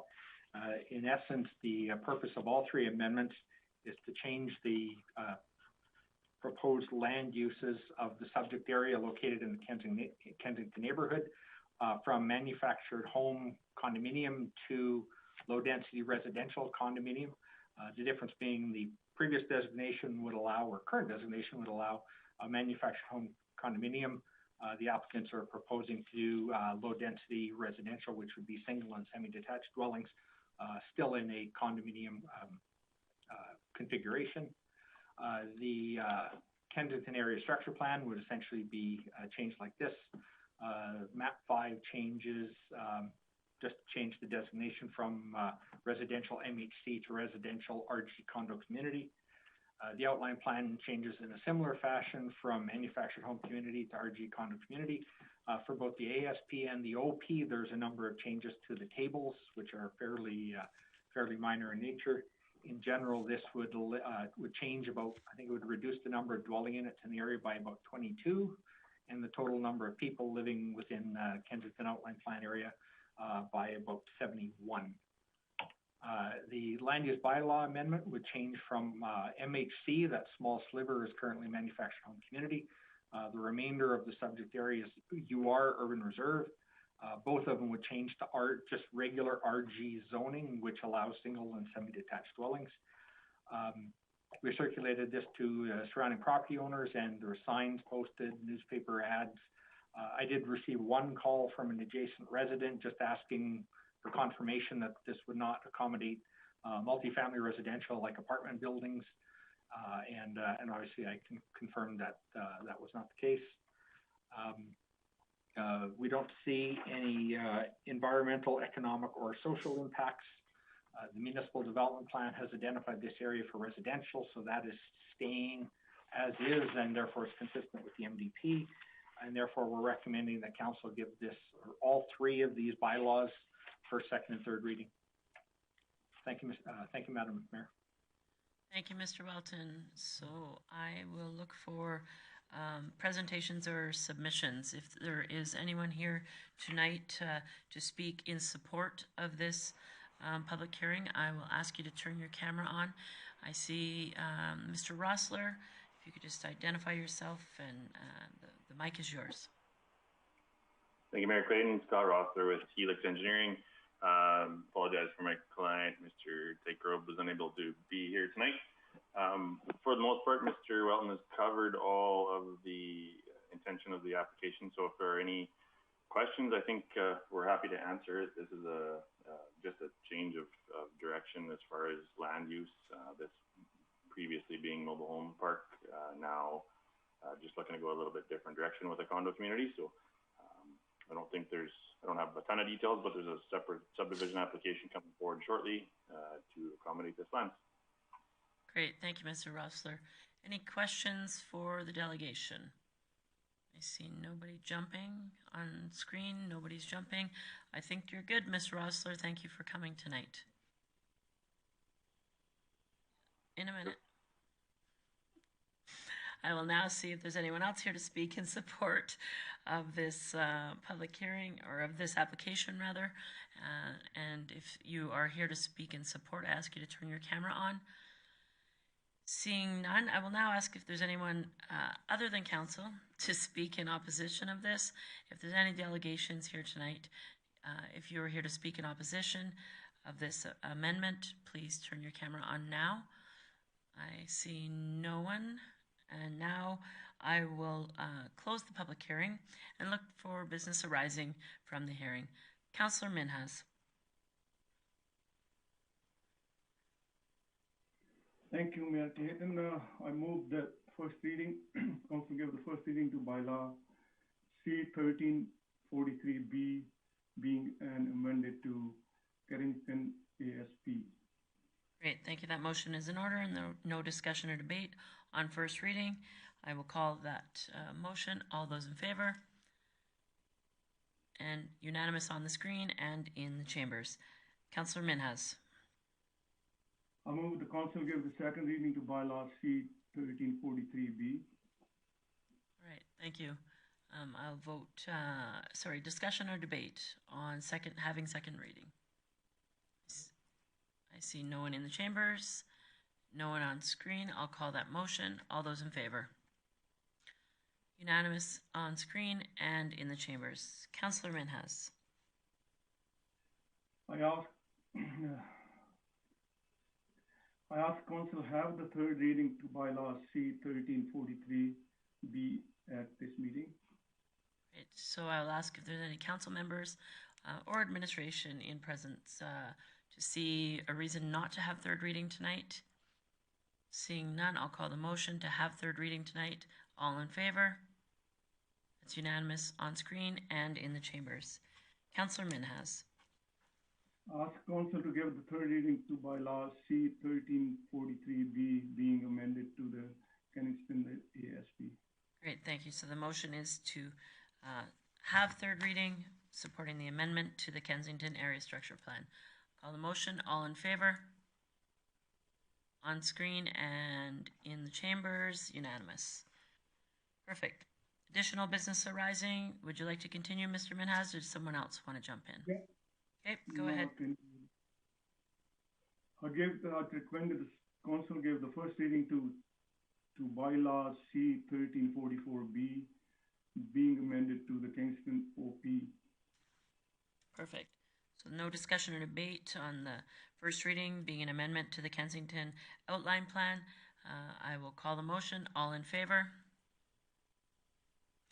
That is unanimous on screen and in the chambers. Councillor Minhas? Ask the council to give the second reading to bylaw C-1344B. Perfect. Any discussion or debate on the amendment to the Kensington Outline Plan? Seeing none in chambers or on screen, I'll call the motion. All in favor? That is unanimous in the chambers and on screen. Councillor Minhas. I ask council to have the third reading to bylaw C-1344B at this meeting. So this being a motion to have third reading tonight, unless anyone sees a reason not to. I see no one coming on screen or moving in chambers, so I'll call the motion. All those in favor of having third reading the amendment to the Kensington Outline Plan tonight? That is unanimous in the chambers and on screen. Thank you. Councillor Minhas. I ask council to give the third reading to bylaw C-1344B being amended to the Kingston OP. Perfect. So the motion to approve the amendment of the Kensington Outline Plan. I'll call the motion. All those in favor? Unanimous on screen and in the chambers. Thank you. One more item of business, please, Mr. Minhas, if you will. I ask council to give the first reading to bylaw C-1260-132 being amended to the land use bylaw. Perfect. So no debate or discussion on first reading being an amendment to the land use bylaw. I'll call the motion. All in favor? It's unanimous on screen and in the chambers. Thank you. Councillor Minhas.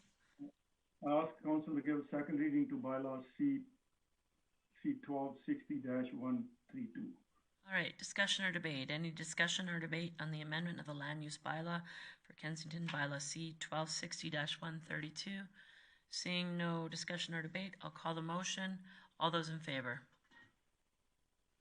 That is unanimous in the chambers and on screen. Councillor Minhas. I ask council have the third reading of bylaw C-1260-132 at this meeting. All right, a motion to have third reading here tonight. If anyone sees reason not to have third reading, I don't see anybody on screen or in camera or in the chambers, so I'll call the motion. All those in support of having third reading tonight? That is unanimous on screen and in the chambers. And Councillor Min has one last piece of business, please. Ask council to give the third reading to bylaw C 1260-132 being amended to the land use bylaw. Great, so the motion to have third reading here tonight being the amendment to the land use bylaw. Seeing no comments, questions, I will call the motion. All in favor? Unanimous on screen and in person. Thank you, Mr. Minhas. Moving on to item 15, delegation business from the 6 p.m. portion. I think Councillor Plott, you had a motion for that? Thanks, Mayor Clayton. I just was going to say that we should make a motion to receive it for information, as I do feel we dealt with this already with AHS, with our motions coming out of the AHS delegation. Perfect. Thank you. If there's any comments or questions on that motion, seeing none, I'll call that motion to order. All those in favor? That is unanimous. So, Ms. Karbiszewski, a double check. I think we're going to go to committee business now. If that's correct, I would ask that we take a 15-minute recess, if that's all right with council. Great. Thank you, Chair Clayton. You're correct. Thank you. If you're looking to watch the rest of the committee business, we will be back in 15 minutes. Thank you.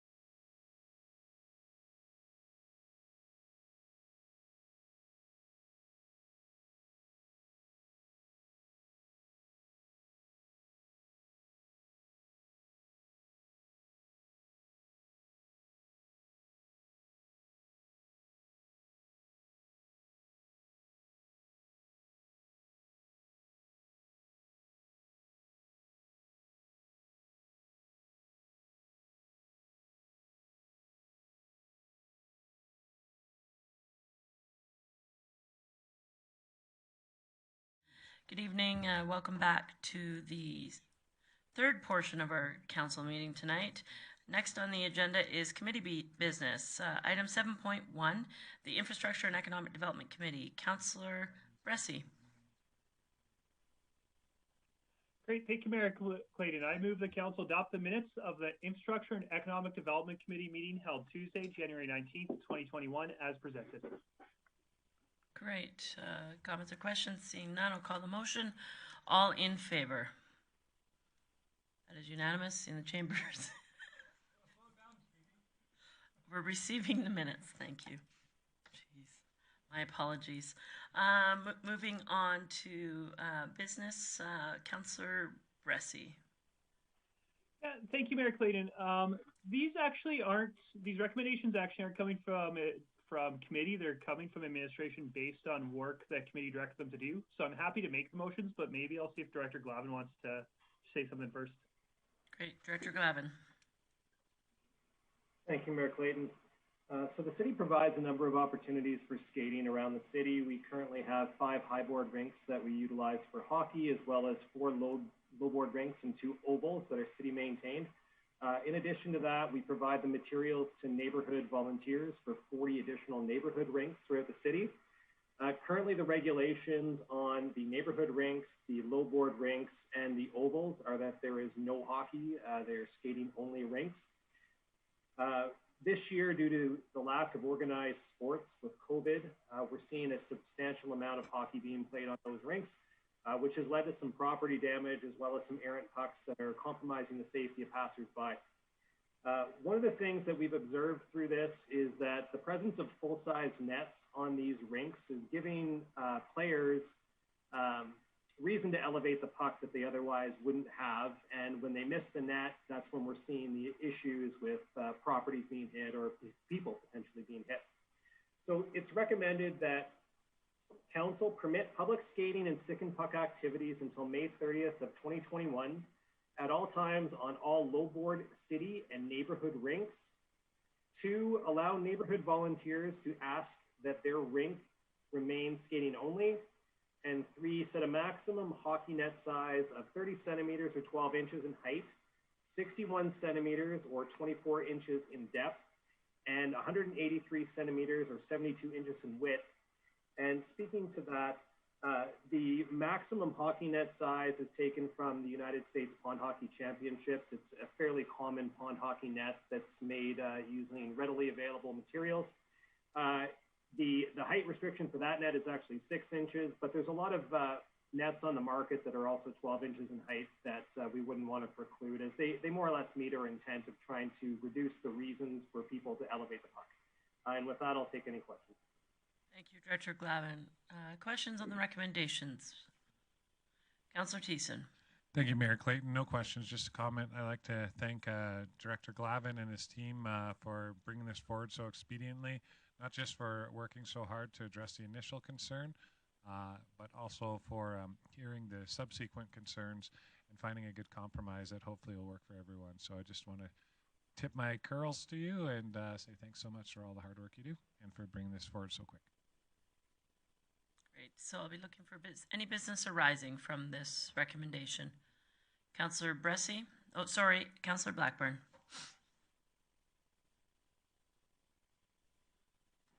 Sorry, I'm just looking for clarification. Will we be voting on a motion or on the recommendation? I guess that depends if somebody wants to make a motion or something as recommended or something else. And okay. So far I have nothing. I will want to speak on it once it's been made. Okay. I have, sorry, Councillor Bressie and then Councillor O'Toole. Yeah, I'm happy to make a motion if you'd like a motion at this time. Sure. Sure. So then I appreciate administration's recommendations as they're stated. So I'll move that we permit public skating and stick puck activities until May 30th, 2021 at all times on all low-board city and neighborhood rinks. Allow neighborhood volunteers ask for the rink to remain skating only and set a maximum hockey net size of 30 centimeters in height, 61 centimeters in depth, and 183 centimeters in width. And just to speak to this, I really do think it is possible to play stick and puck shinny hockey on these rinks in a way that's responsible, that doesn't put anybody at risk, that shares with skaters, that's not hitting houses. I know that I see that played on a near daily basis on the rink across the street from my house, and for my whole life I've been playing hockey like that. I'm actually incredibly disappointed to hear that there are people in our community that haven't been playing hockey in a safe, courteous manner. And I think that these are rules that will create opportunity for the people that are reasonable and courteous and have common sense to continue to play hockey, while also limiting the type of hockey that shouldn't be played on these rinks. So I think this is a sensible strategy, and I'd encourage council to support it. At the same time, I hope that if these recommendations do pass, we're keeping a close eye on it and making sure they meet the intent. Because if pucks are still going into, if we do this and pucks are still going into yards and hitting houses a week from now, then we should be talking about that and changing course, because that's just completely unacceptable. Thank you, Councillor Bressy. That motion is in order. Comments or questions on the motion? Councillor Blackburn. Thank you, Mayor Clayton. Well, I am opposed to the motion, and it's only because it says all rinks and at all times. And I think that provides no guarantee that recreational skaters are going to have a time when they may not come across people playing hockey. So I see skating as a recreation. I see hockey as a sport. And most sports have designated venues that people are quite willing to travel in order to pursue their sport. So I would think that with the high board rinks that we have around the community, people who want to play hockey should be prepared to travel to those venues. However, I recognize that COVID-19 has stood in the way of a lot of outdoor activity, especially in the winter. And so I would support a motion that would allow stick and puck on these low board rinks, provided that they were at designated times only. Thank you. Councillor O'Toole. Thank you very much. When the delegation come, Mr. Blackburn, to the last meeting, what they requested was exactly what's presented today. And what they found was the hockey players weren't actually playing hockey. They were just practicing their skills. So they weren't making slap shots. They weren't checking anybody. It was a matter of skills. And they actually had free skating going on at that piece of ice in Minhas Park. And there was two little hockey games going on, I guess you could call it, stick and puck, that was just practicing their skills. Some older kids and some younger ones, and nobody was interfering with anybody. So this is why I think administration come up with this. And there's no actual hockey games taking place. It was more of skills. Thank you, Councillor O'Toole. Any other further comments, questions on the motion? Councillor Palat. Thanks, Mayor Clayton. I will be supporting these. I think there's been a lot of thought and administration put into this, and I have similar concerns to Councillor Blackburn. I have two little girls who are learning how to skate, and they're not the best skaters yet. But having said that, I have taken them to rinks where there's been other kids, and people are self-governing these somewhat, and they're respecting each other. But I'd be worried, I guess, if we started putting times and stuff that we're getting prescriptive, and now we're going to be getting bylaw and all kinds of things back involved, which I think was the intent of creating something like this, so we didn't have to get the community start policing it. So I will be supporting it. I have similar concerns, but I have to believe that people that are using these neighborhood rinks are going to be policing themselves, and they're going to allow opportunity for kids that are just skating to skate. So I guess we'll see how it washes out in the end, but I think this is the best compromise we can come up with. I recognize you, Councillor Bressy. I'm just going to jump in if that's okay. Thank you. I too will support the motion. I recognize Councillor Blackburn's concerns.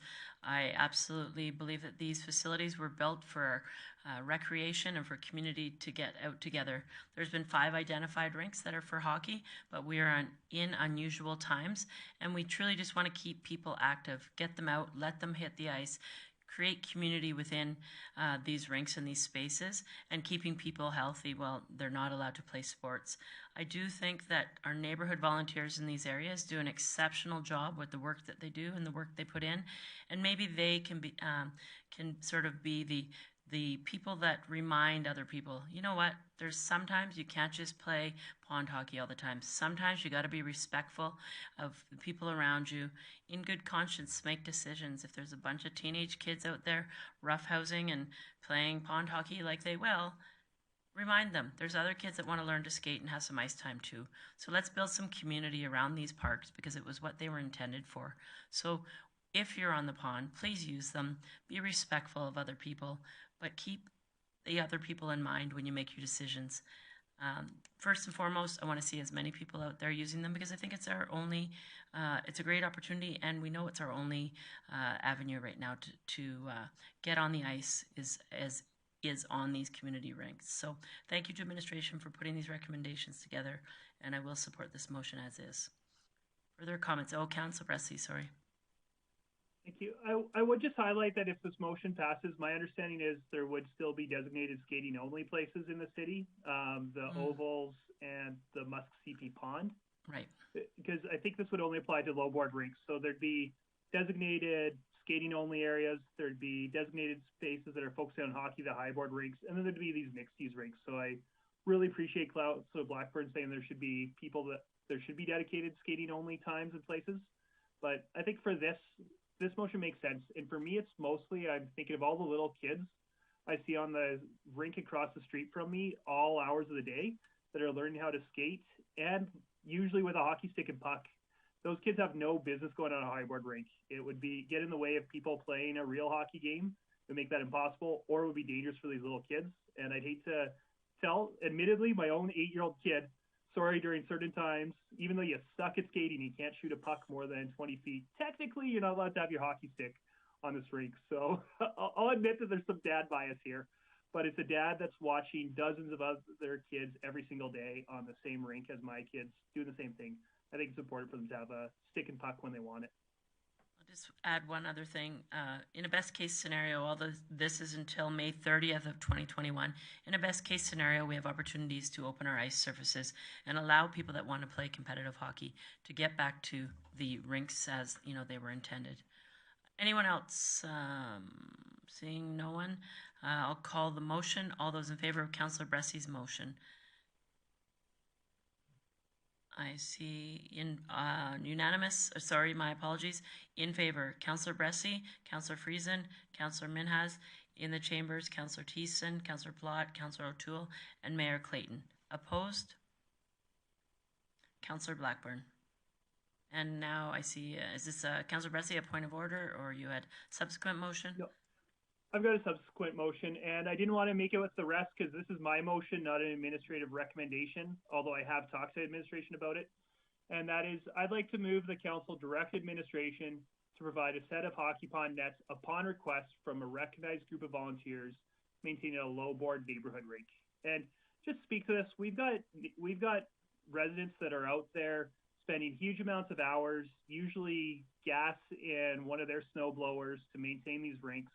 I don't want to ask them to have to go risk the pandemic and spend money out of their pocket and spend more time going to procure either a net or materials to build a net.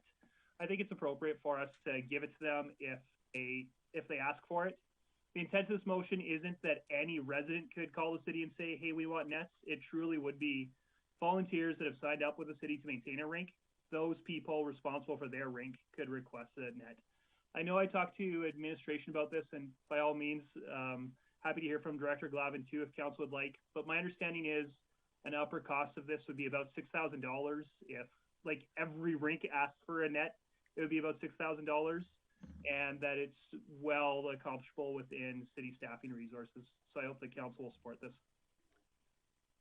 Comments or questions on the motion? Councillor Thiessen.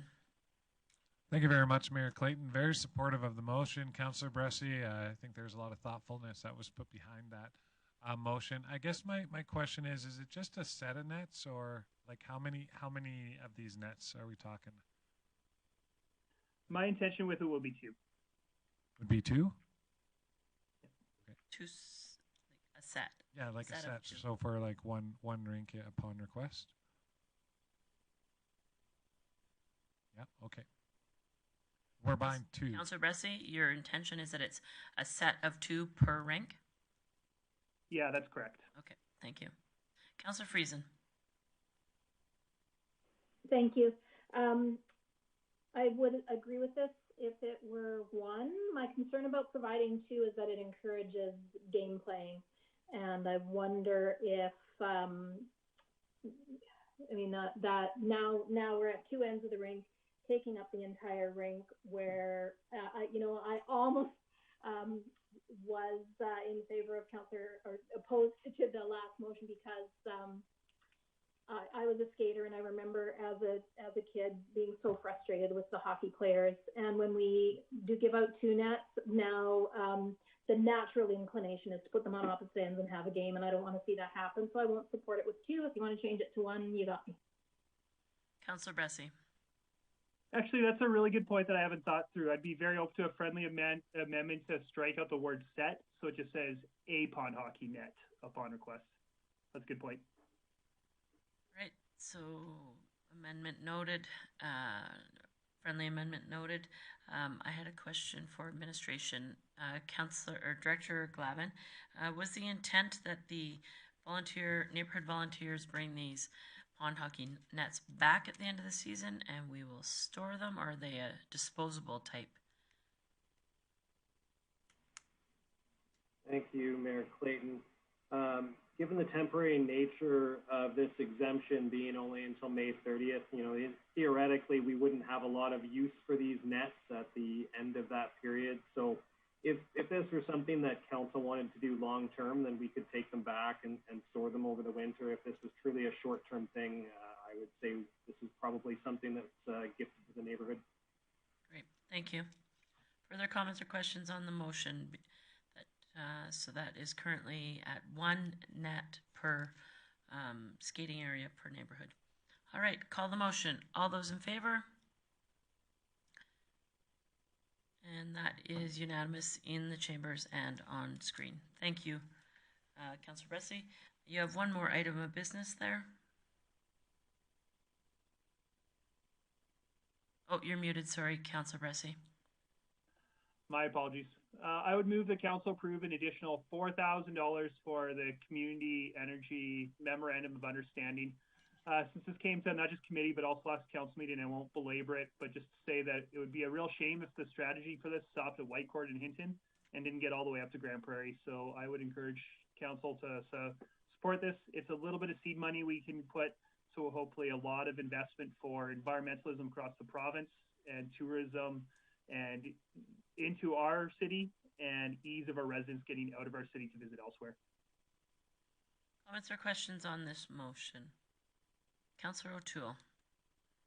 Yeah, I brought this up with the Alberta Bilingual Municipalities Association, and I said we were looking at seriously of going ahead with charging stations, and a good number of the people representing the northern part of the province, the communities, all showed interest. So I gave the information that we had, and they were going to make contact. So it looks like it could possibly extend up to northern part of the province on the central and west or east side.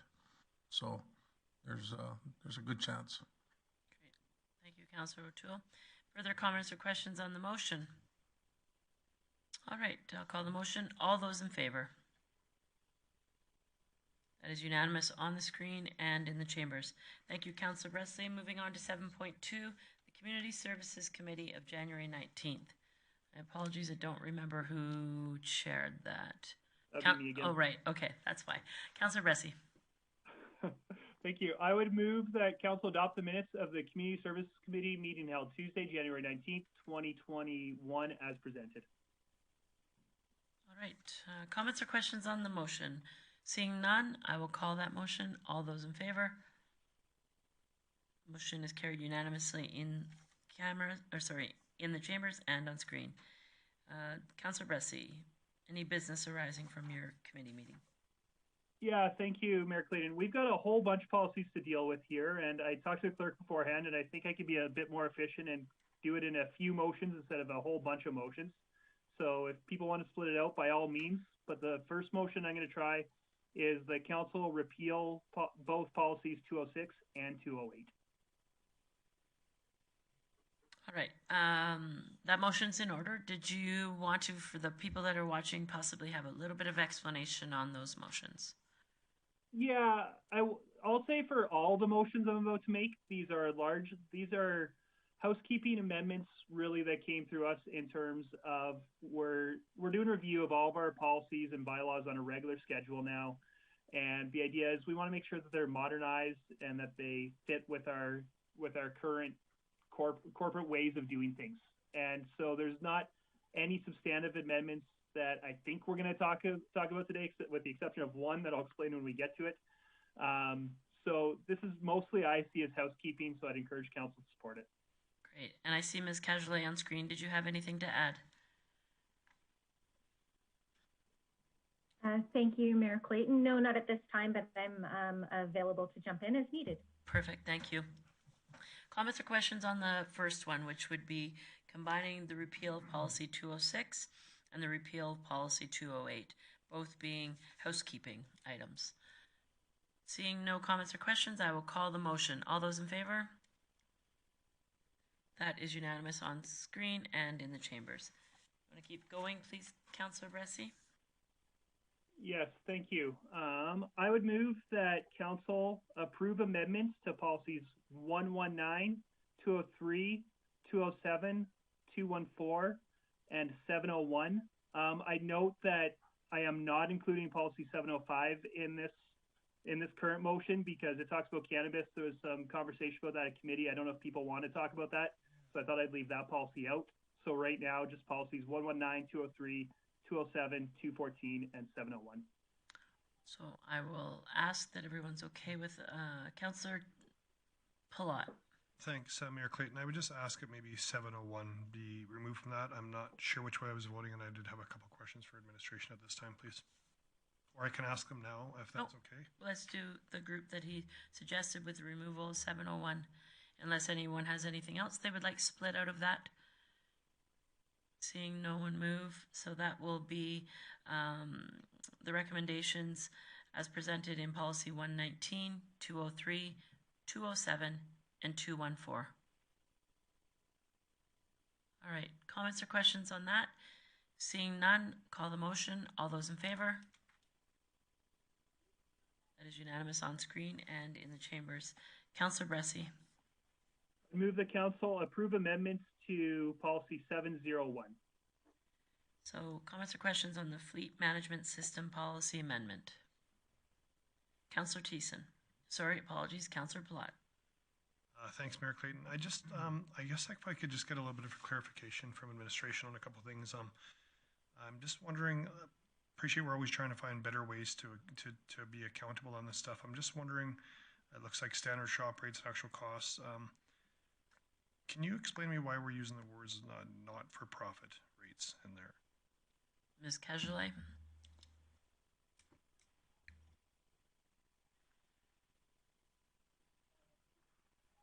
Thank you, Mayor Clayton. Councillor Palat, I'm sorry, I'm just not sure which section you're referring to. Do you have the policy in front of you? Do you know what line it's on? You bet. It's just in the related information on the first sentence, just saying that the fleet management system shall be operated under a non-profit monthly repair and maintenance charge system. Can you, I guess I'm a little bit maybe looking for clarification of that specifically, and why we wouldn't want to still look at this as I would hope it was being treated as a regular operational business, not a non-profit. So I'm just looking for some more clarification on the differences, please. Certainly. Thank you, Mayor Clayton. The intent is that there is no markup on parts or anything for the fees that are charged for maintenance and repairs. So just that there's no intentional markup for any of those. So to clarify, Ms. Cajolet, that would mean no intentional markup within departments on parts in regards to fleet management. And I guess to speak that my concern with that, if that is it, and I appreciate that answer, is I think there needs to be a little bit of markup because there's always that unknown. There's administrative costs to managing parts, and so I although throwing it through a true cost, I'm always been looking for true cost accounting, and I'm not sure if that'd be true cost accounting if we're not actually putting some kind of costing on top of what we're paying for parts. nice in theory. I just, I feel like there should be a 10% or some sort of thing in there, because there is a cost of doing business, and there's a cost of managing parts, there's a cost of ordering parts, shelving parts, and doing that. So I guess unless we're looking at through corporate services, that they're just saying that's fine and that's a loss of doing businesses. I worry that we're not going to true cost accounting by doing that. Is there anybody that can I have a speak question to that? for Director Bork on that. My understanding is that the Fleet Management Department would have their costs incurred within their organization, which includes the distribution of all their parts. To surcharge parts that go within our department isn't a practice that we've normally considered.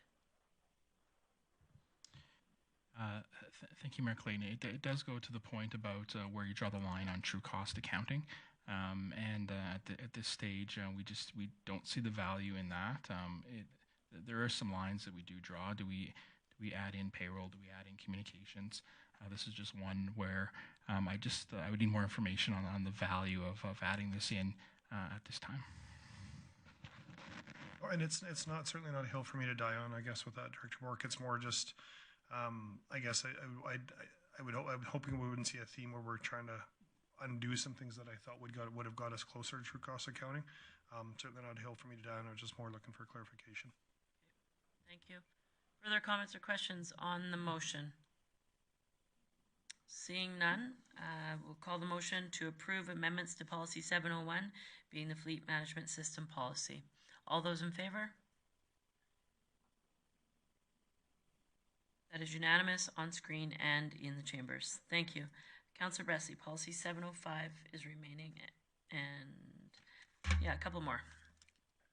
Thank you. I would move the council approve amendments to Policy 705, which is, to Policy 705. All right, so comments or question on the policy amendments of the advertising on city buses and transit property policy. Councillor Thiessen, you had a comment or a question? Yeah, actually an amendment, Mayor Clayton. So I brought this up at committee meeting as well, going over the policy. Throughout the policy, we make several add-on references to cannabis, and there are also several restrictions to alcohol as far as advertising on city buses and transit property, except in section 2F, where it says the city will not solicit or accept sponsorship or advertising from companies whose reputation could prove detrimental. Then it lists off a bunch of legal substances: tobacco, pornography, guns, cannabis. I just found it odd that alcohol wasn't included in there, as it is included throughout the document. So I would move to amend to add alcohol as 0.5. Thank you. That amendment is in order. Councillor Bressie? Thank you. Yeah, I'll support this and appreciate it being made. And just something I want to highlight was at committee meeting, we talked about, well, what about shows at Revolution Place at certain events? And there were so many amendments. There was such a busy committee meeting. I don't think I realized then that this is just a policy on advertising on city buses and transit property. And so for me, it makes a lot of sense. And especially, I don't know why we treat cannabis different than alcohol. So if we're going to add in a restriction on cannabis, we really should be adding in a restriction of alcohol as well, in my opinion. Perfect. So that, is there any further comments or questions on the amendment? Seeing none, I'll call the motion on the amendment. All those in favor? That is unanimous on screen and in chambers. And now we'll vote on the motion to approve the amendments to Policy 705 as amended, being the advertising on city buses and transit property policy. Comments or questions on the amended motion? Seeing none, all those in favor? Motion passes unanimously in the chambers and on screen. Councillor Bressie, Procedure 119-1. Yeah, thank you. I'd move that we receive for information procedures 119-1 and 207-1. And just to speak to these are in this, my understanding is these are in the city manager's purview, so we don't necessarily get to say what they should or should not say, but we can definitely give advice if we so feel it. So that's why this is receive for information instead of approve. All right. Comments or questions on either amendment? The updates to the procedure for the Grande Prairie District Museum Collections Management Procedure, as well as amendments for being the alcohol management procedures. I see no comments or questions in regards to these, so I'll call the motion. All those in favor? That is unanimous in the chambers and on screen. Thank you, Councillor Bressie. And that concludes the Corporate or Community Services Committee meeting. Moving along, Corporate Services. Councillor Minhas. Thank you, Mayor Clayton. I move the council adopt the minutes of the Cooperative Service Committee meeting held on Tuesday, January 19, 2021, as presented. Great. No concerns or amendments as necessary. Let's call the motion on to adopt the minutes as presented. All those in favor? Motion is carried unanimously on screen and in the chambers. If you'd like to continue, Councillor Minhas. Yeah, I got one borrowing bylaws C 1430 downtown rehab. This is a motion to give first reading, which there's no debate or discussion on this, but to give first reading to the borrowing bylaw for the downtown rehab phase 4. All right, I'll call the motion. All those in favor? That carries unanimously in the chambers and on screen. If you'd like, and that concludes the Corporate Services Committee meeting. Moving on, item 7.4, Protective and Social Services Committee, Councillor Palat. Thanks, Mayor Clayton. I would just make a recommendation that Council adopt the minutes of the Protective and Social Services Committee meeting held Tuesday, January 19th, 2020, 2021, as presented. Seeing no errors or omissions, I would call the motion to receive the minutes as presented. All those in favor? Motion is carried unanimously in the chambers and on screen. Councillor Palat. Next up in our docket is a recommendation around temporary face covering. I'd prefer not to make this motion because I wouldn't be able to speak in support of it, so of the recommendation. So, all right, I will look for someone else to make that motion. Councillor Friesen. I'll make the motion. As presented there, with it being in a, so giving first reason. Okay, so the first motion is. So, bear with me and I'll find. Yeah, and I'll just reiterate what's here. The council give first reading to bylaw C-1426B, being an amendment to the temporary mandatory face covering mask bylaw. So there's no discussion or debate on having first reading. So I'll call the motion. All those in favor? And that is unanimous. Councillor Friesen. Thank you. I'm sorry, I'm having That's to okay. scroll back. I just wanted to recognize Ms. Karbaschewski. Councillor Minhas is leaving the meeting. Thank you, Councillor Minhas. There we go. Thank you for your patience with me, Mayor Gibbons. So no worries. I would like to move that council give second reading to bylaw 1426B. All right, so the motion is order. Discussion or debate on giving second reading to bylaw C-1426B. Councillor. May I? Sorry, yeah, go ahead, Councillor Friesen. So having moved, I would like to speak to the motion. We had a great deal of angst over this back in the fall when we discussed it. And as a council, we came to a place where we felt was sort of a middle of the road trigger within the bylaw that we were, that we could live with. You know, we did come from very different opinions on this, and we did land on a place that we agreed was a reasonable trigger point to enact the requirement to wear face coverings in public spaces in the city of Grande Prairie. Since then, we have seen our case rates rise, certainly, and I know that there are some who may argue that that's proof that the face coverings do no good. However, I'd like to remind everyone that face coverings are one of several mechanisms that we have to mitigate the risk of transmission of the virus that causes COVID-19, the SARS-CoV-2. And in other jurisdictions, we have seen where numbers go up and down, and in our jurisdiction, we see where numbers go up and down. If we were in a position to be able to separate out face coverings as an independent variable, we may have a little more, a little greater leg to stand on to say that it has done no good. However, in a community setting, we simply can't do that.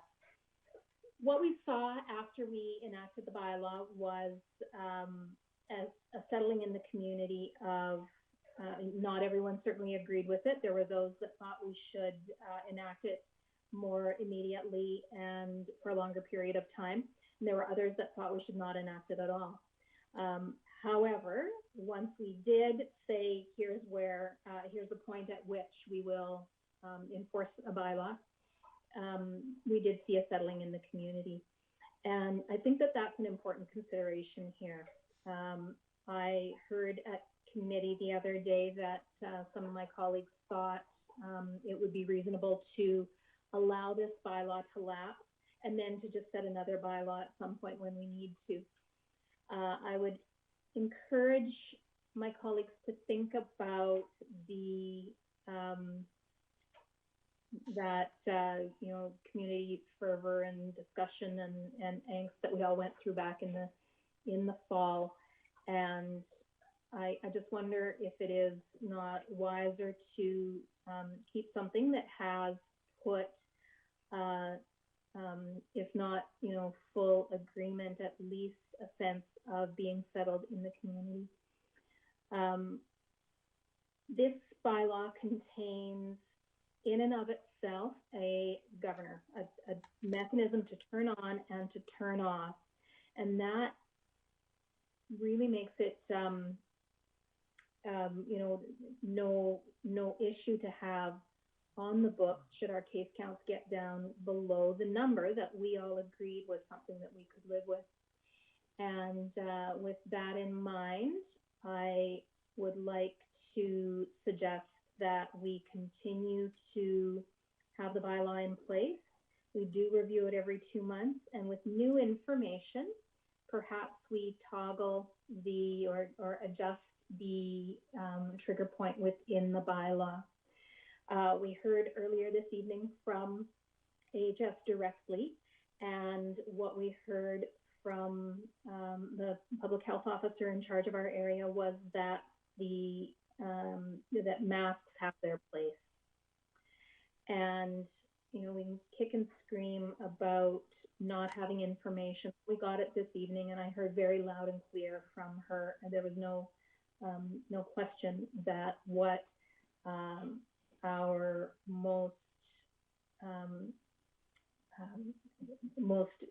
immediate public health officer for our region believes, and that is that masks in the community do have their place. And with that, I would like to encourage my colleagues to support this motion.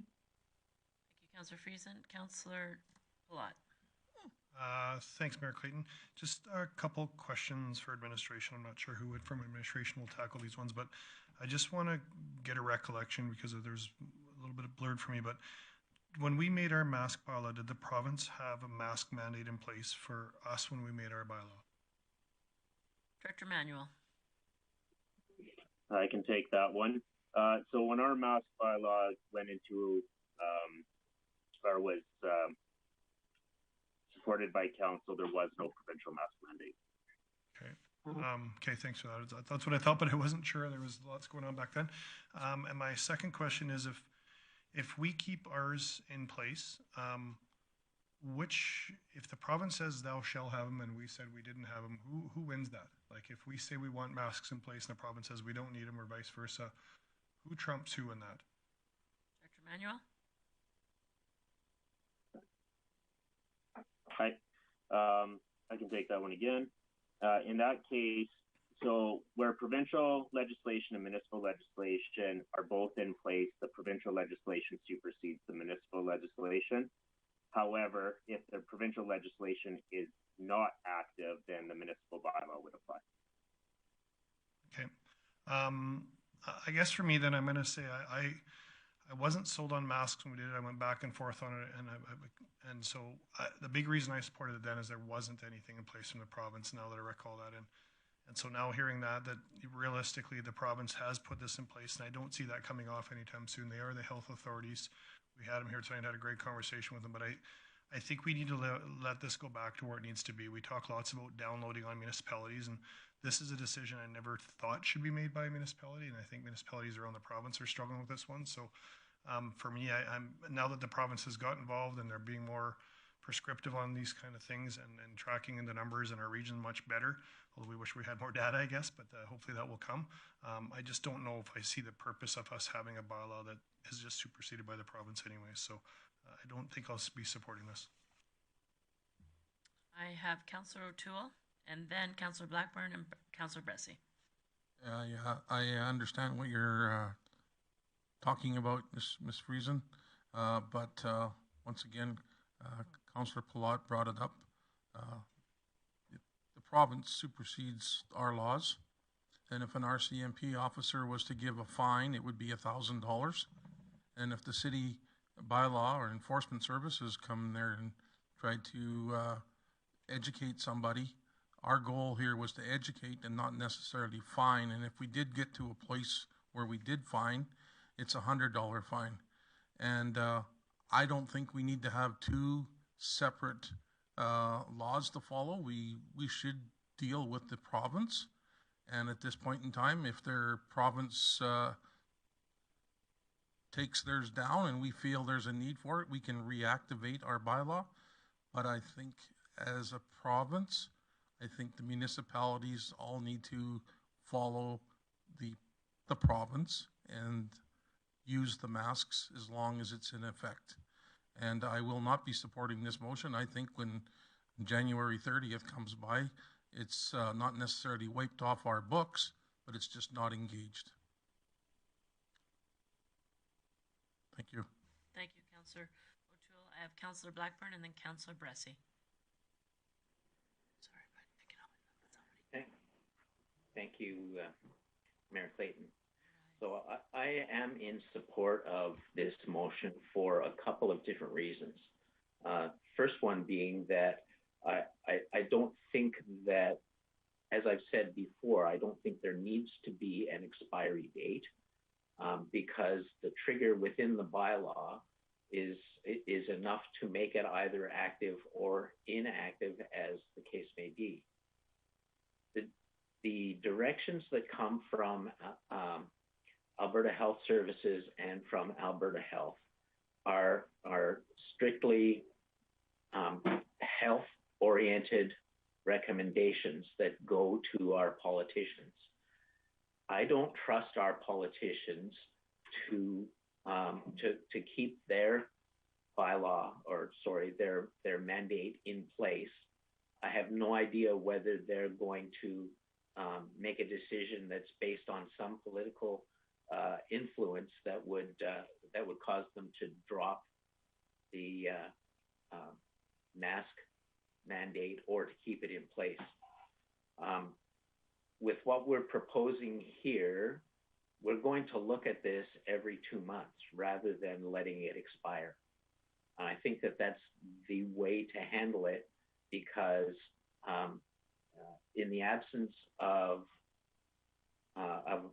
provincial guideline, we need something because I do believe that given the number of cases that we've got, the number of deaths that we've got, if we can play a small part in making people safer, then I think that we need to have the bylaw remain in place and trust that we've chosen a number that's right as far as a trigger. The one other comment that I'll make is that the reason that our numbers go up despite the mask mandate have to do with a whole bunch of other activities that some of our residents take part in that go against the regulations and the mandates. And all we can expect from the mask bylaw is that we can protect ourselves. I feel a lot safer going out knowing that I've done what I can to protect myself with a mask. And regardless of whether there's a mandate or not, I will be continuing to wear a mask when I need to. And I just think that we need to be able to convince people who might otherwise make a different choice that the right choice is to be wearing a mask. So I would encourage my fellow councillors to support Councillor Friesen's motion. Thank you. Thank you. Councillor Bressie. Great, thank you.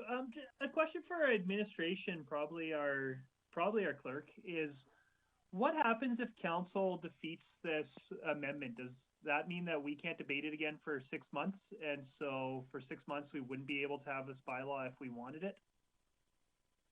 Ms. Karbaschewski. Thank you, Mayor Clayton. So this is just an amendment, and I don't mean that disrespectfully, but the bylaw in itself would not be in effect after January 31st, 2021, and it would be at council's purview to direct administration to bring it forward for further discussion. The bylaw itself can come back. This specific amendment would be off the books for 6 months. But I would anticipate that council would have something else in mind if they were to bring an amendment forward. Great. Thank you. Thank you. So we could still amend it, but we'd have to amend it in a different way than we're considering amending it today. Through the mayor, that's correct. Great. Thank you. Just to speak to this, I do think that there's a speaking about masks in general. We heard from our medical officer of health for the region today. We also heard from representatives of the restaurant industry and a bunch of businesses that are risking going bankrupt with huge consequences for not just the people involved in those businesses, but also our whole economy.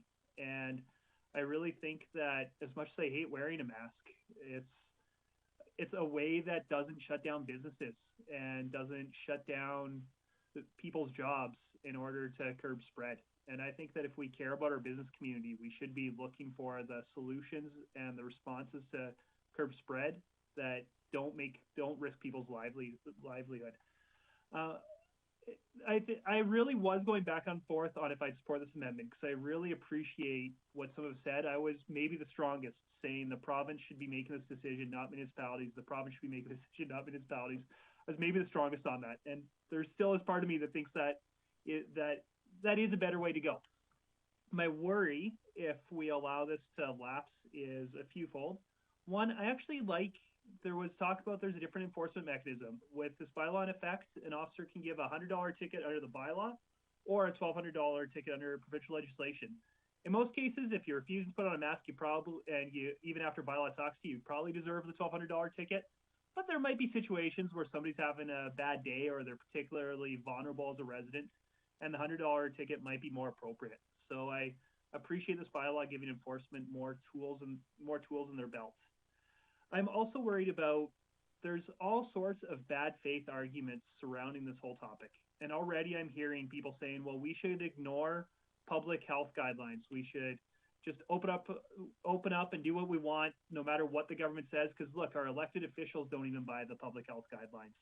And I actually am really worried that if council allows us to lapse, that there'll be some in our community who will make that same argument. Even council doesn't buy COVID's a thing.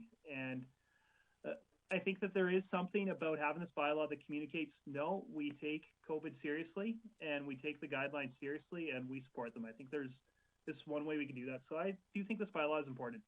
I also think that if we ever get to a state where the province withdraws its mask mandate, but council is saying, hey, we want we think that they should still be mandated locally. I think this type of amendment is probably the most appetizing to council and the one that it's most likely to support. And so I'm concerned about the idea of this type of amendment would be off the table for 6 months. So I hope that council will support this amendment as it is. If you're not prepared to support it, then just a suggestion you might consider is a move to postpone, and then that way, if you're going to defeat it anyways, at least it's not off the table for 6 months. Come back to a later date. So I'd be less disappointed in council if we postpone this than if we defeated it outright. But I think we should just pass it today. Thank you, Councillor Bresley. Just for the clerk, I wanted to identify that Councillor Minhas is back in the meeting. He is the phone number on the screen. Councillor Minhas, can you hear us? Thank you.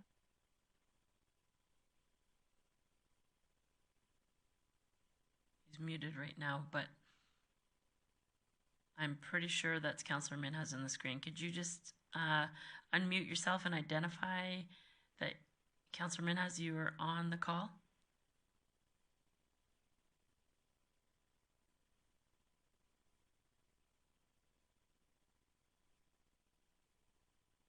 All right.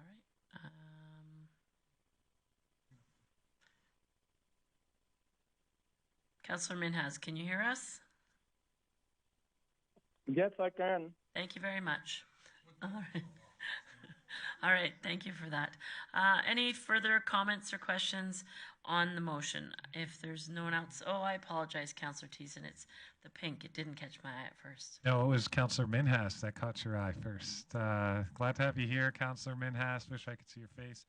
I'm gonna speak, and I'm just gonna be very, very blunt and pretty bold. I appreciate that Alberta Health Services came in, and I also appreciate that this is a health mandate. Councillor Bresley said that in order to keep our businesses open, masks are helping us to do that. Well, prior to the city having a mask bylaw and prior to the province having a mask bylaw, restaurants were enforced to have masks inside with all their food servers, bartenders, and managers. In fact, they've been wearing them longer than anybody, and they were mandated by the province to wear them. But currently today, right now, their businesses are shut down and they don't have an end in sight. So if masks worked to keep businesses open, we wouldn't have Derek Moe and a whole bunch of hospitality people behind him, here to speak against the lockdowns and restrictions and the keeping businesses closed. I do agree that we need to find a healthy compromise between staying open and staying safe, between business and sanity, and between health and wellness and the greater good of humanity. And is that wearing a mask or is that not wearing a mask? I'm going to stand by Councillor Bresley's original stance that this is a provincial health order. That was my original stance, and currently that's where it stands. What I can say is this: in the Grande Prairie context, since we implemented our mask bylaw on October 26th, at that time we had 259 cases of COVID in the city and county of Grande Prairie combined total from the start of the pandemic. Since the time of the masking bylaw being implemented, the data shows that we are almost 5 times that number of infections in just the city of Grande Prairie. So if masks work, we would have seen a slowing of the spread. We would have seen a slowing of that. In the Edmonton context, back in September when I was debating this, it was only 3 times the number. Now they're almost 40 times the number they were originally. If masks work, Edmonton's bylaw on August 1st would have slowed the spread, but instead it accelerated to no real answer. I asked Alberta Health Services today, where's the flu? We should be celebrating this. Well, the flu still exists, but we don't have any cases of it. And so it brings a lot of questions to the forefront. Questions that I am not equipped to answer, except for the data that is presented in front of me, the data that I have spent my time, my energy collecting and researching to make the best decisions on behalf of the citizens of Grande Prairie. And to that, the data has driven me to the conclusion that masks may simply not work. I applaud people who take the choice and businesses who choose to implore people to wear masks in their business. And I ask people for the courtesy of businesses and their rights and freedoms. If they ask you to wear them, wear them. Wear a face shield. Councillor O'Toole is putting on a face shield right now. The real crux of the matter is should a municipal council be making health decisions even beyond what the province already is? And to that answer, I say no. To that answer, I say the province has already given their decree. We have a mask mandate. We will abide by that, all of our citizens, as long as this public state of emergency is being held in order. And for all those reasons is why I am going to vote against this amendment. And furthermore, another reason is simply by defeating this amendment, it only defeats the amendment. It doesn't defeat any other further amendments that may come forward in the case we need to bring an amendment forward to bring back a face masking bylaw. We're not killing this. We're not even pausing this for 6 months. We're allowing the province to do what is in their jurisdiction and not in our wheelhouse. So for all those reasons, I'm going to vote no against the amendment today. Thank you. Well, thank you, Councillor Thiessen. Councillor Blackburn, and then I'll interject myself. Go ahead, Councillor Blackburn. Thank you. With all due respect, Councillor Thiessen, making the comment that our numbers keep going up and so masks don't work would presume that masks are the only protection that is needed in order for us to keep the numbers low. And that's simply not the case. Masks are one of several different ways that we must behave in order to keep the numbers down. And I would suggest that the greatest cause for increase is because we have residents out there who are visiting relatives in other homes, having public gatherings that they shouldn't be having, sending kids to school and having them come home and bring the virus with them. All of those kinds of things are far more effective in causing the numbers to go up than masking is at keeping the numbers down. It's simply not a valid argument, and I object to it. Thank you. Councillor Thiessen. Thank you for allowing me the chance to respond, and I appreciate and respect your opinion, Councillor Blackburn. I agree, masks aren't the only reason. We have hand washing, social distancing, and a whole bunch of other stuff. There's also things that our health authorities, and we are not even talking about right now, like food and proper nutrition, access to clean water, rest, exercise, less stress, and the appropriate vitamins in your system. I think we should be making an approach to our governments, federal and provincial, to provide some kind of subsidy assurance. I can hear you yet. Sorry, Councillor Minhas, can you mute? I think there are other strategies that we can employ, and there's other ways we can implore the higher levels of government to support the people beyond just simply what is being presented right now. And all these things help to fight off infection. So food, good nutrition. I agree with you 100%. There are lots of things that we can do to prevent the spread of COVID-19. There are lots of practical things we can do and encourage to prevent the spread of COVID-19 and keep our population healthy. I just think that we're throwing our eggs in a face mask basket, and I can't do that. We need to think about what really makes people healthy, and it isn't living in isolation, and it isn't keeping a piece of cloth over our face. Thank you. I recognize you, Councillor Bressy. I'm just going to interject myself first. So I will not support this amendment. In my opinion, we passed this bylaw at a time when we needed it, and it was set for a length of time that we thought appropriate. This amendment to renew it for 2 more months, in my opinion, isn't currently needed. The province has their mandate in place. To say that you don't trust the politicians to make decisions, considering the consultation they have on a regular basis with AHS, regardless of what partisan stripe the politicians are, I don't think it's correct. I think that any day, regardless who the party is in government at the time, they will use AHS as a resource and make good decisions. I think that our bylaw is no longer needed because the province has stepped up like we asked them to make the decisions based on more information that they have access to. If we want to use this tool as a resource, meaning this bylaw as a resource, it still sits there for us when we need it. Although we may not be able to bring it back for 2 months because we would not be able to amend it as it currently is being proposed to be amended, you could bring it back for a different period of time, and it still is a tool at our resource when we need. I think that right now the province is doing, making the decisions with the Albertans' best interest at heart. And so at this time, our bylaw, in my opinion, is not currently needed, and I will not support the motion. Councillor Bressie. Thank you, Mayor Clayton.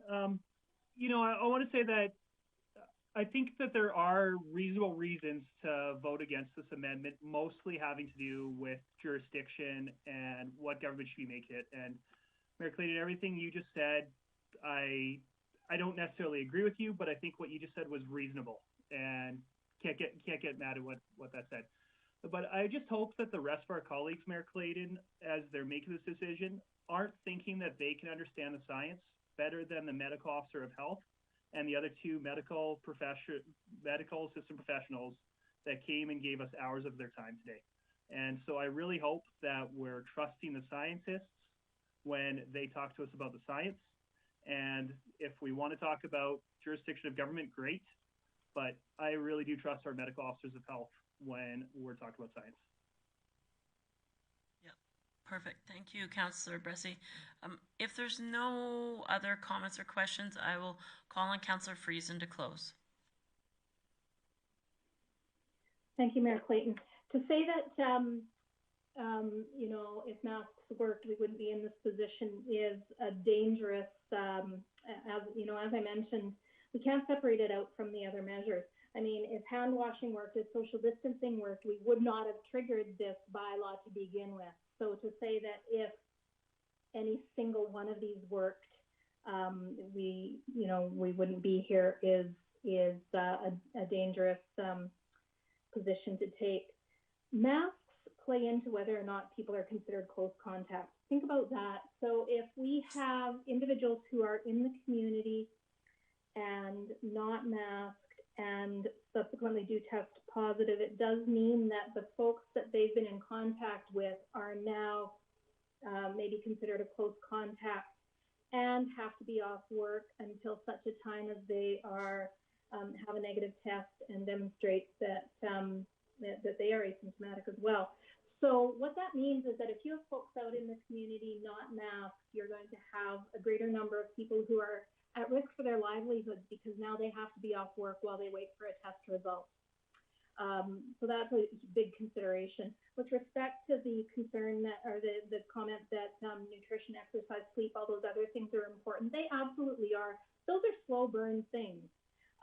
You know, if all of a sudden we got on better diets, it's not going to mitigate a risk like a source control barrier of a face covering mitigates risk. So while I appreciate those and absolutely agree with each one of those measures, Councillor Thiessen, those are not as immediate fixes as or mitigations as masking is. If you are certain that having a mask mandate in place that has increased mask use in our community has not not kept numbers at bay, that it has not had an impact on case rates like we were told by Dr. Koliaska today it would have, then I don't know what to say to you. You know, here we heard her say that yes, absolutely masks matter in communities, and now we sit here and disregard that. What was the point of having medical professionals weigh in? What is the point of having you know, ask that question and receive that recommendation if we're going to disregard it anyway? I think that I've made the points that I'd like to make, and I'll leave it at that. Thank you. Thank you, Councillor Friesen. That is a close. Sorry, I'm having a lapse for a moment. I'm seeing there's no further conversation or debate. I will ask Councillor Minhas, we're going to vote on screen first, and then, I do Councillor Minhas first. Correct? Director Burke, can you help me out here? Yes, he just has. Councillor Minhas, could you try and unmute one more time?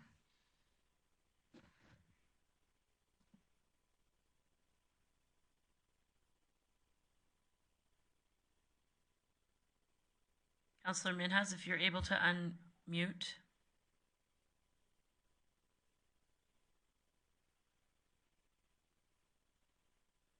All right, third time, I'll just ask Councillor Minhas, if you're able to unmute, that would be great. All right, I'll carry on. I will call the motion. All those in favor of the amendment, which in turn would put the bylaw in place for another 2 months, I'll call the motion now. All those in favor? I have Councillor Friesen, Councillor Bressie, Councillor Blackburn, and no one in the chambers. All those opposed? I have Councillor O'Toole, Councillor Thiessen, Councillor Plott, and Mayor Clayton. That motion is defeated. Or this to give second reading is defeated. Thank you. All right. My vote is no, Jackie. Thank you, Councillor Minhas. Councillor Minhas is identified of not supporting the amendment. All right. I'm just going through my agenda here. Ms. Karbashewski, I'll just confirm in case we were sort of all over the place. I just want to confirm that I am now moving to council member reports. Thank you, Mayor Clayton. My headset has died. Okay. So I hope. Okay, so. Okay, we're correct. All right. So moving on, council member reports. I didn't have a chance prior to the meeting to ask if anybody had any. I'm going to go across the screen, and if you want to do roundtable at the same time, so I don't have to come back, that would be great. I'm going to start with you, Councillor Friesen. Any council member reports and anything to contribute for roundtable? No, I will pass. Thank you, Councillor Bressie. You're muted. Okay. Councillor Blackburn. No, I have nothing to report and no roundtable items. Thank you. Councillor O'Toole. Yes, thank you very much. I got 2 reports. One is Community Futures, and the other one is the Alberta Bilingual Municipalities Association. Just the Community Futures, things are going well over there. They're working socially distanced, as well as some people will come in some days and others will come in the other days. They also have a lot of Zoom meetings together with clients, and that's working good. So they're still doing our job, or doing their job, and the board meetings are all Zoom. We did have one concern.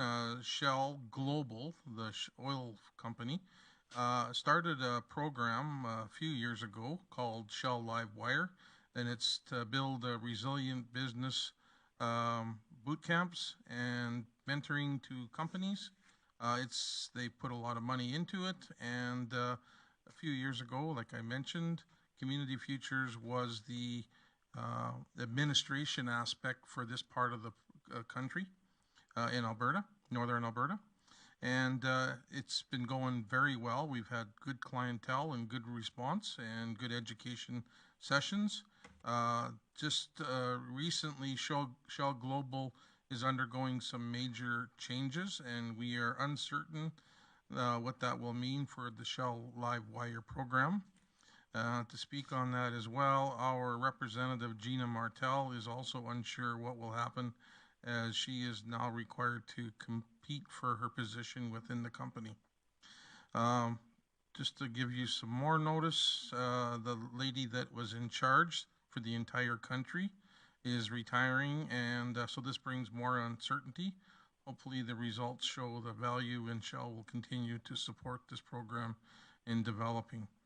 And just the Alberta Bilingual Association, we listened to a report where there is energy efficiency program, and I will be bringing the information that we discussed to our administration to see how they can benefit from this if we can.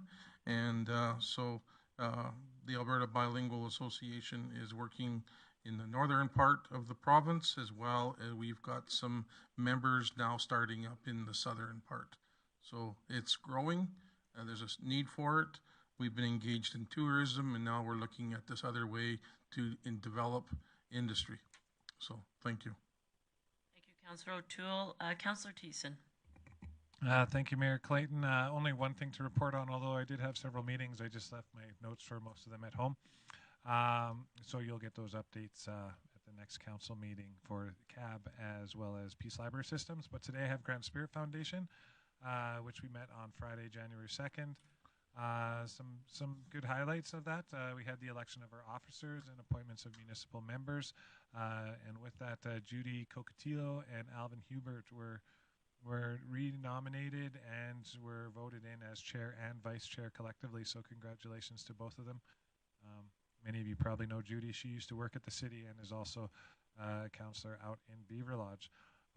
We also approved our strategic plan, as to which I will bring a two-pager or more if you want more reading. I'm sure Councillor Bressie will enjoy a little more reading, but I do have a two-pager on our strategic plan and where Grande Prairie intends to go in the next 5 years. So that should be coming to a mailbox near you here at City Hall. Also, we approved some of our DeBolt land leases, as well as the Saddle Hills County funding agreement, and our lodge budget. And finally, some big news. The board came to a motion to have Steve Madden and Grande Prairie enter into a memorandum of understanding with Covenant Care to produce a long-term care facility currently planned to be, we're going to find the land, but we're looking at Smith right now just to be straight up. But there's MOU details, the construction, the build, the funding arrangements, the management and operations. And there was a few clerical errors. I noticed they're missing the E in a lot of the grants, Grande Prairie, Grande Spirit. We caught that. We fixed it and we sent it to be signed. So hopefully there will be a new housing project that will meet the needs of the citizens of Grande Prairie coming soon. Finally, I'm sure some people are curious about vaccine distribution in around our lodges through Grande Prairie Foundation.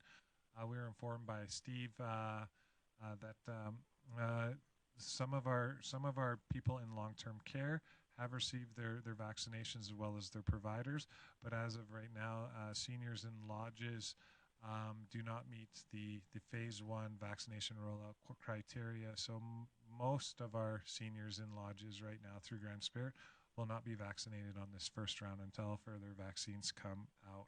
So it's a bit of a bad news, but some people who were deemed of needing it more, I guess, were given it. So that is all I have for Grande Prairie, and no meetings besides interprovincial meetings with John Howard Society. So that is related, but not due to council. Thank you. Thank you, Councillor Thiessen. Councillor Plott. Thanks, Mayor Clayton. Just an update on the storm board, and I'll start with some sad news that the storm had passed along. Unfortunately for Jeff Hansen and his family, they lost his wife, Jennifer. Jeff has done the play-by-play for the storm, so our condolences go out to him and his family for that. It's very unfortunate. On regards to the storm, we're still hoping to have a season at some point here and waiting for the restrictions to come off so that can happen. A couple updates. We have just peaked over the 5,000 people on followers on Facebook, as we have been the storm has been working very hard to get a better online presence. And fitting with Grande Prairie, there's been 2,800 cans of storm beer released now through Green Bin. So it's been a successful campaign for the storm. Was part of their jersey auctions and stuff. So it's just another way that they're trying to find revenues. And lastly, to speak to revenues, not like we're not hearing across the board, but revenues are down about 40% for the storm. So anything you do to support the storm would be greatly appreciated. They're doing everything they possibly can, but without those kids on the ice, it's tough to make it really go. So if there's ways you can support the storm, I would be greatly encouraged right now. Great, thank you, Councillor Platt. And I think that's everyone other than myself. The last couple of weeks have been quite busy. I've spent a lot of time reaching out to community stakeholders, including elected officials from the province and the federal government, stakeholders in the community, such as the president of GPRC and the executive director from the art gallery, the executive director from Suicide Prevention Resource Center. So various people that I've had conversations and calls with over the past few weeks. One thing that I just wanted to remind the public who's watching tonight, anytime you want to reach out to council, we strongly encourage it. There is one thing that I will note. Any communication that is received anonymously, typically it's obviously very hard to get back to you, but I will mention that council this year passed a bylaw, the Disclosure of Wrongdoing bylaw, which is basically a whistleblower bylaw. It's available on our website. This policy was passed this year, and that would be the perfect format to be able to lodge a complaint or if you have any concerns. However, unaddressed, and anonymous letters will not be addressed in this venue. So, but I do encourage people to continue to reach out if there's passion pieces for you or pieces of interest that you would like more information on. Our council is very good in getting back to people with information in a timely manner, and I think that there's no one on this council that wouldn't love to have another Zoom call. So I say that in jest, but I am sincere when I say that we are more than willing to have phone calls with anybody if you have any questions. All right, with that, I'm just going to check my agenda to make sure, but I'm happy to say I think I will call this meeting adjourned. Good night, everyone. Thank you, Scott, for staying so long. 8.5 hours, eh? That's 8 hours? That's a good day. Good luck, man. We definitely, happy hour was in full stride right now. Shit.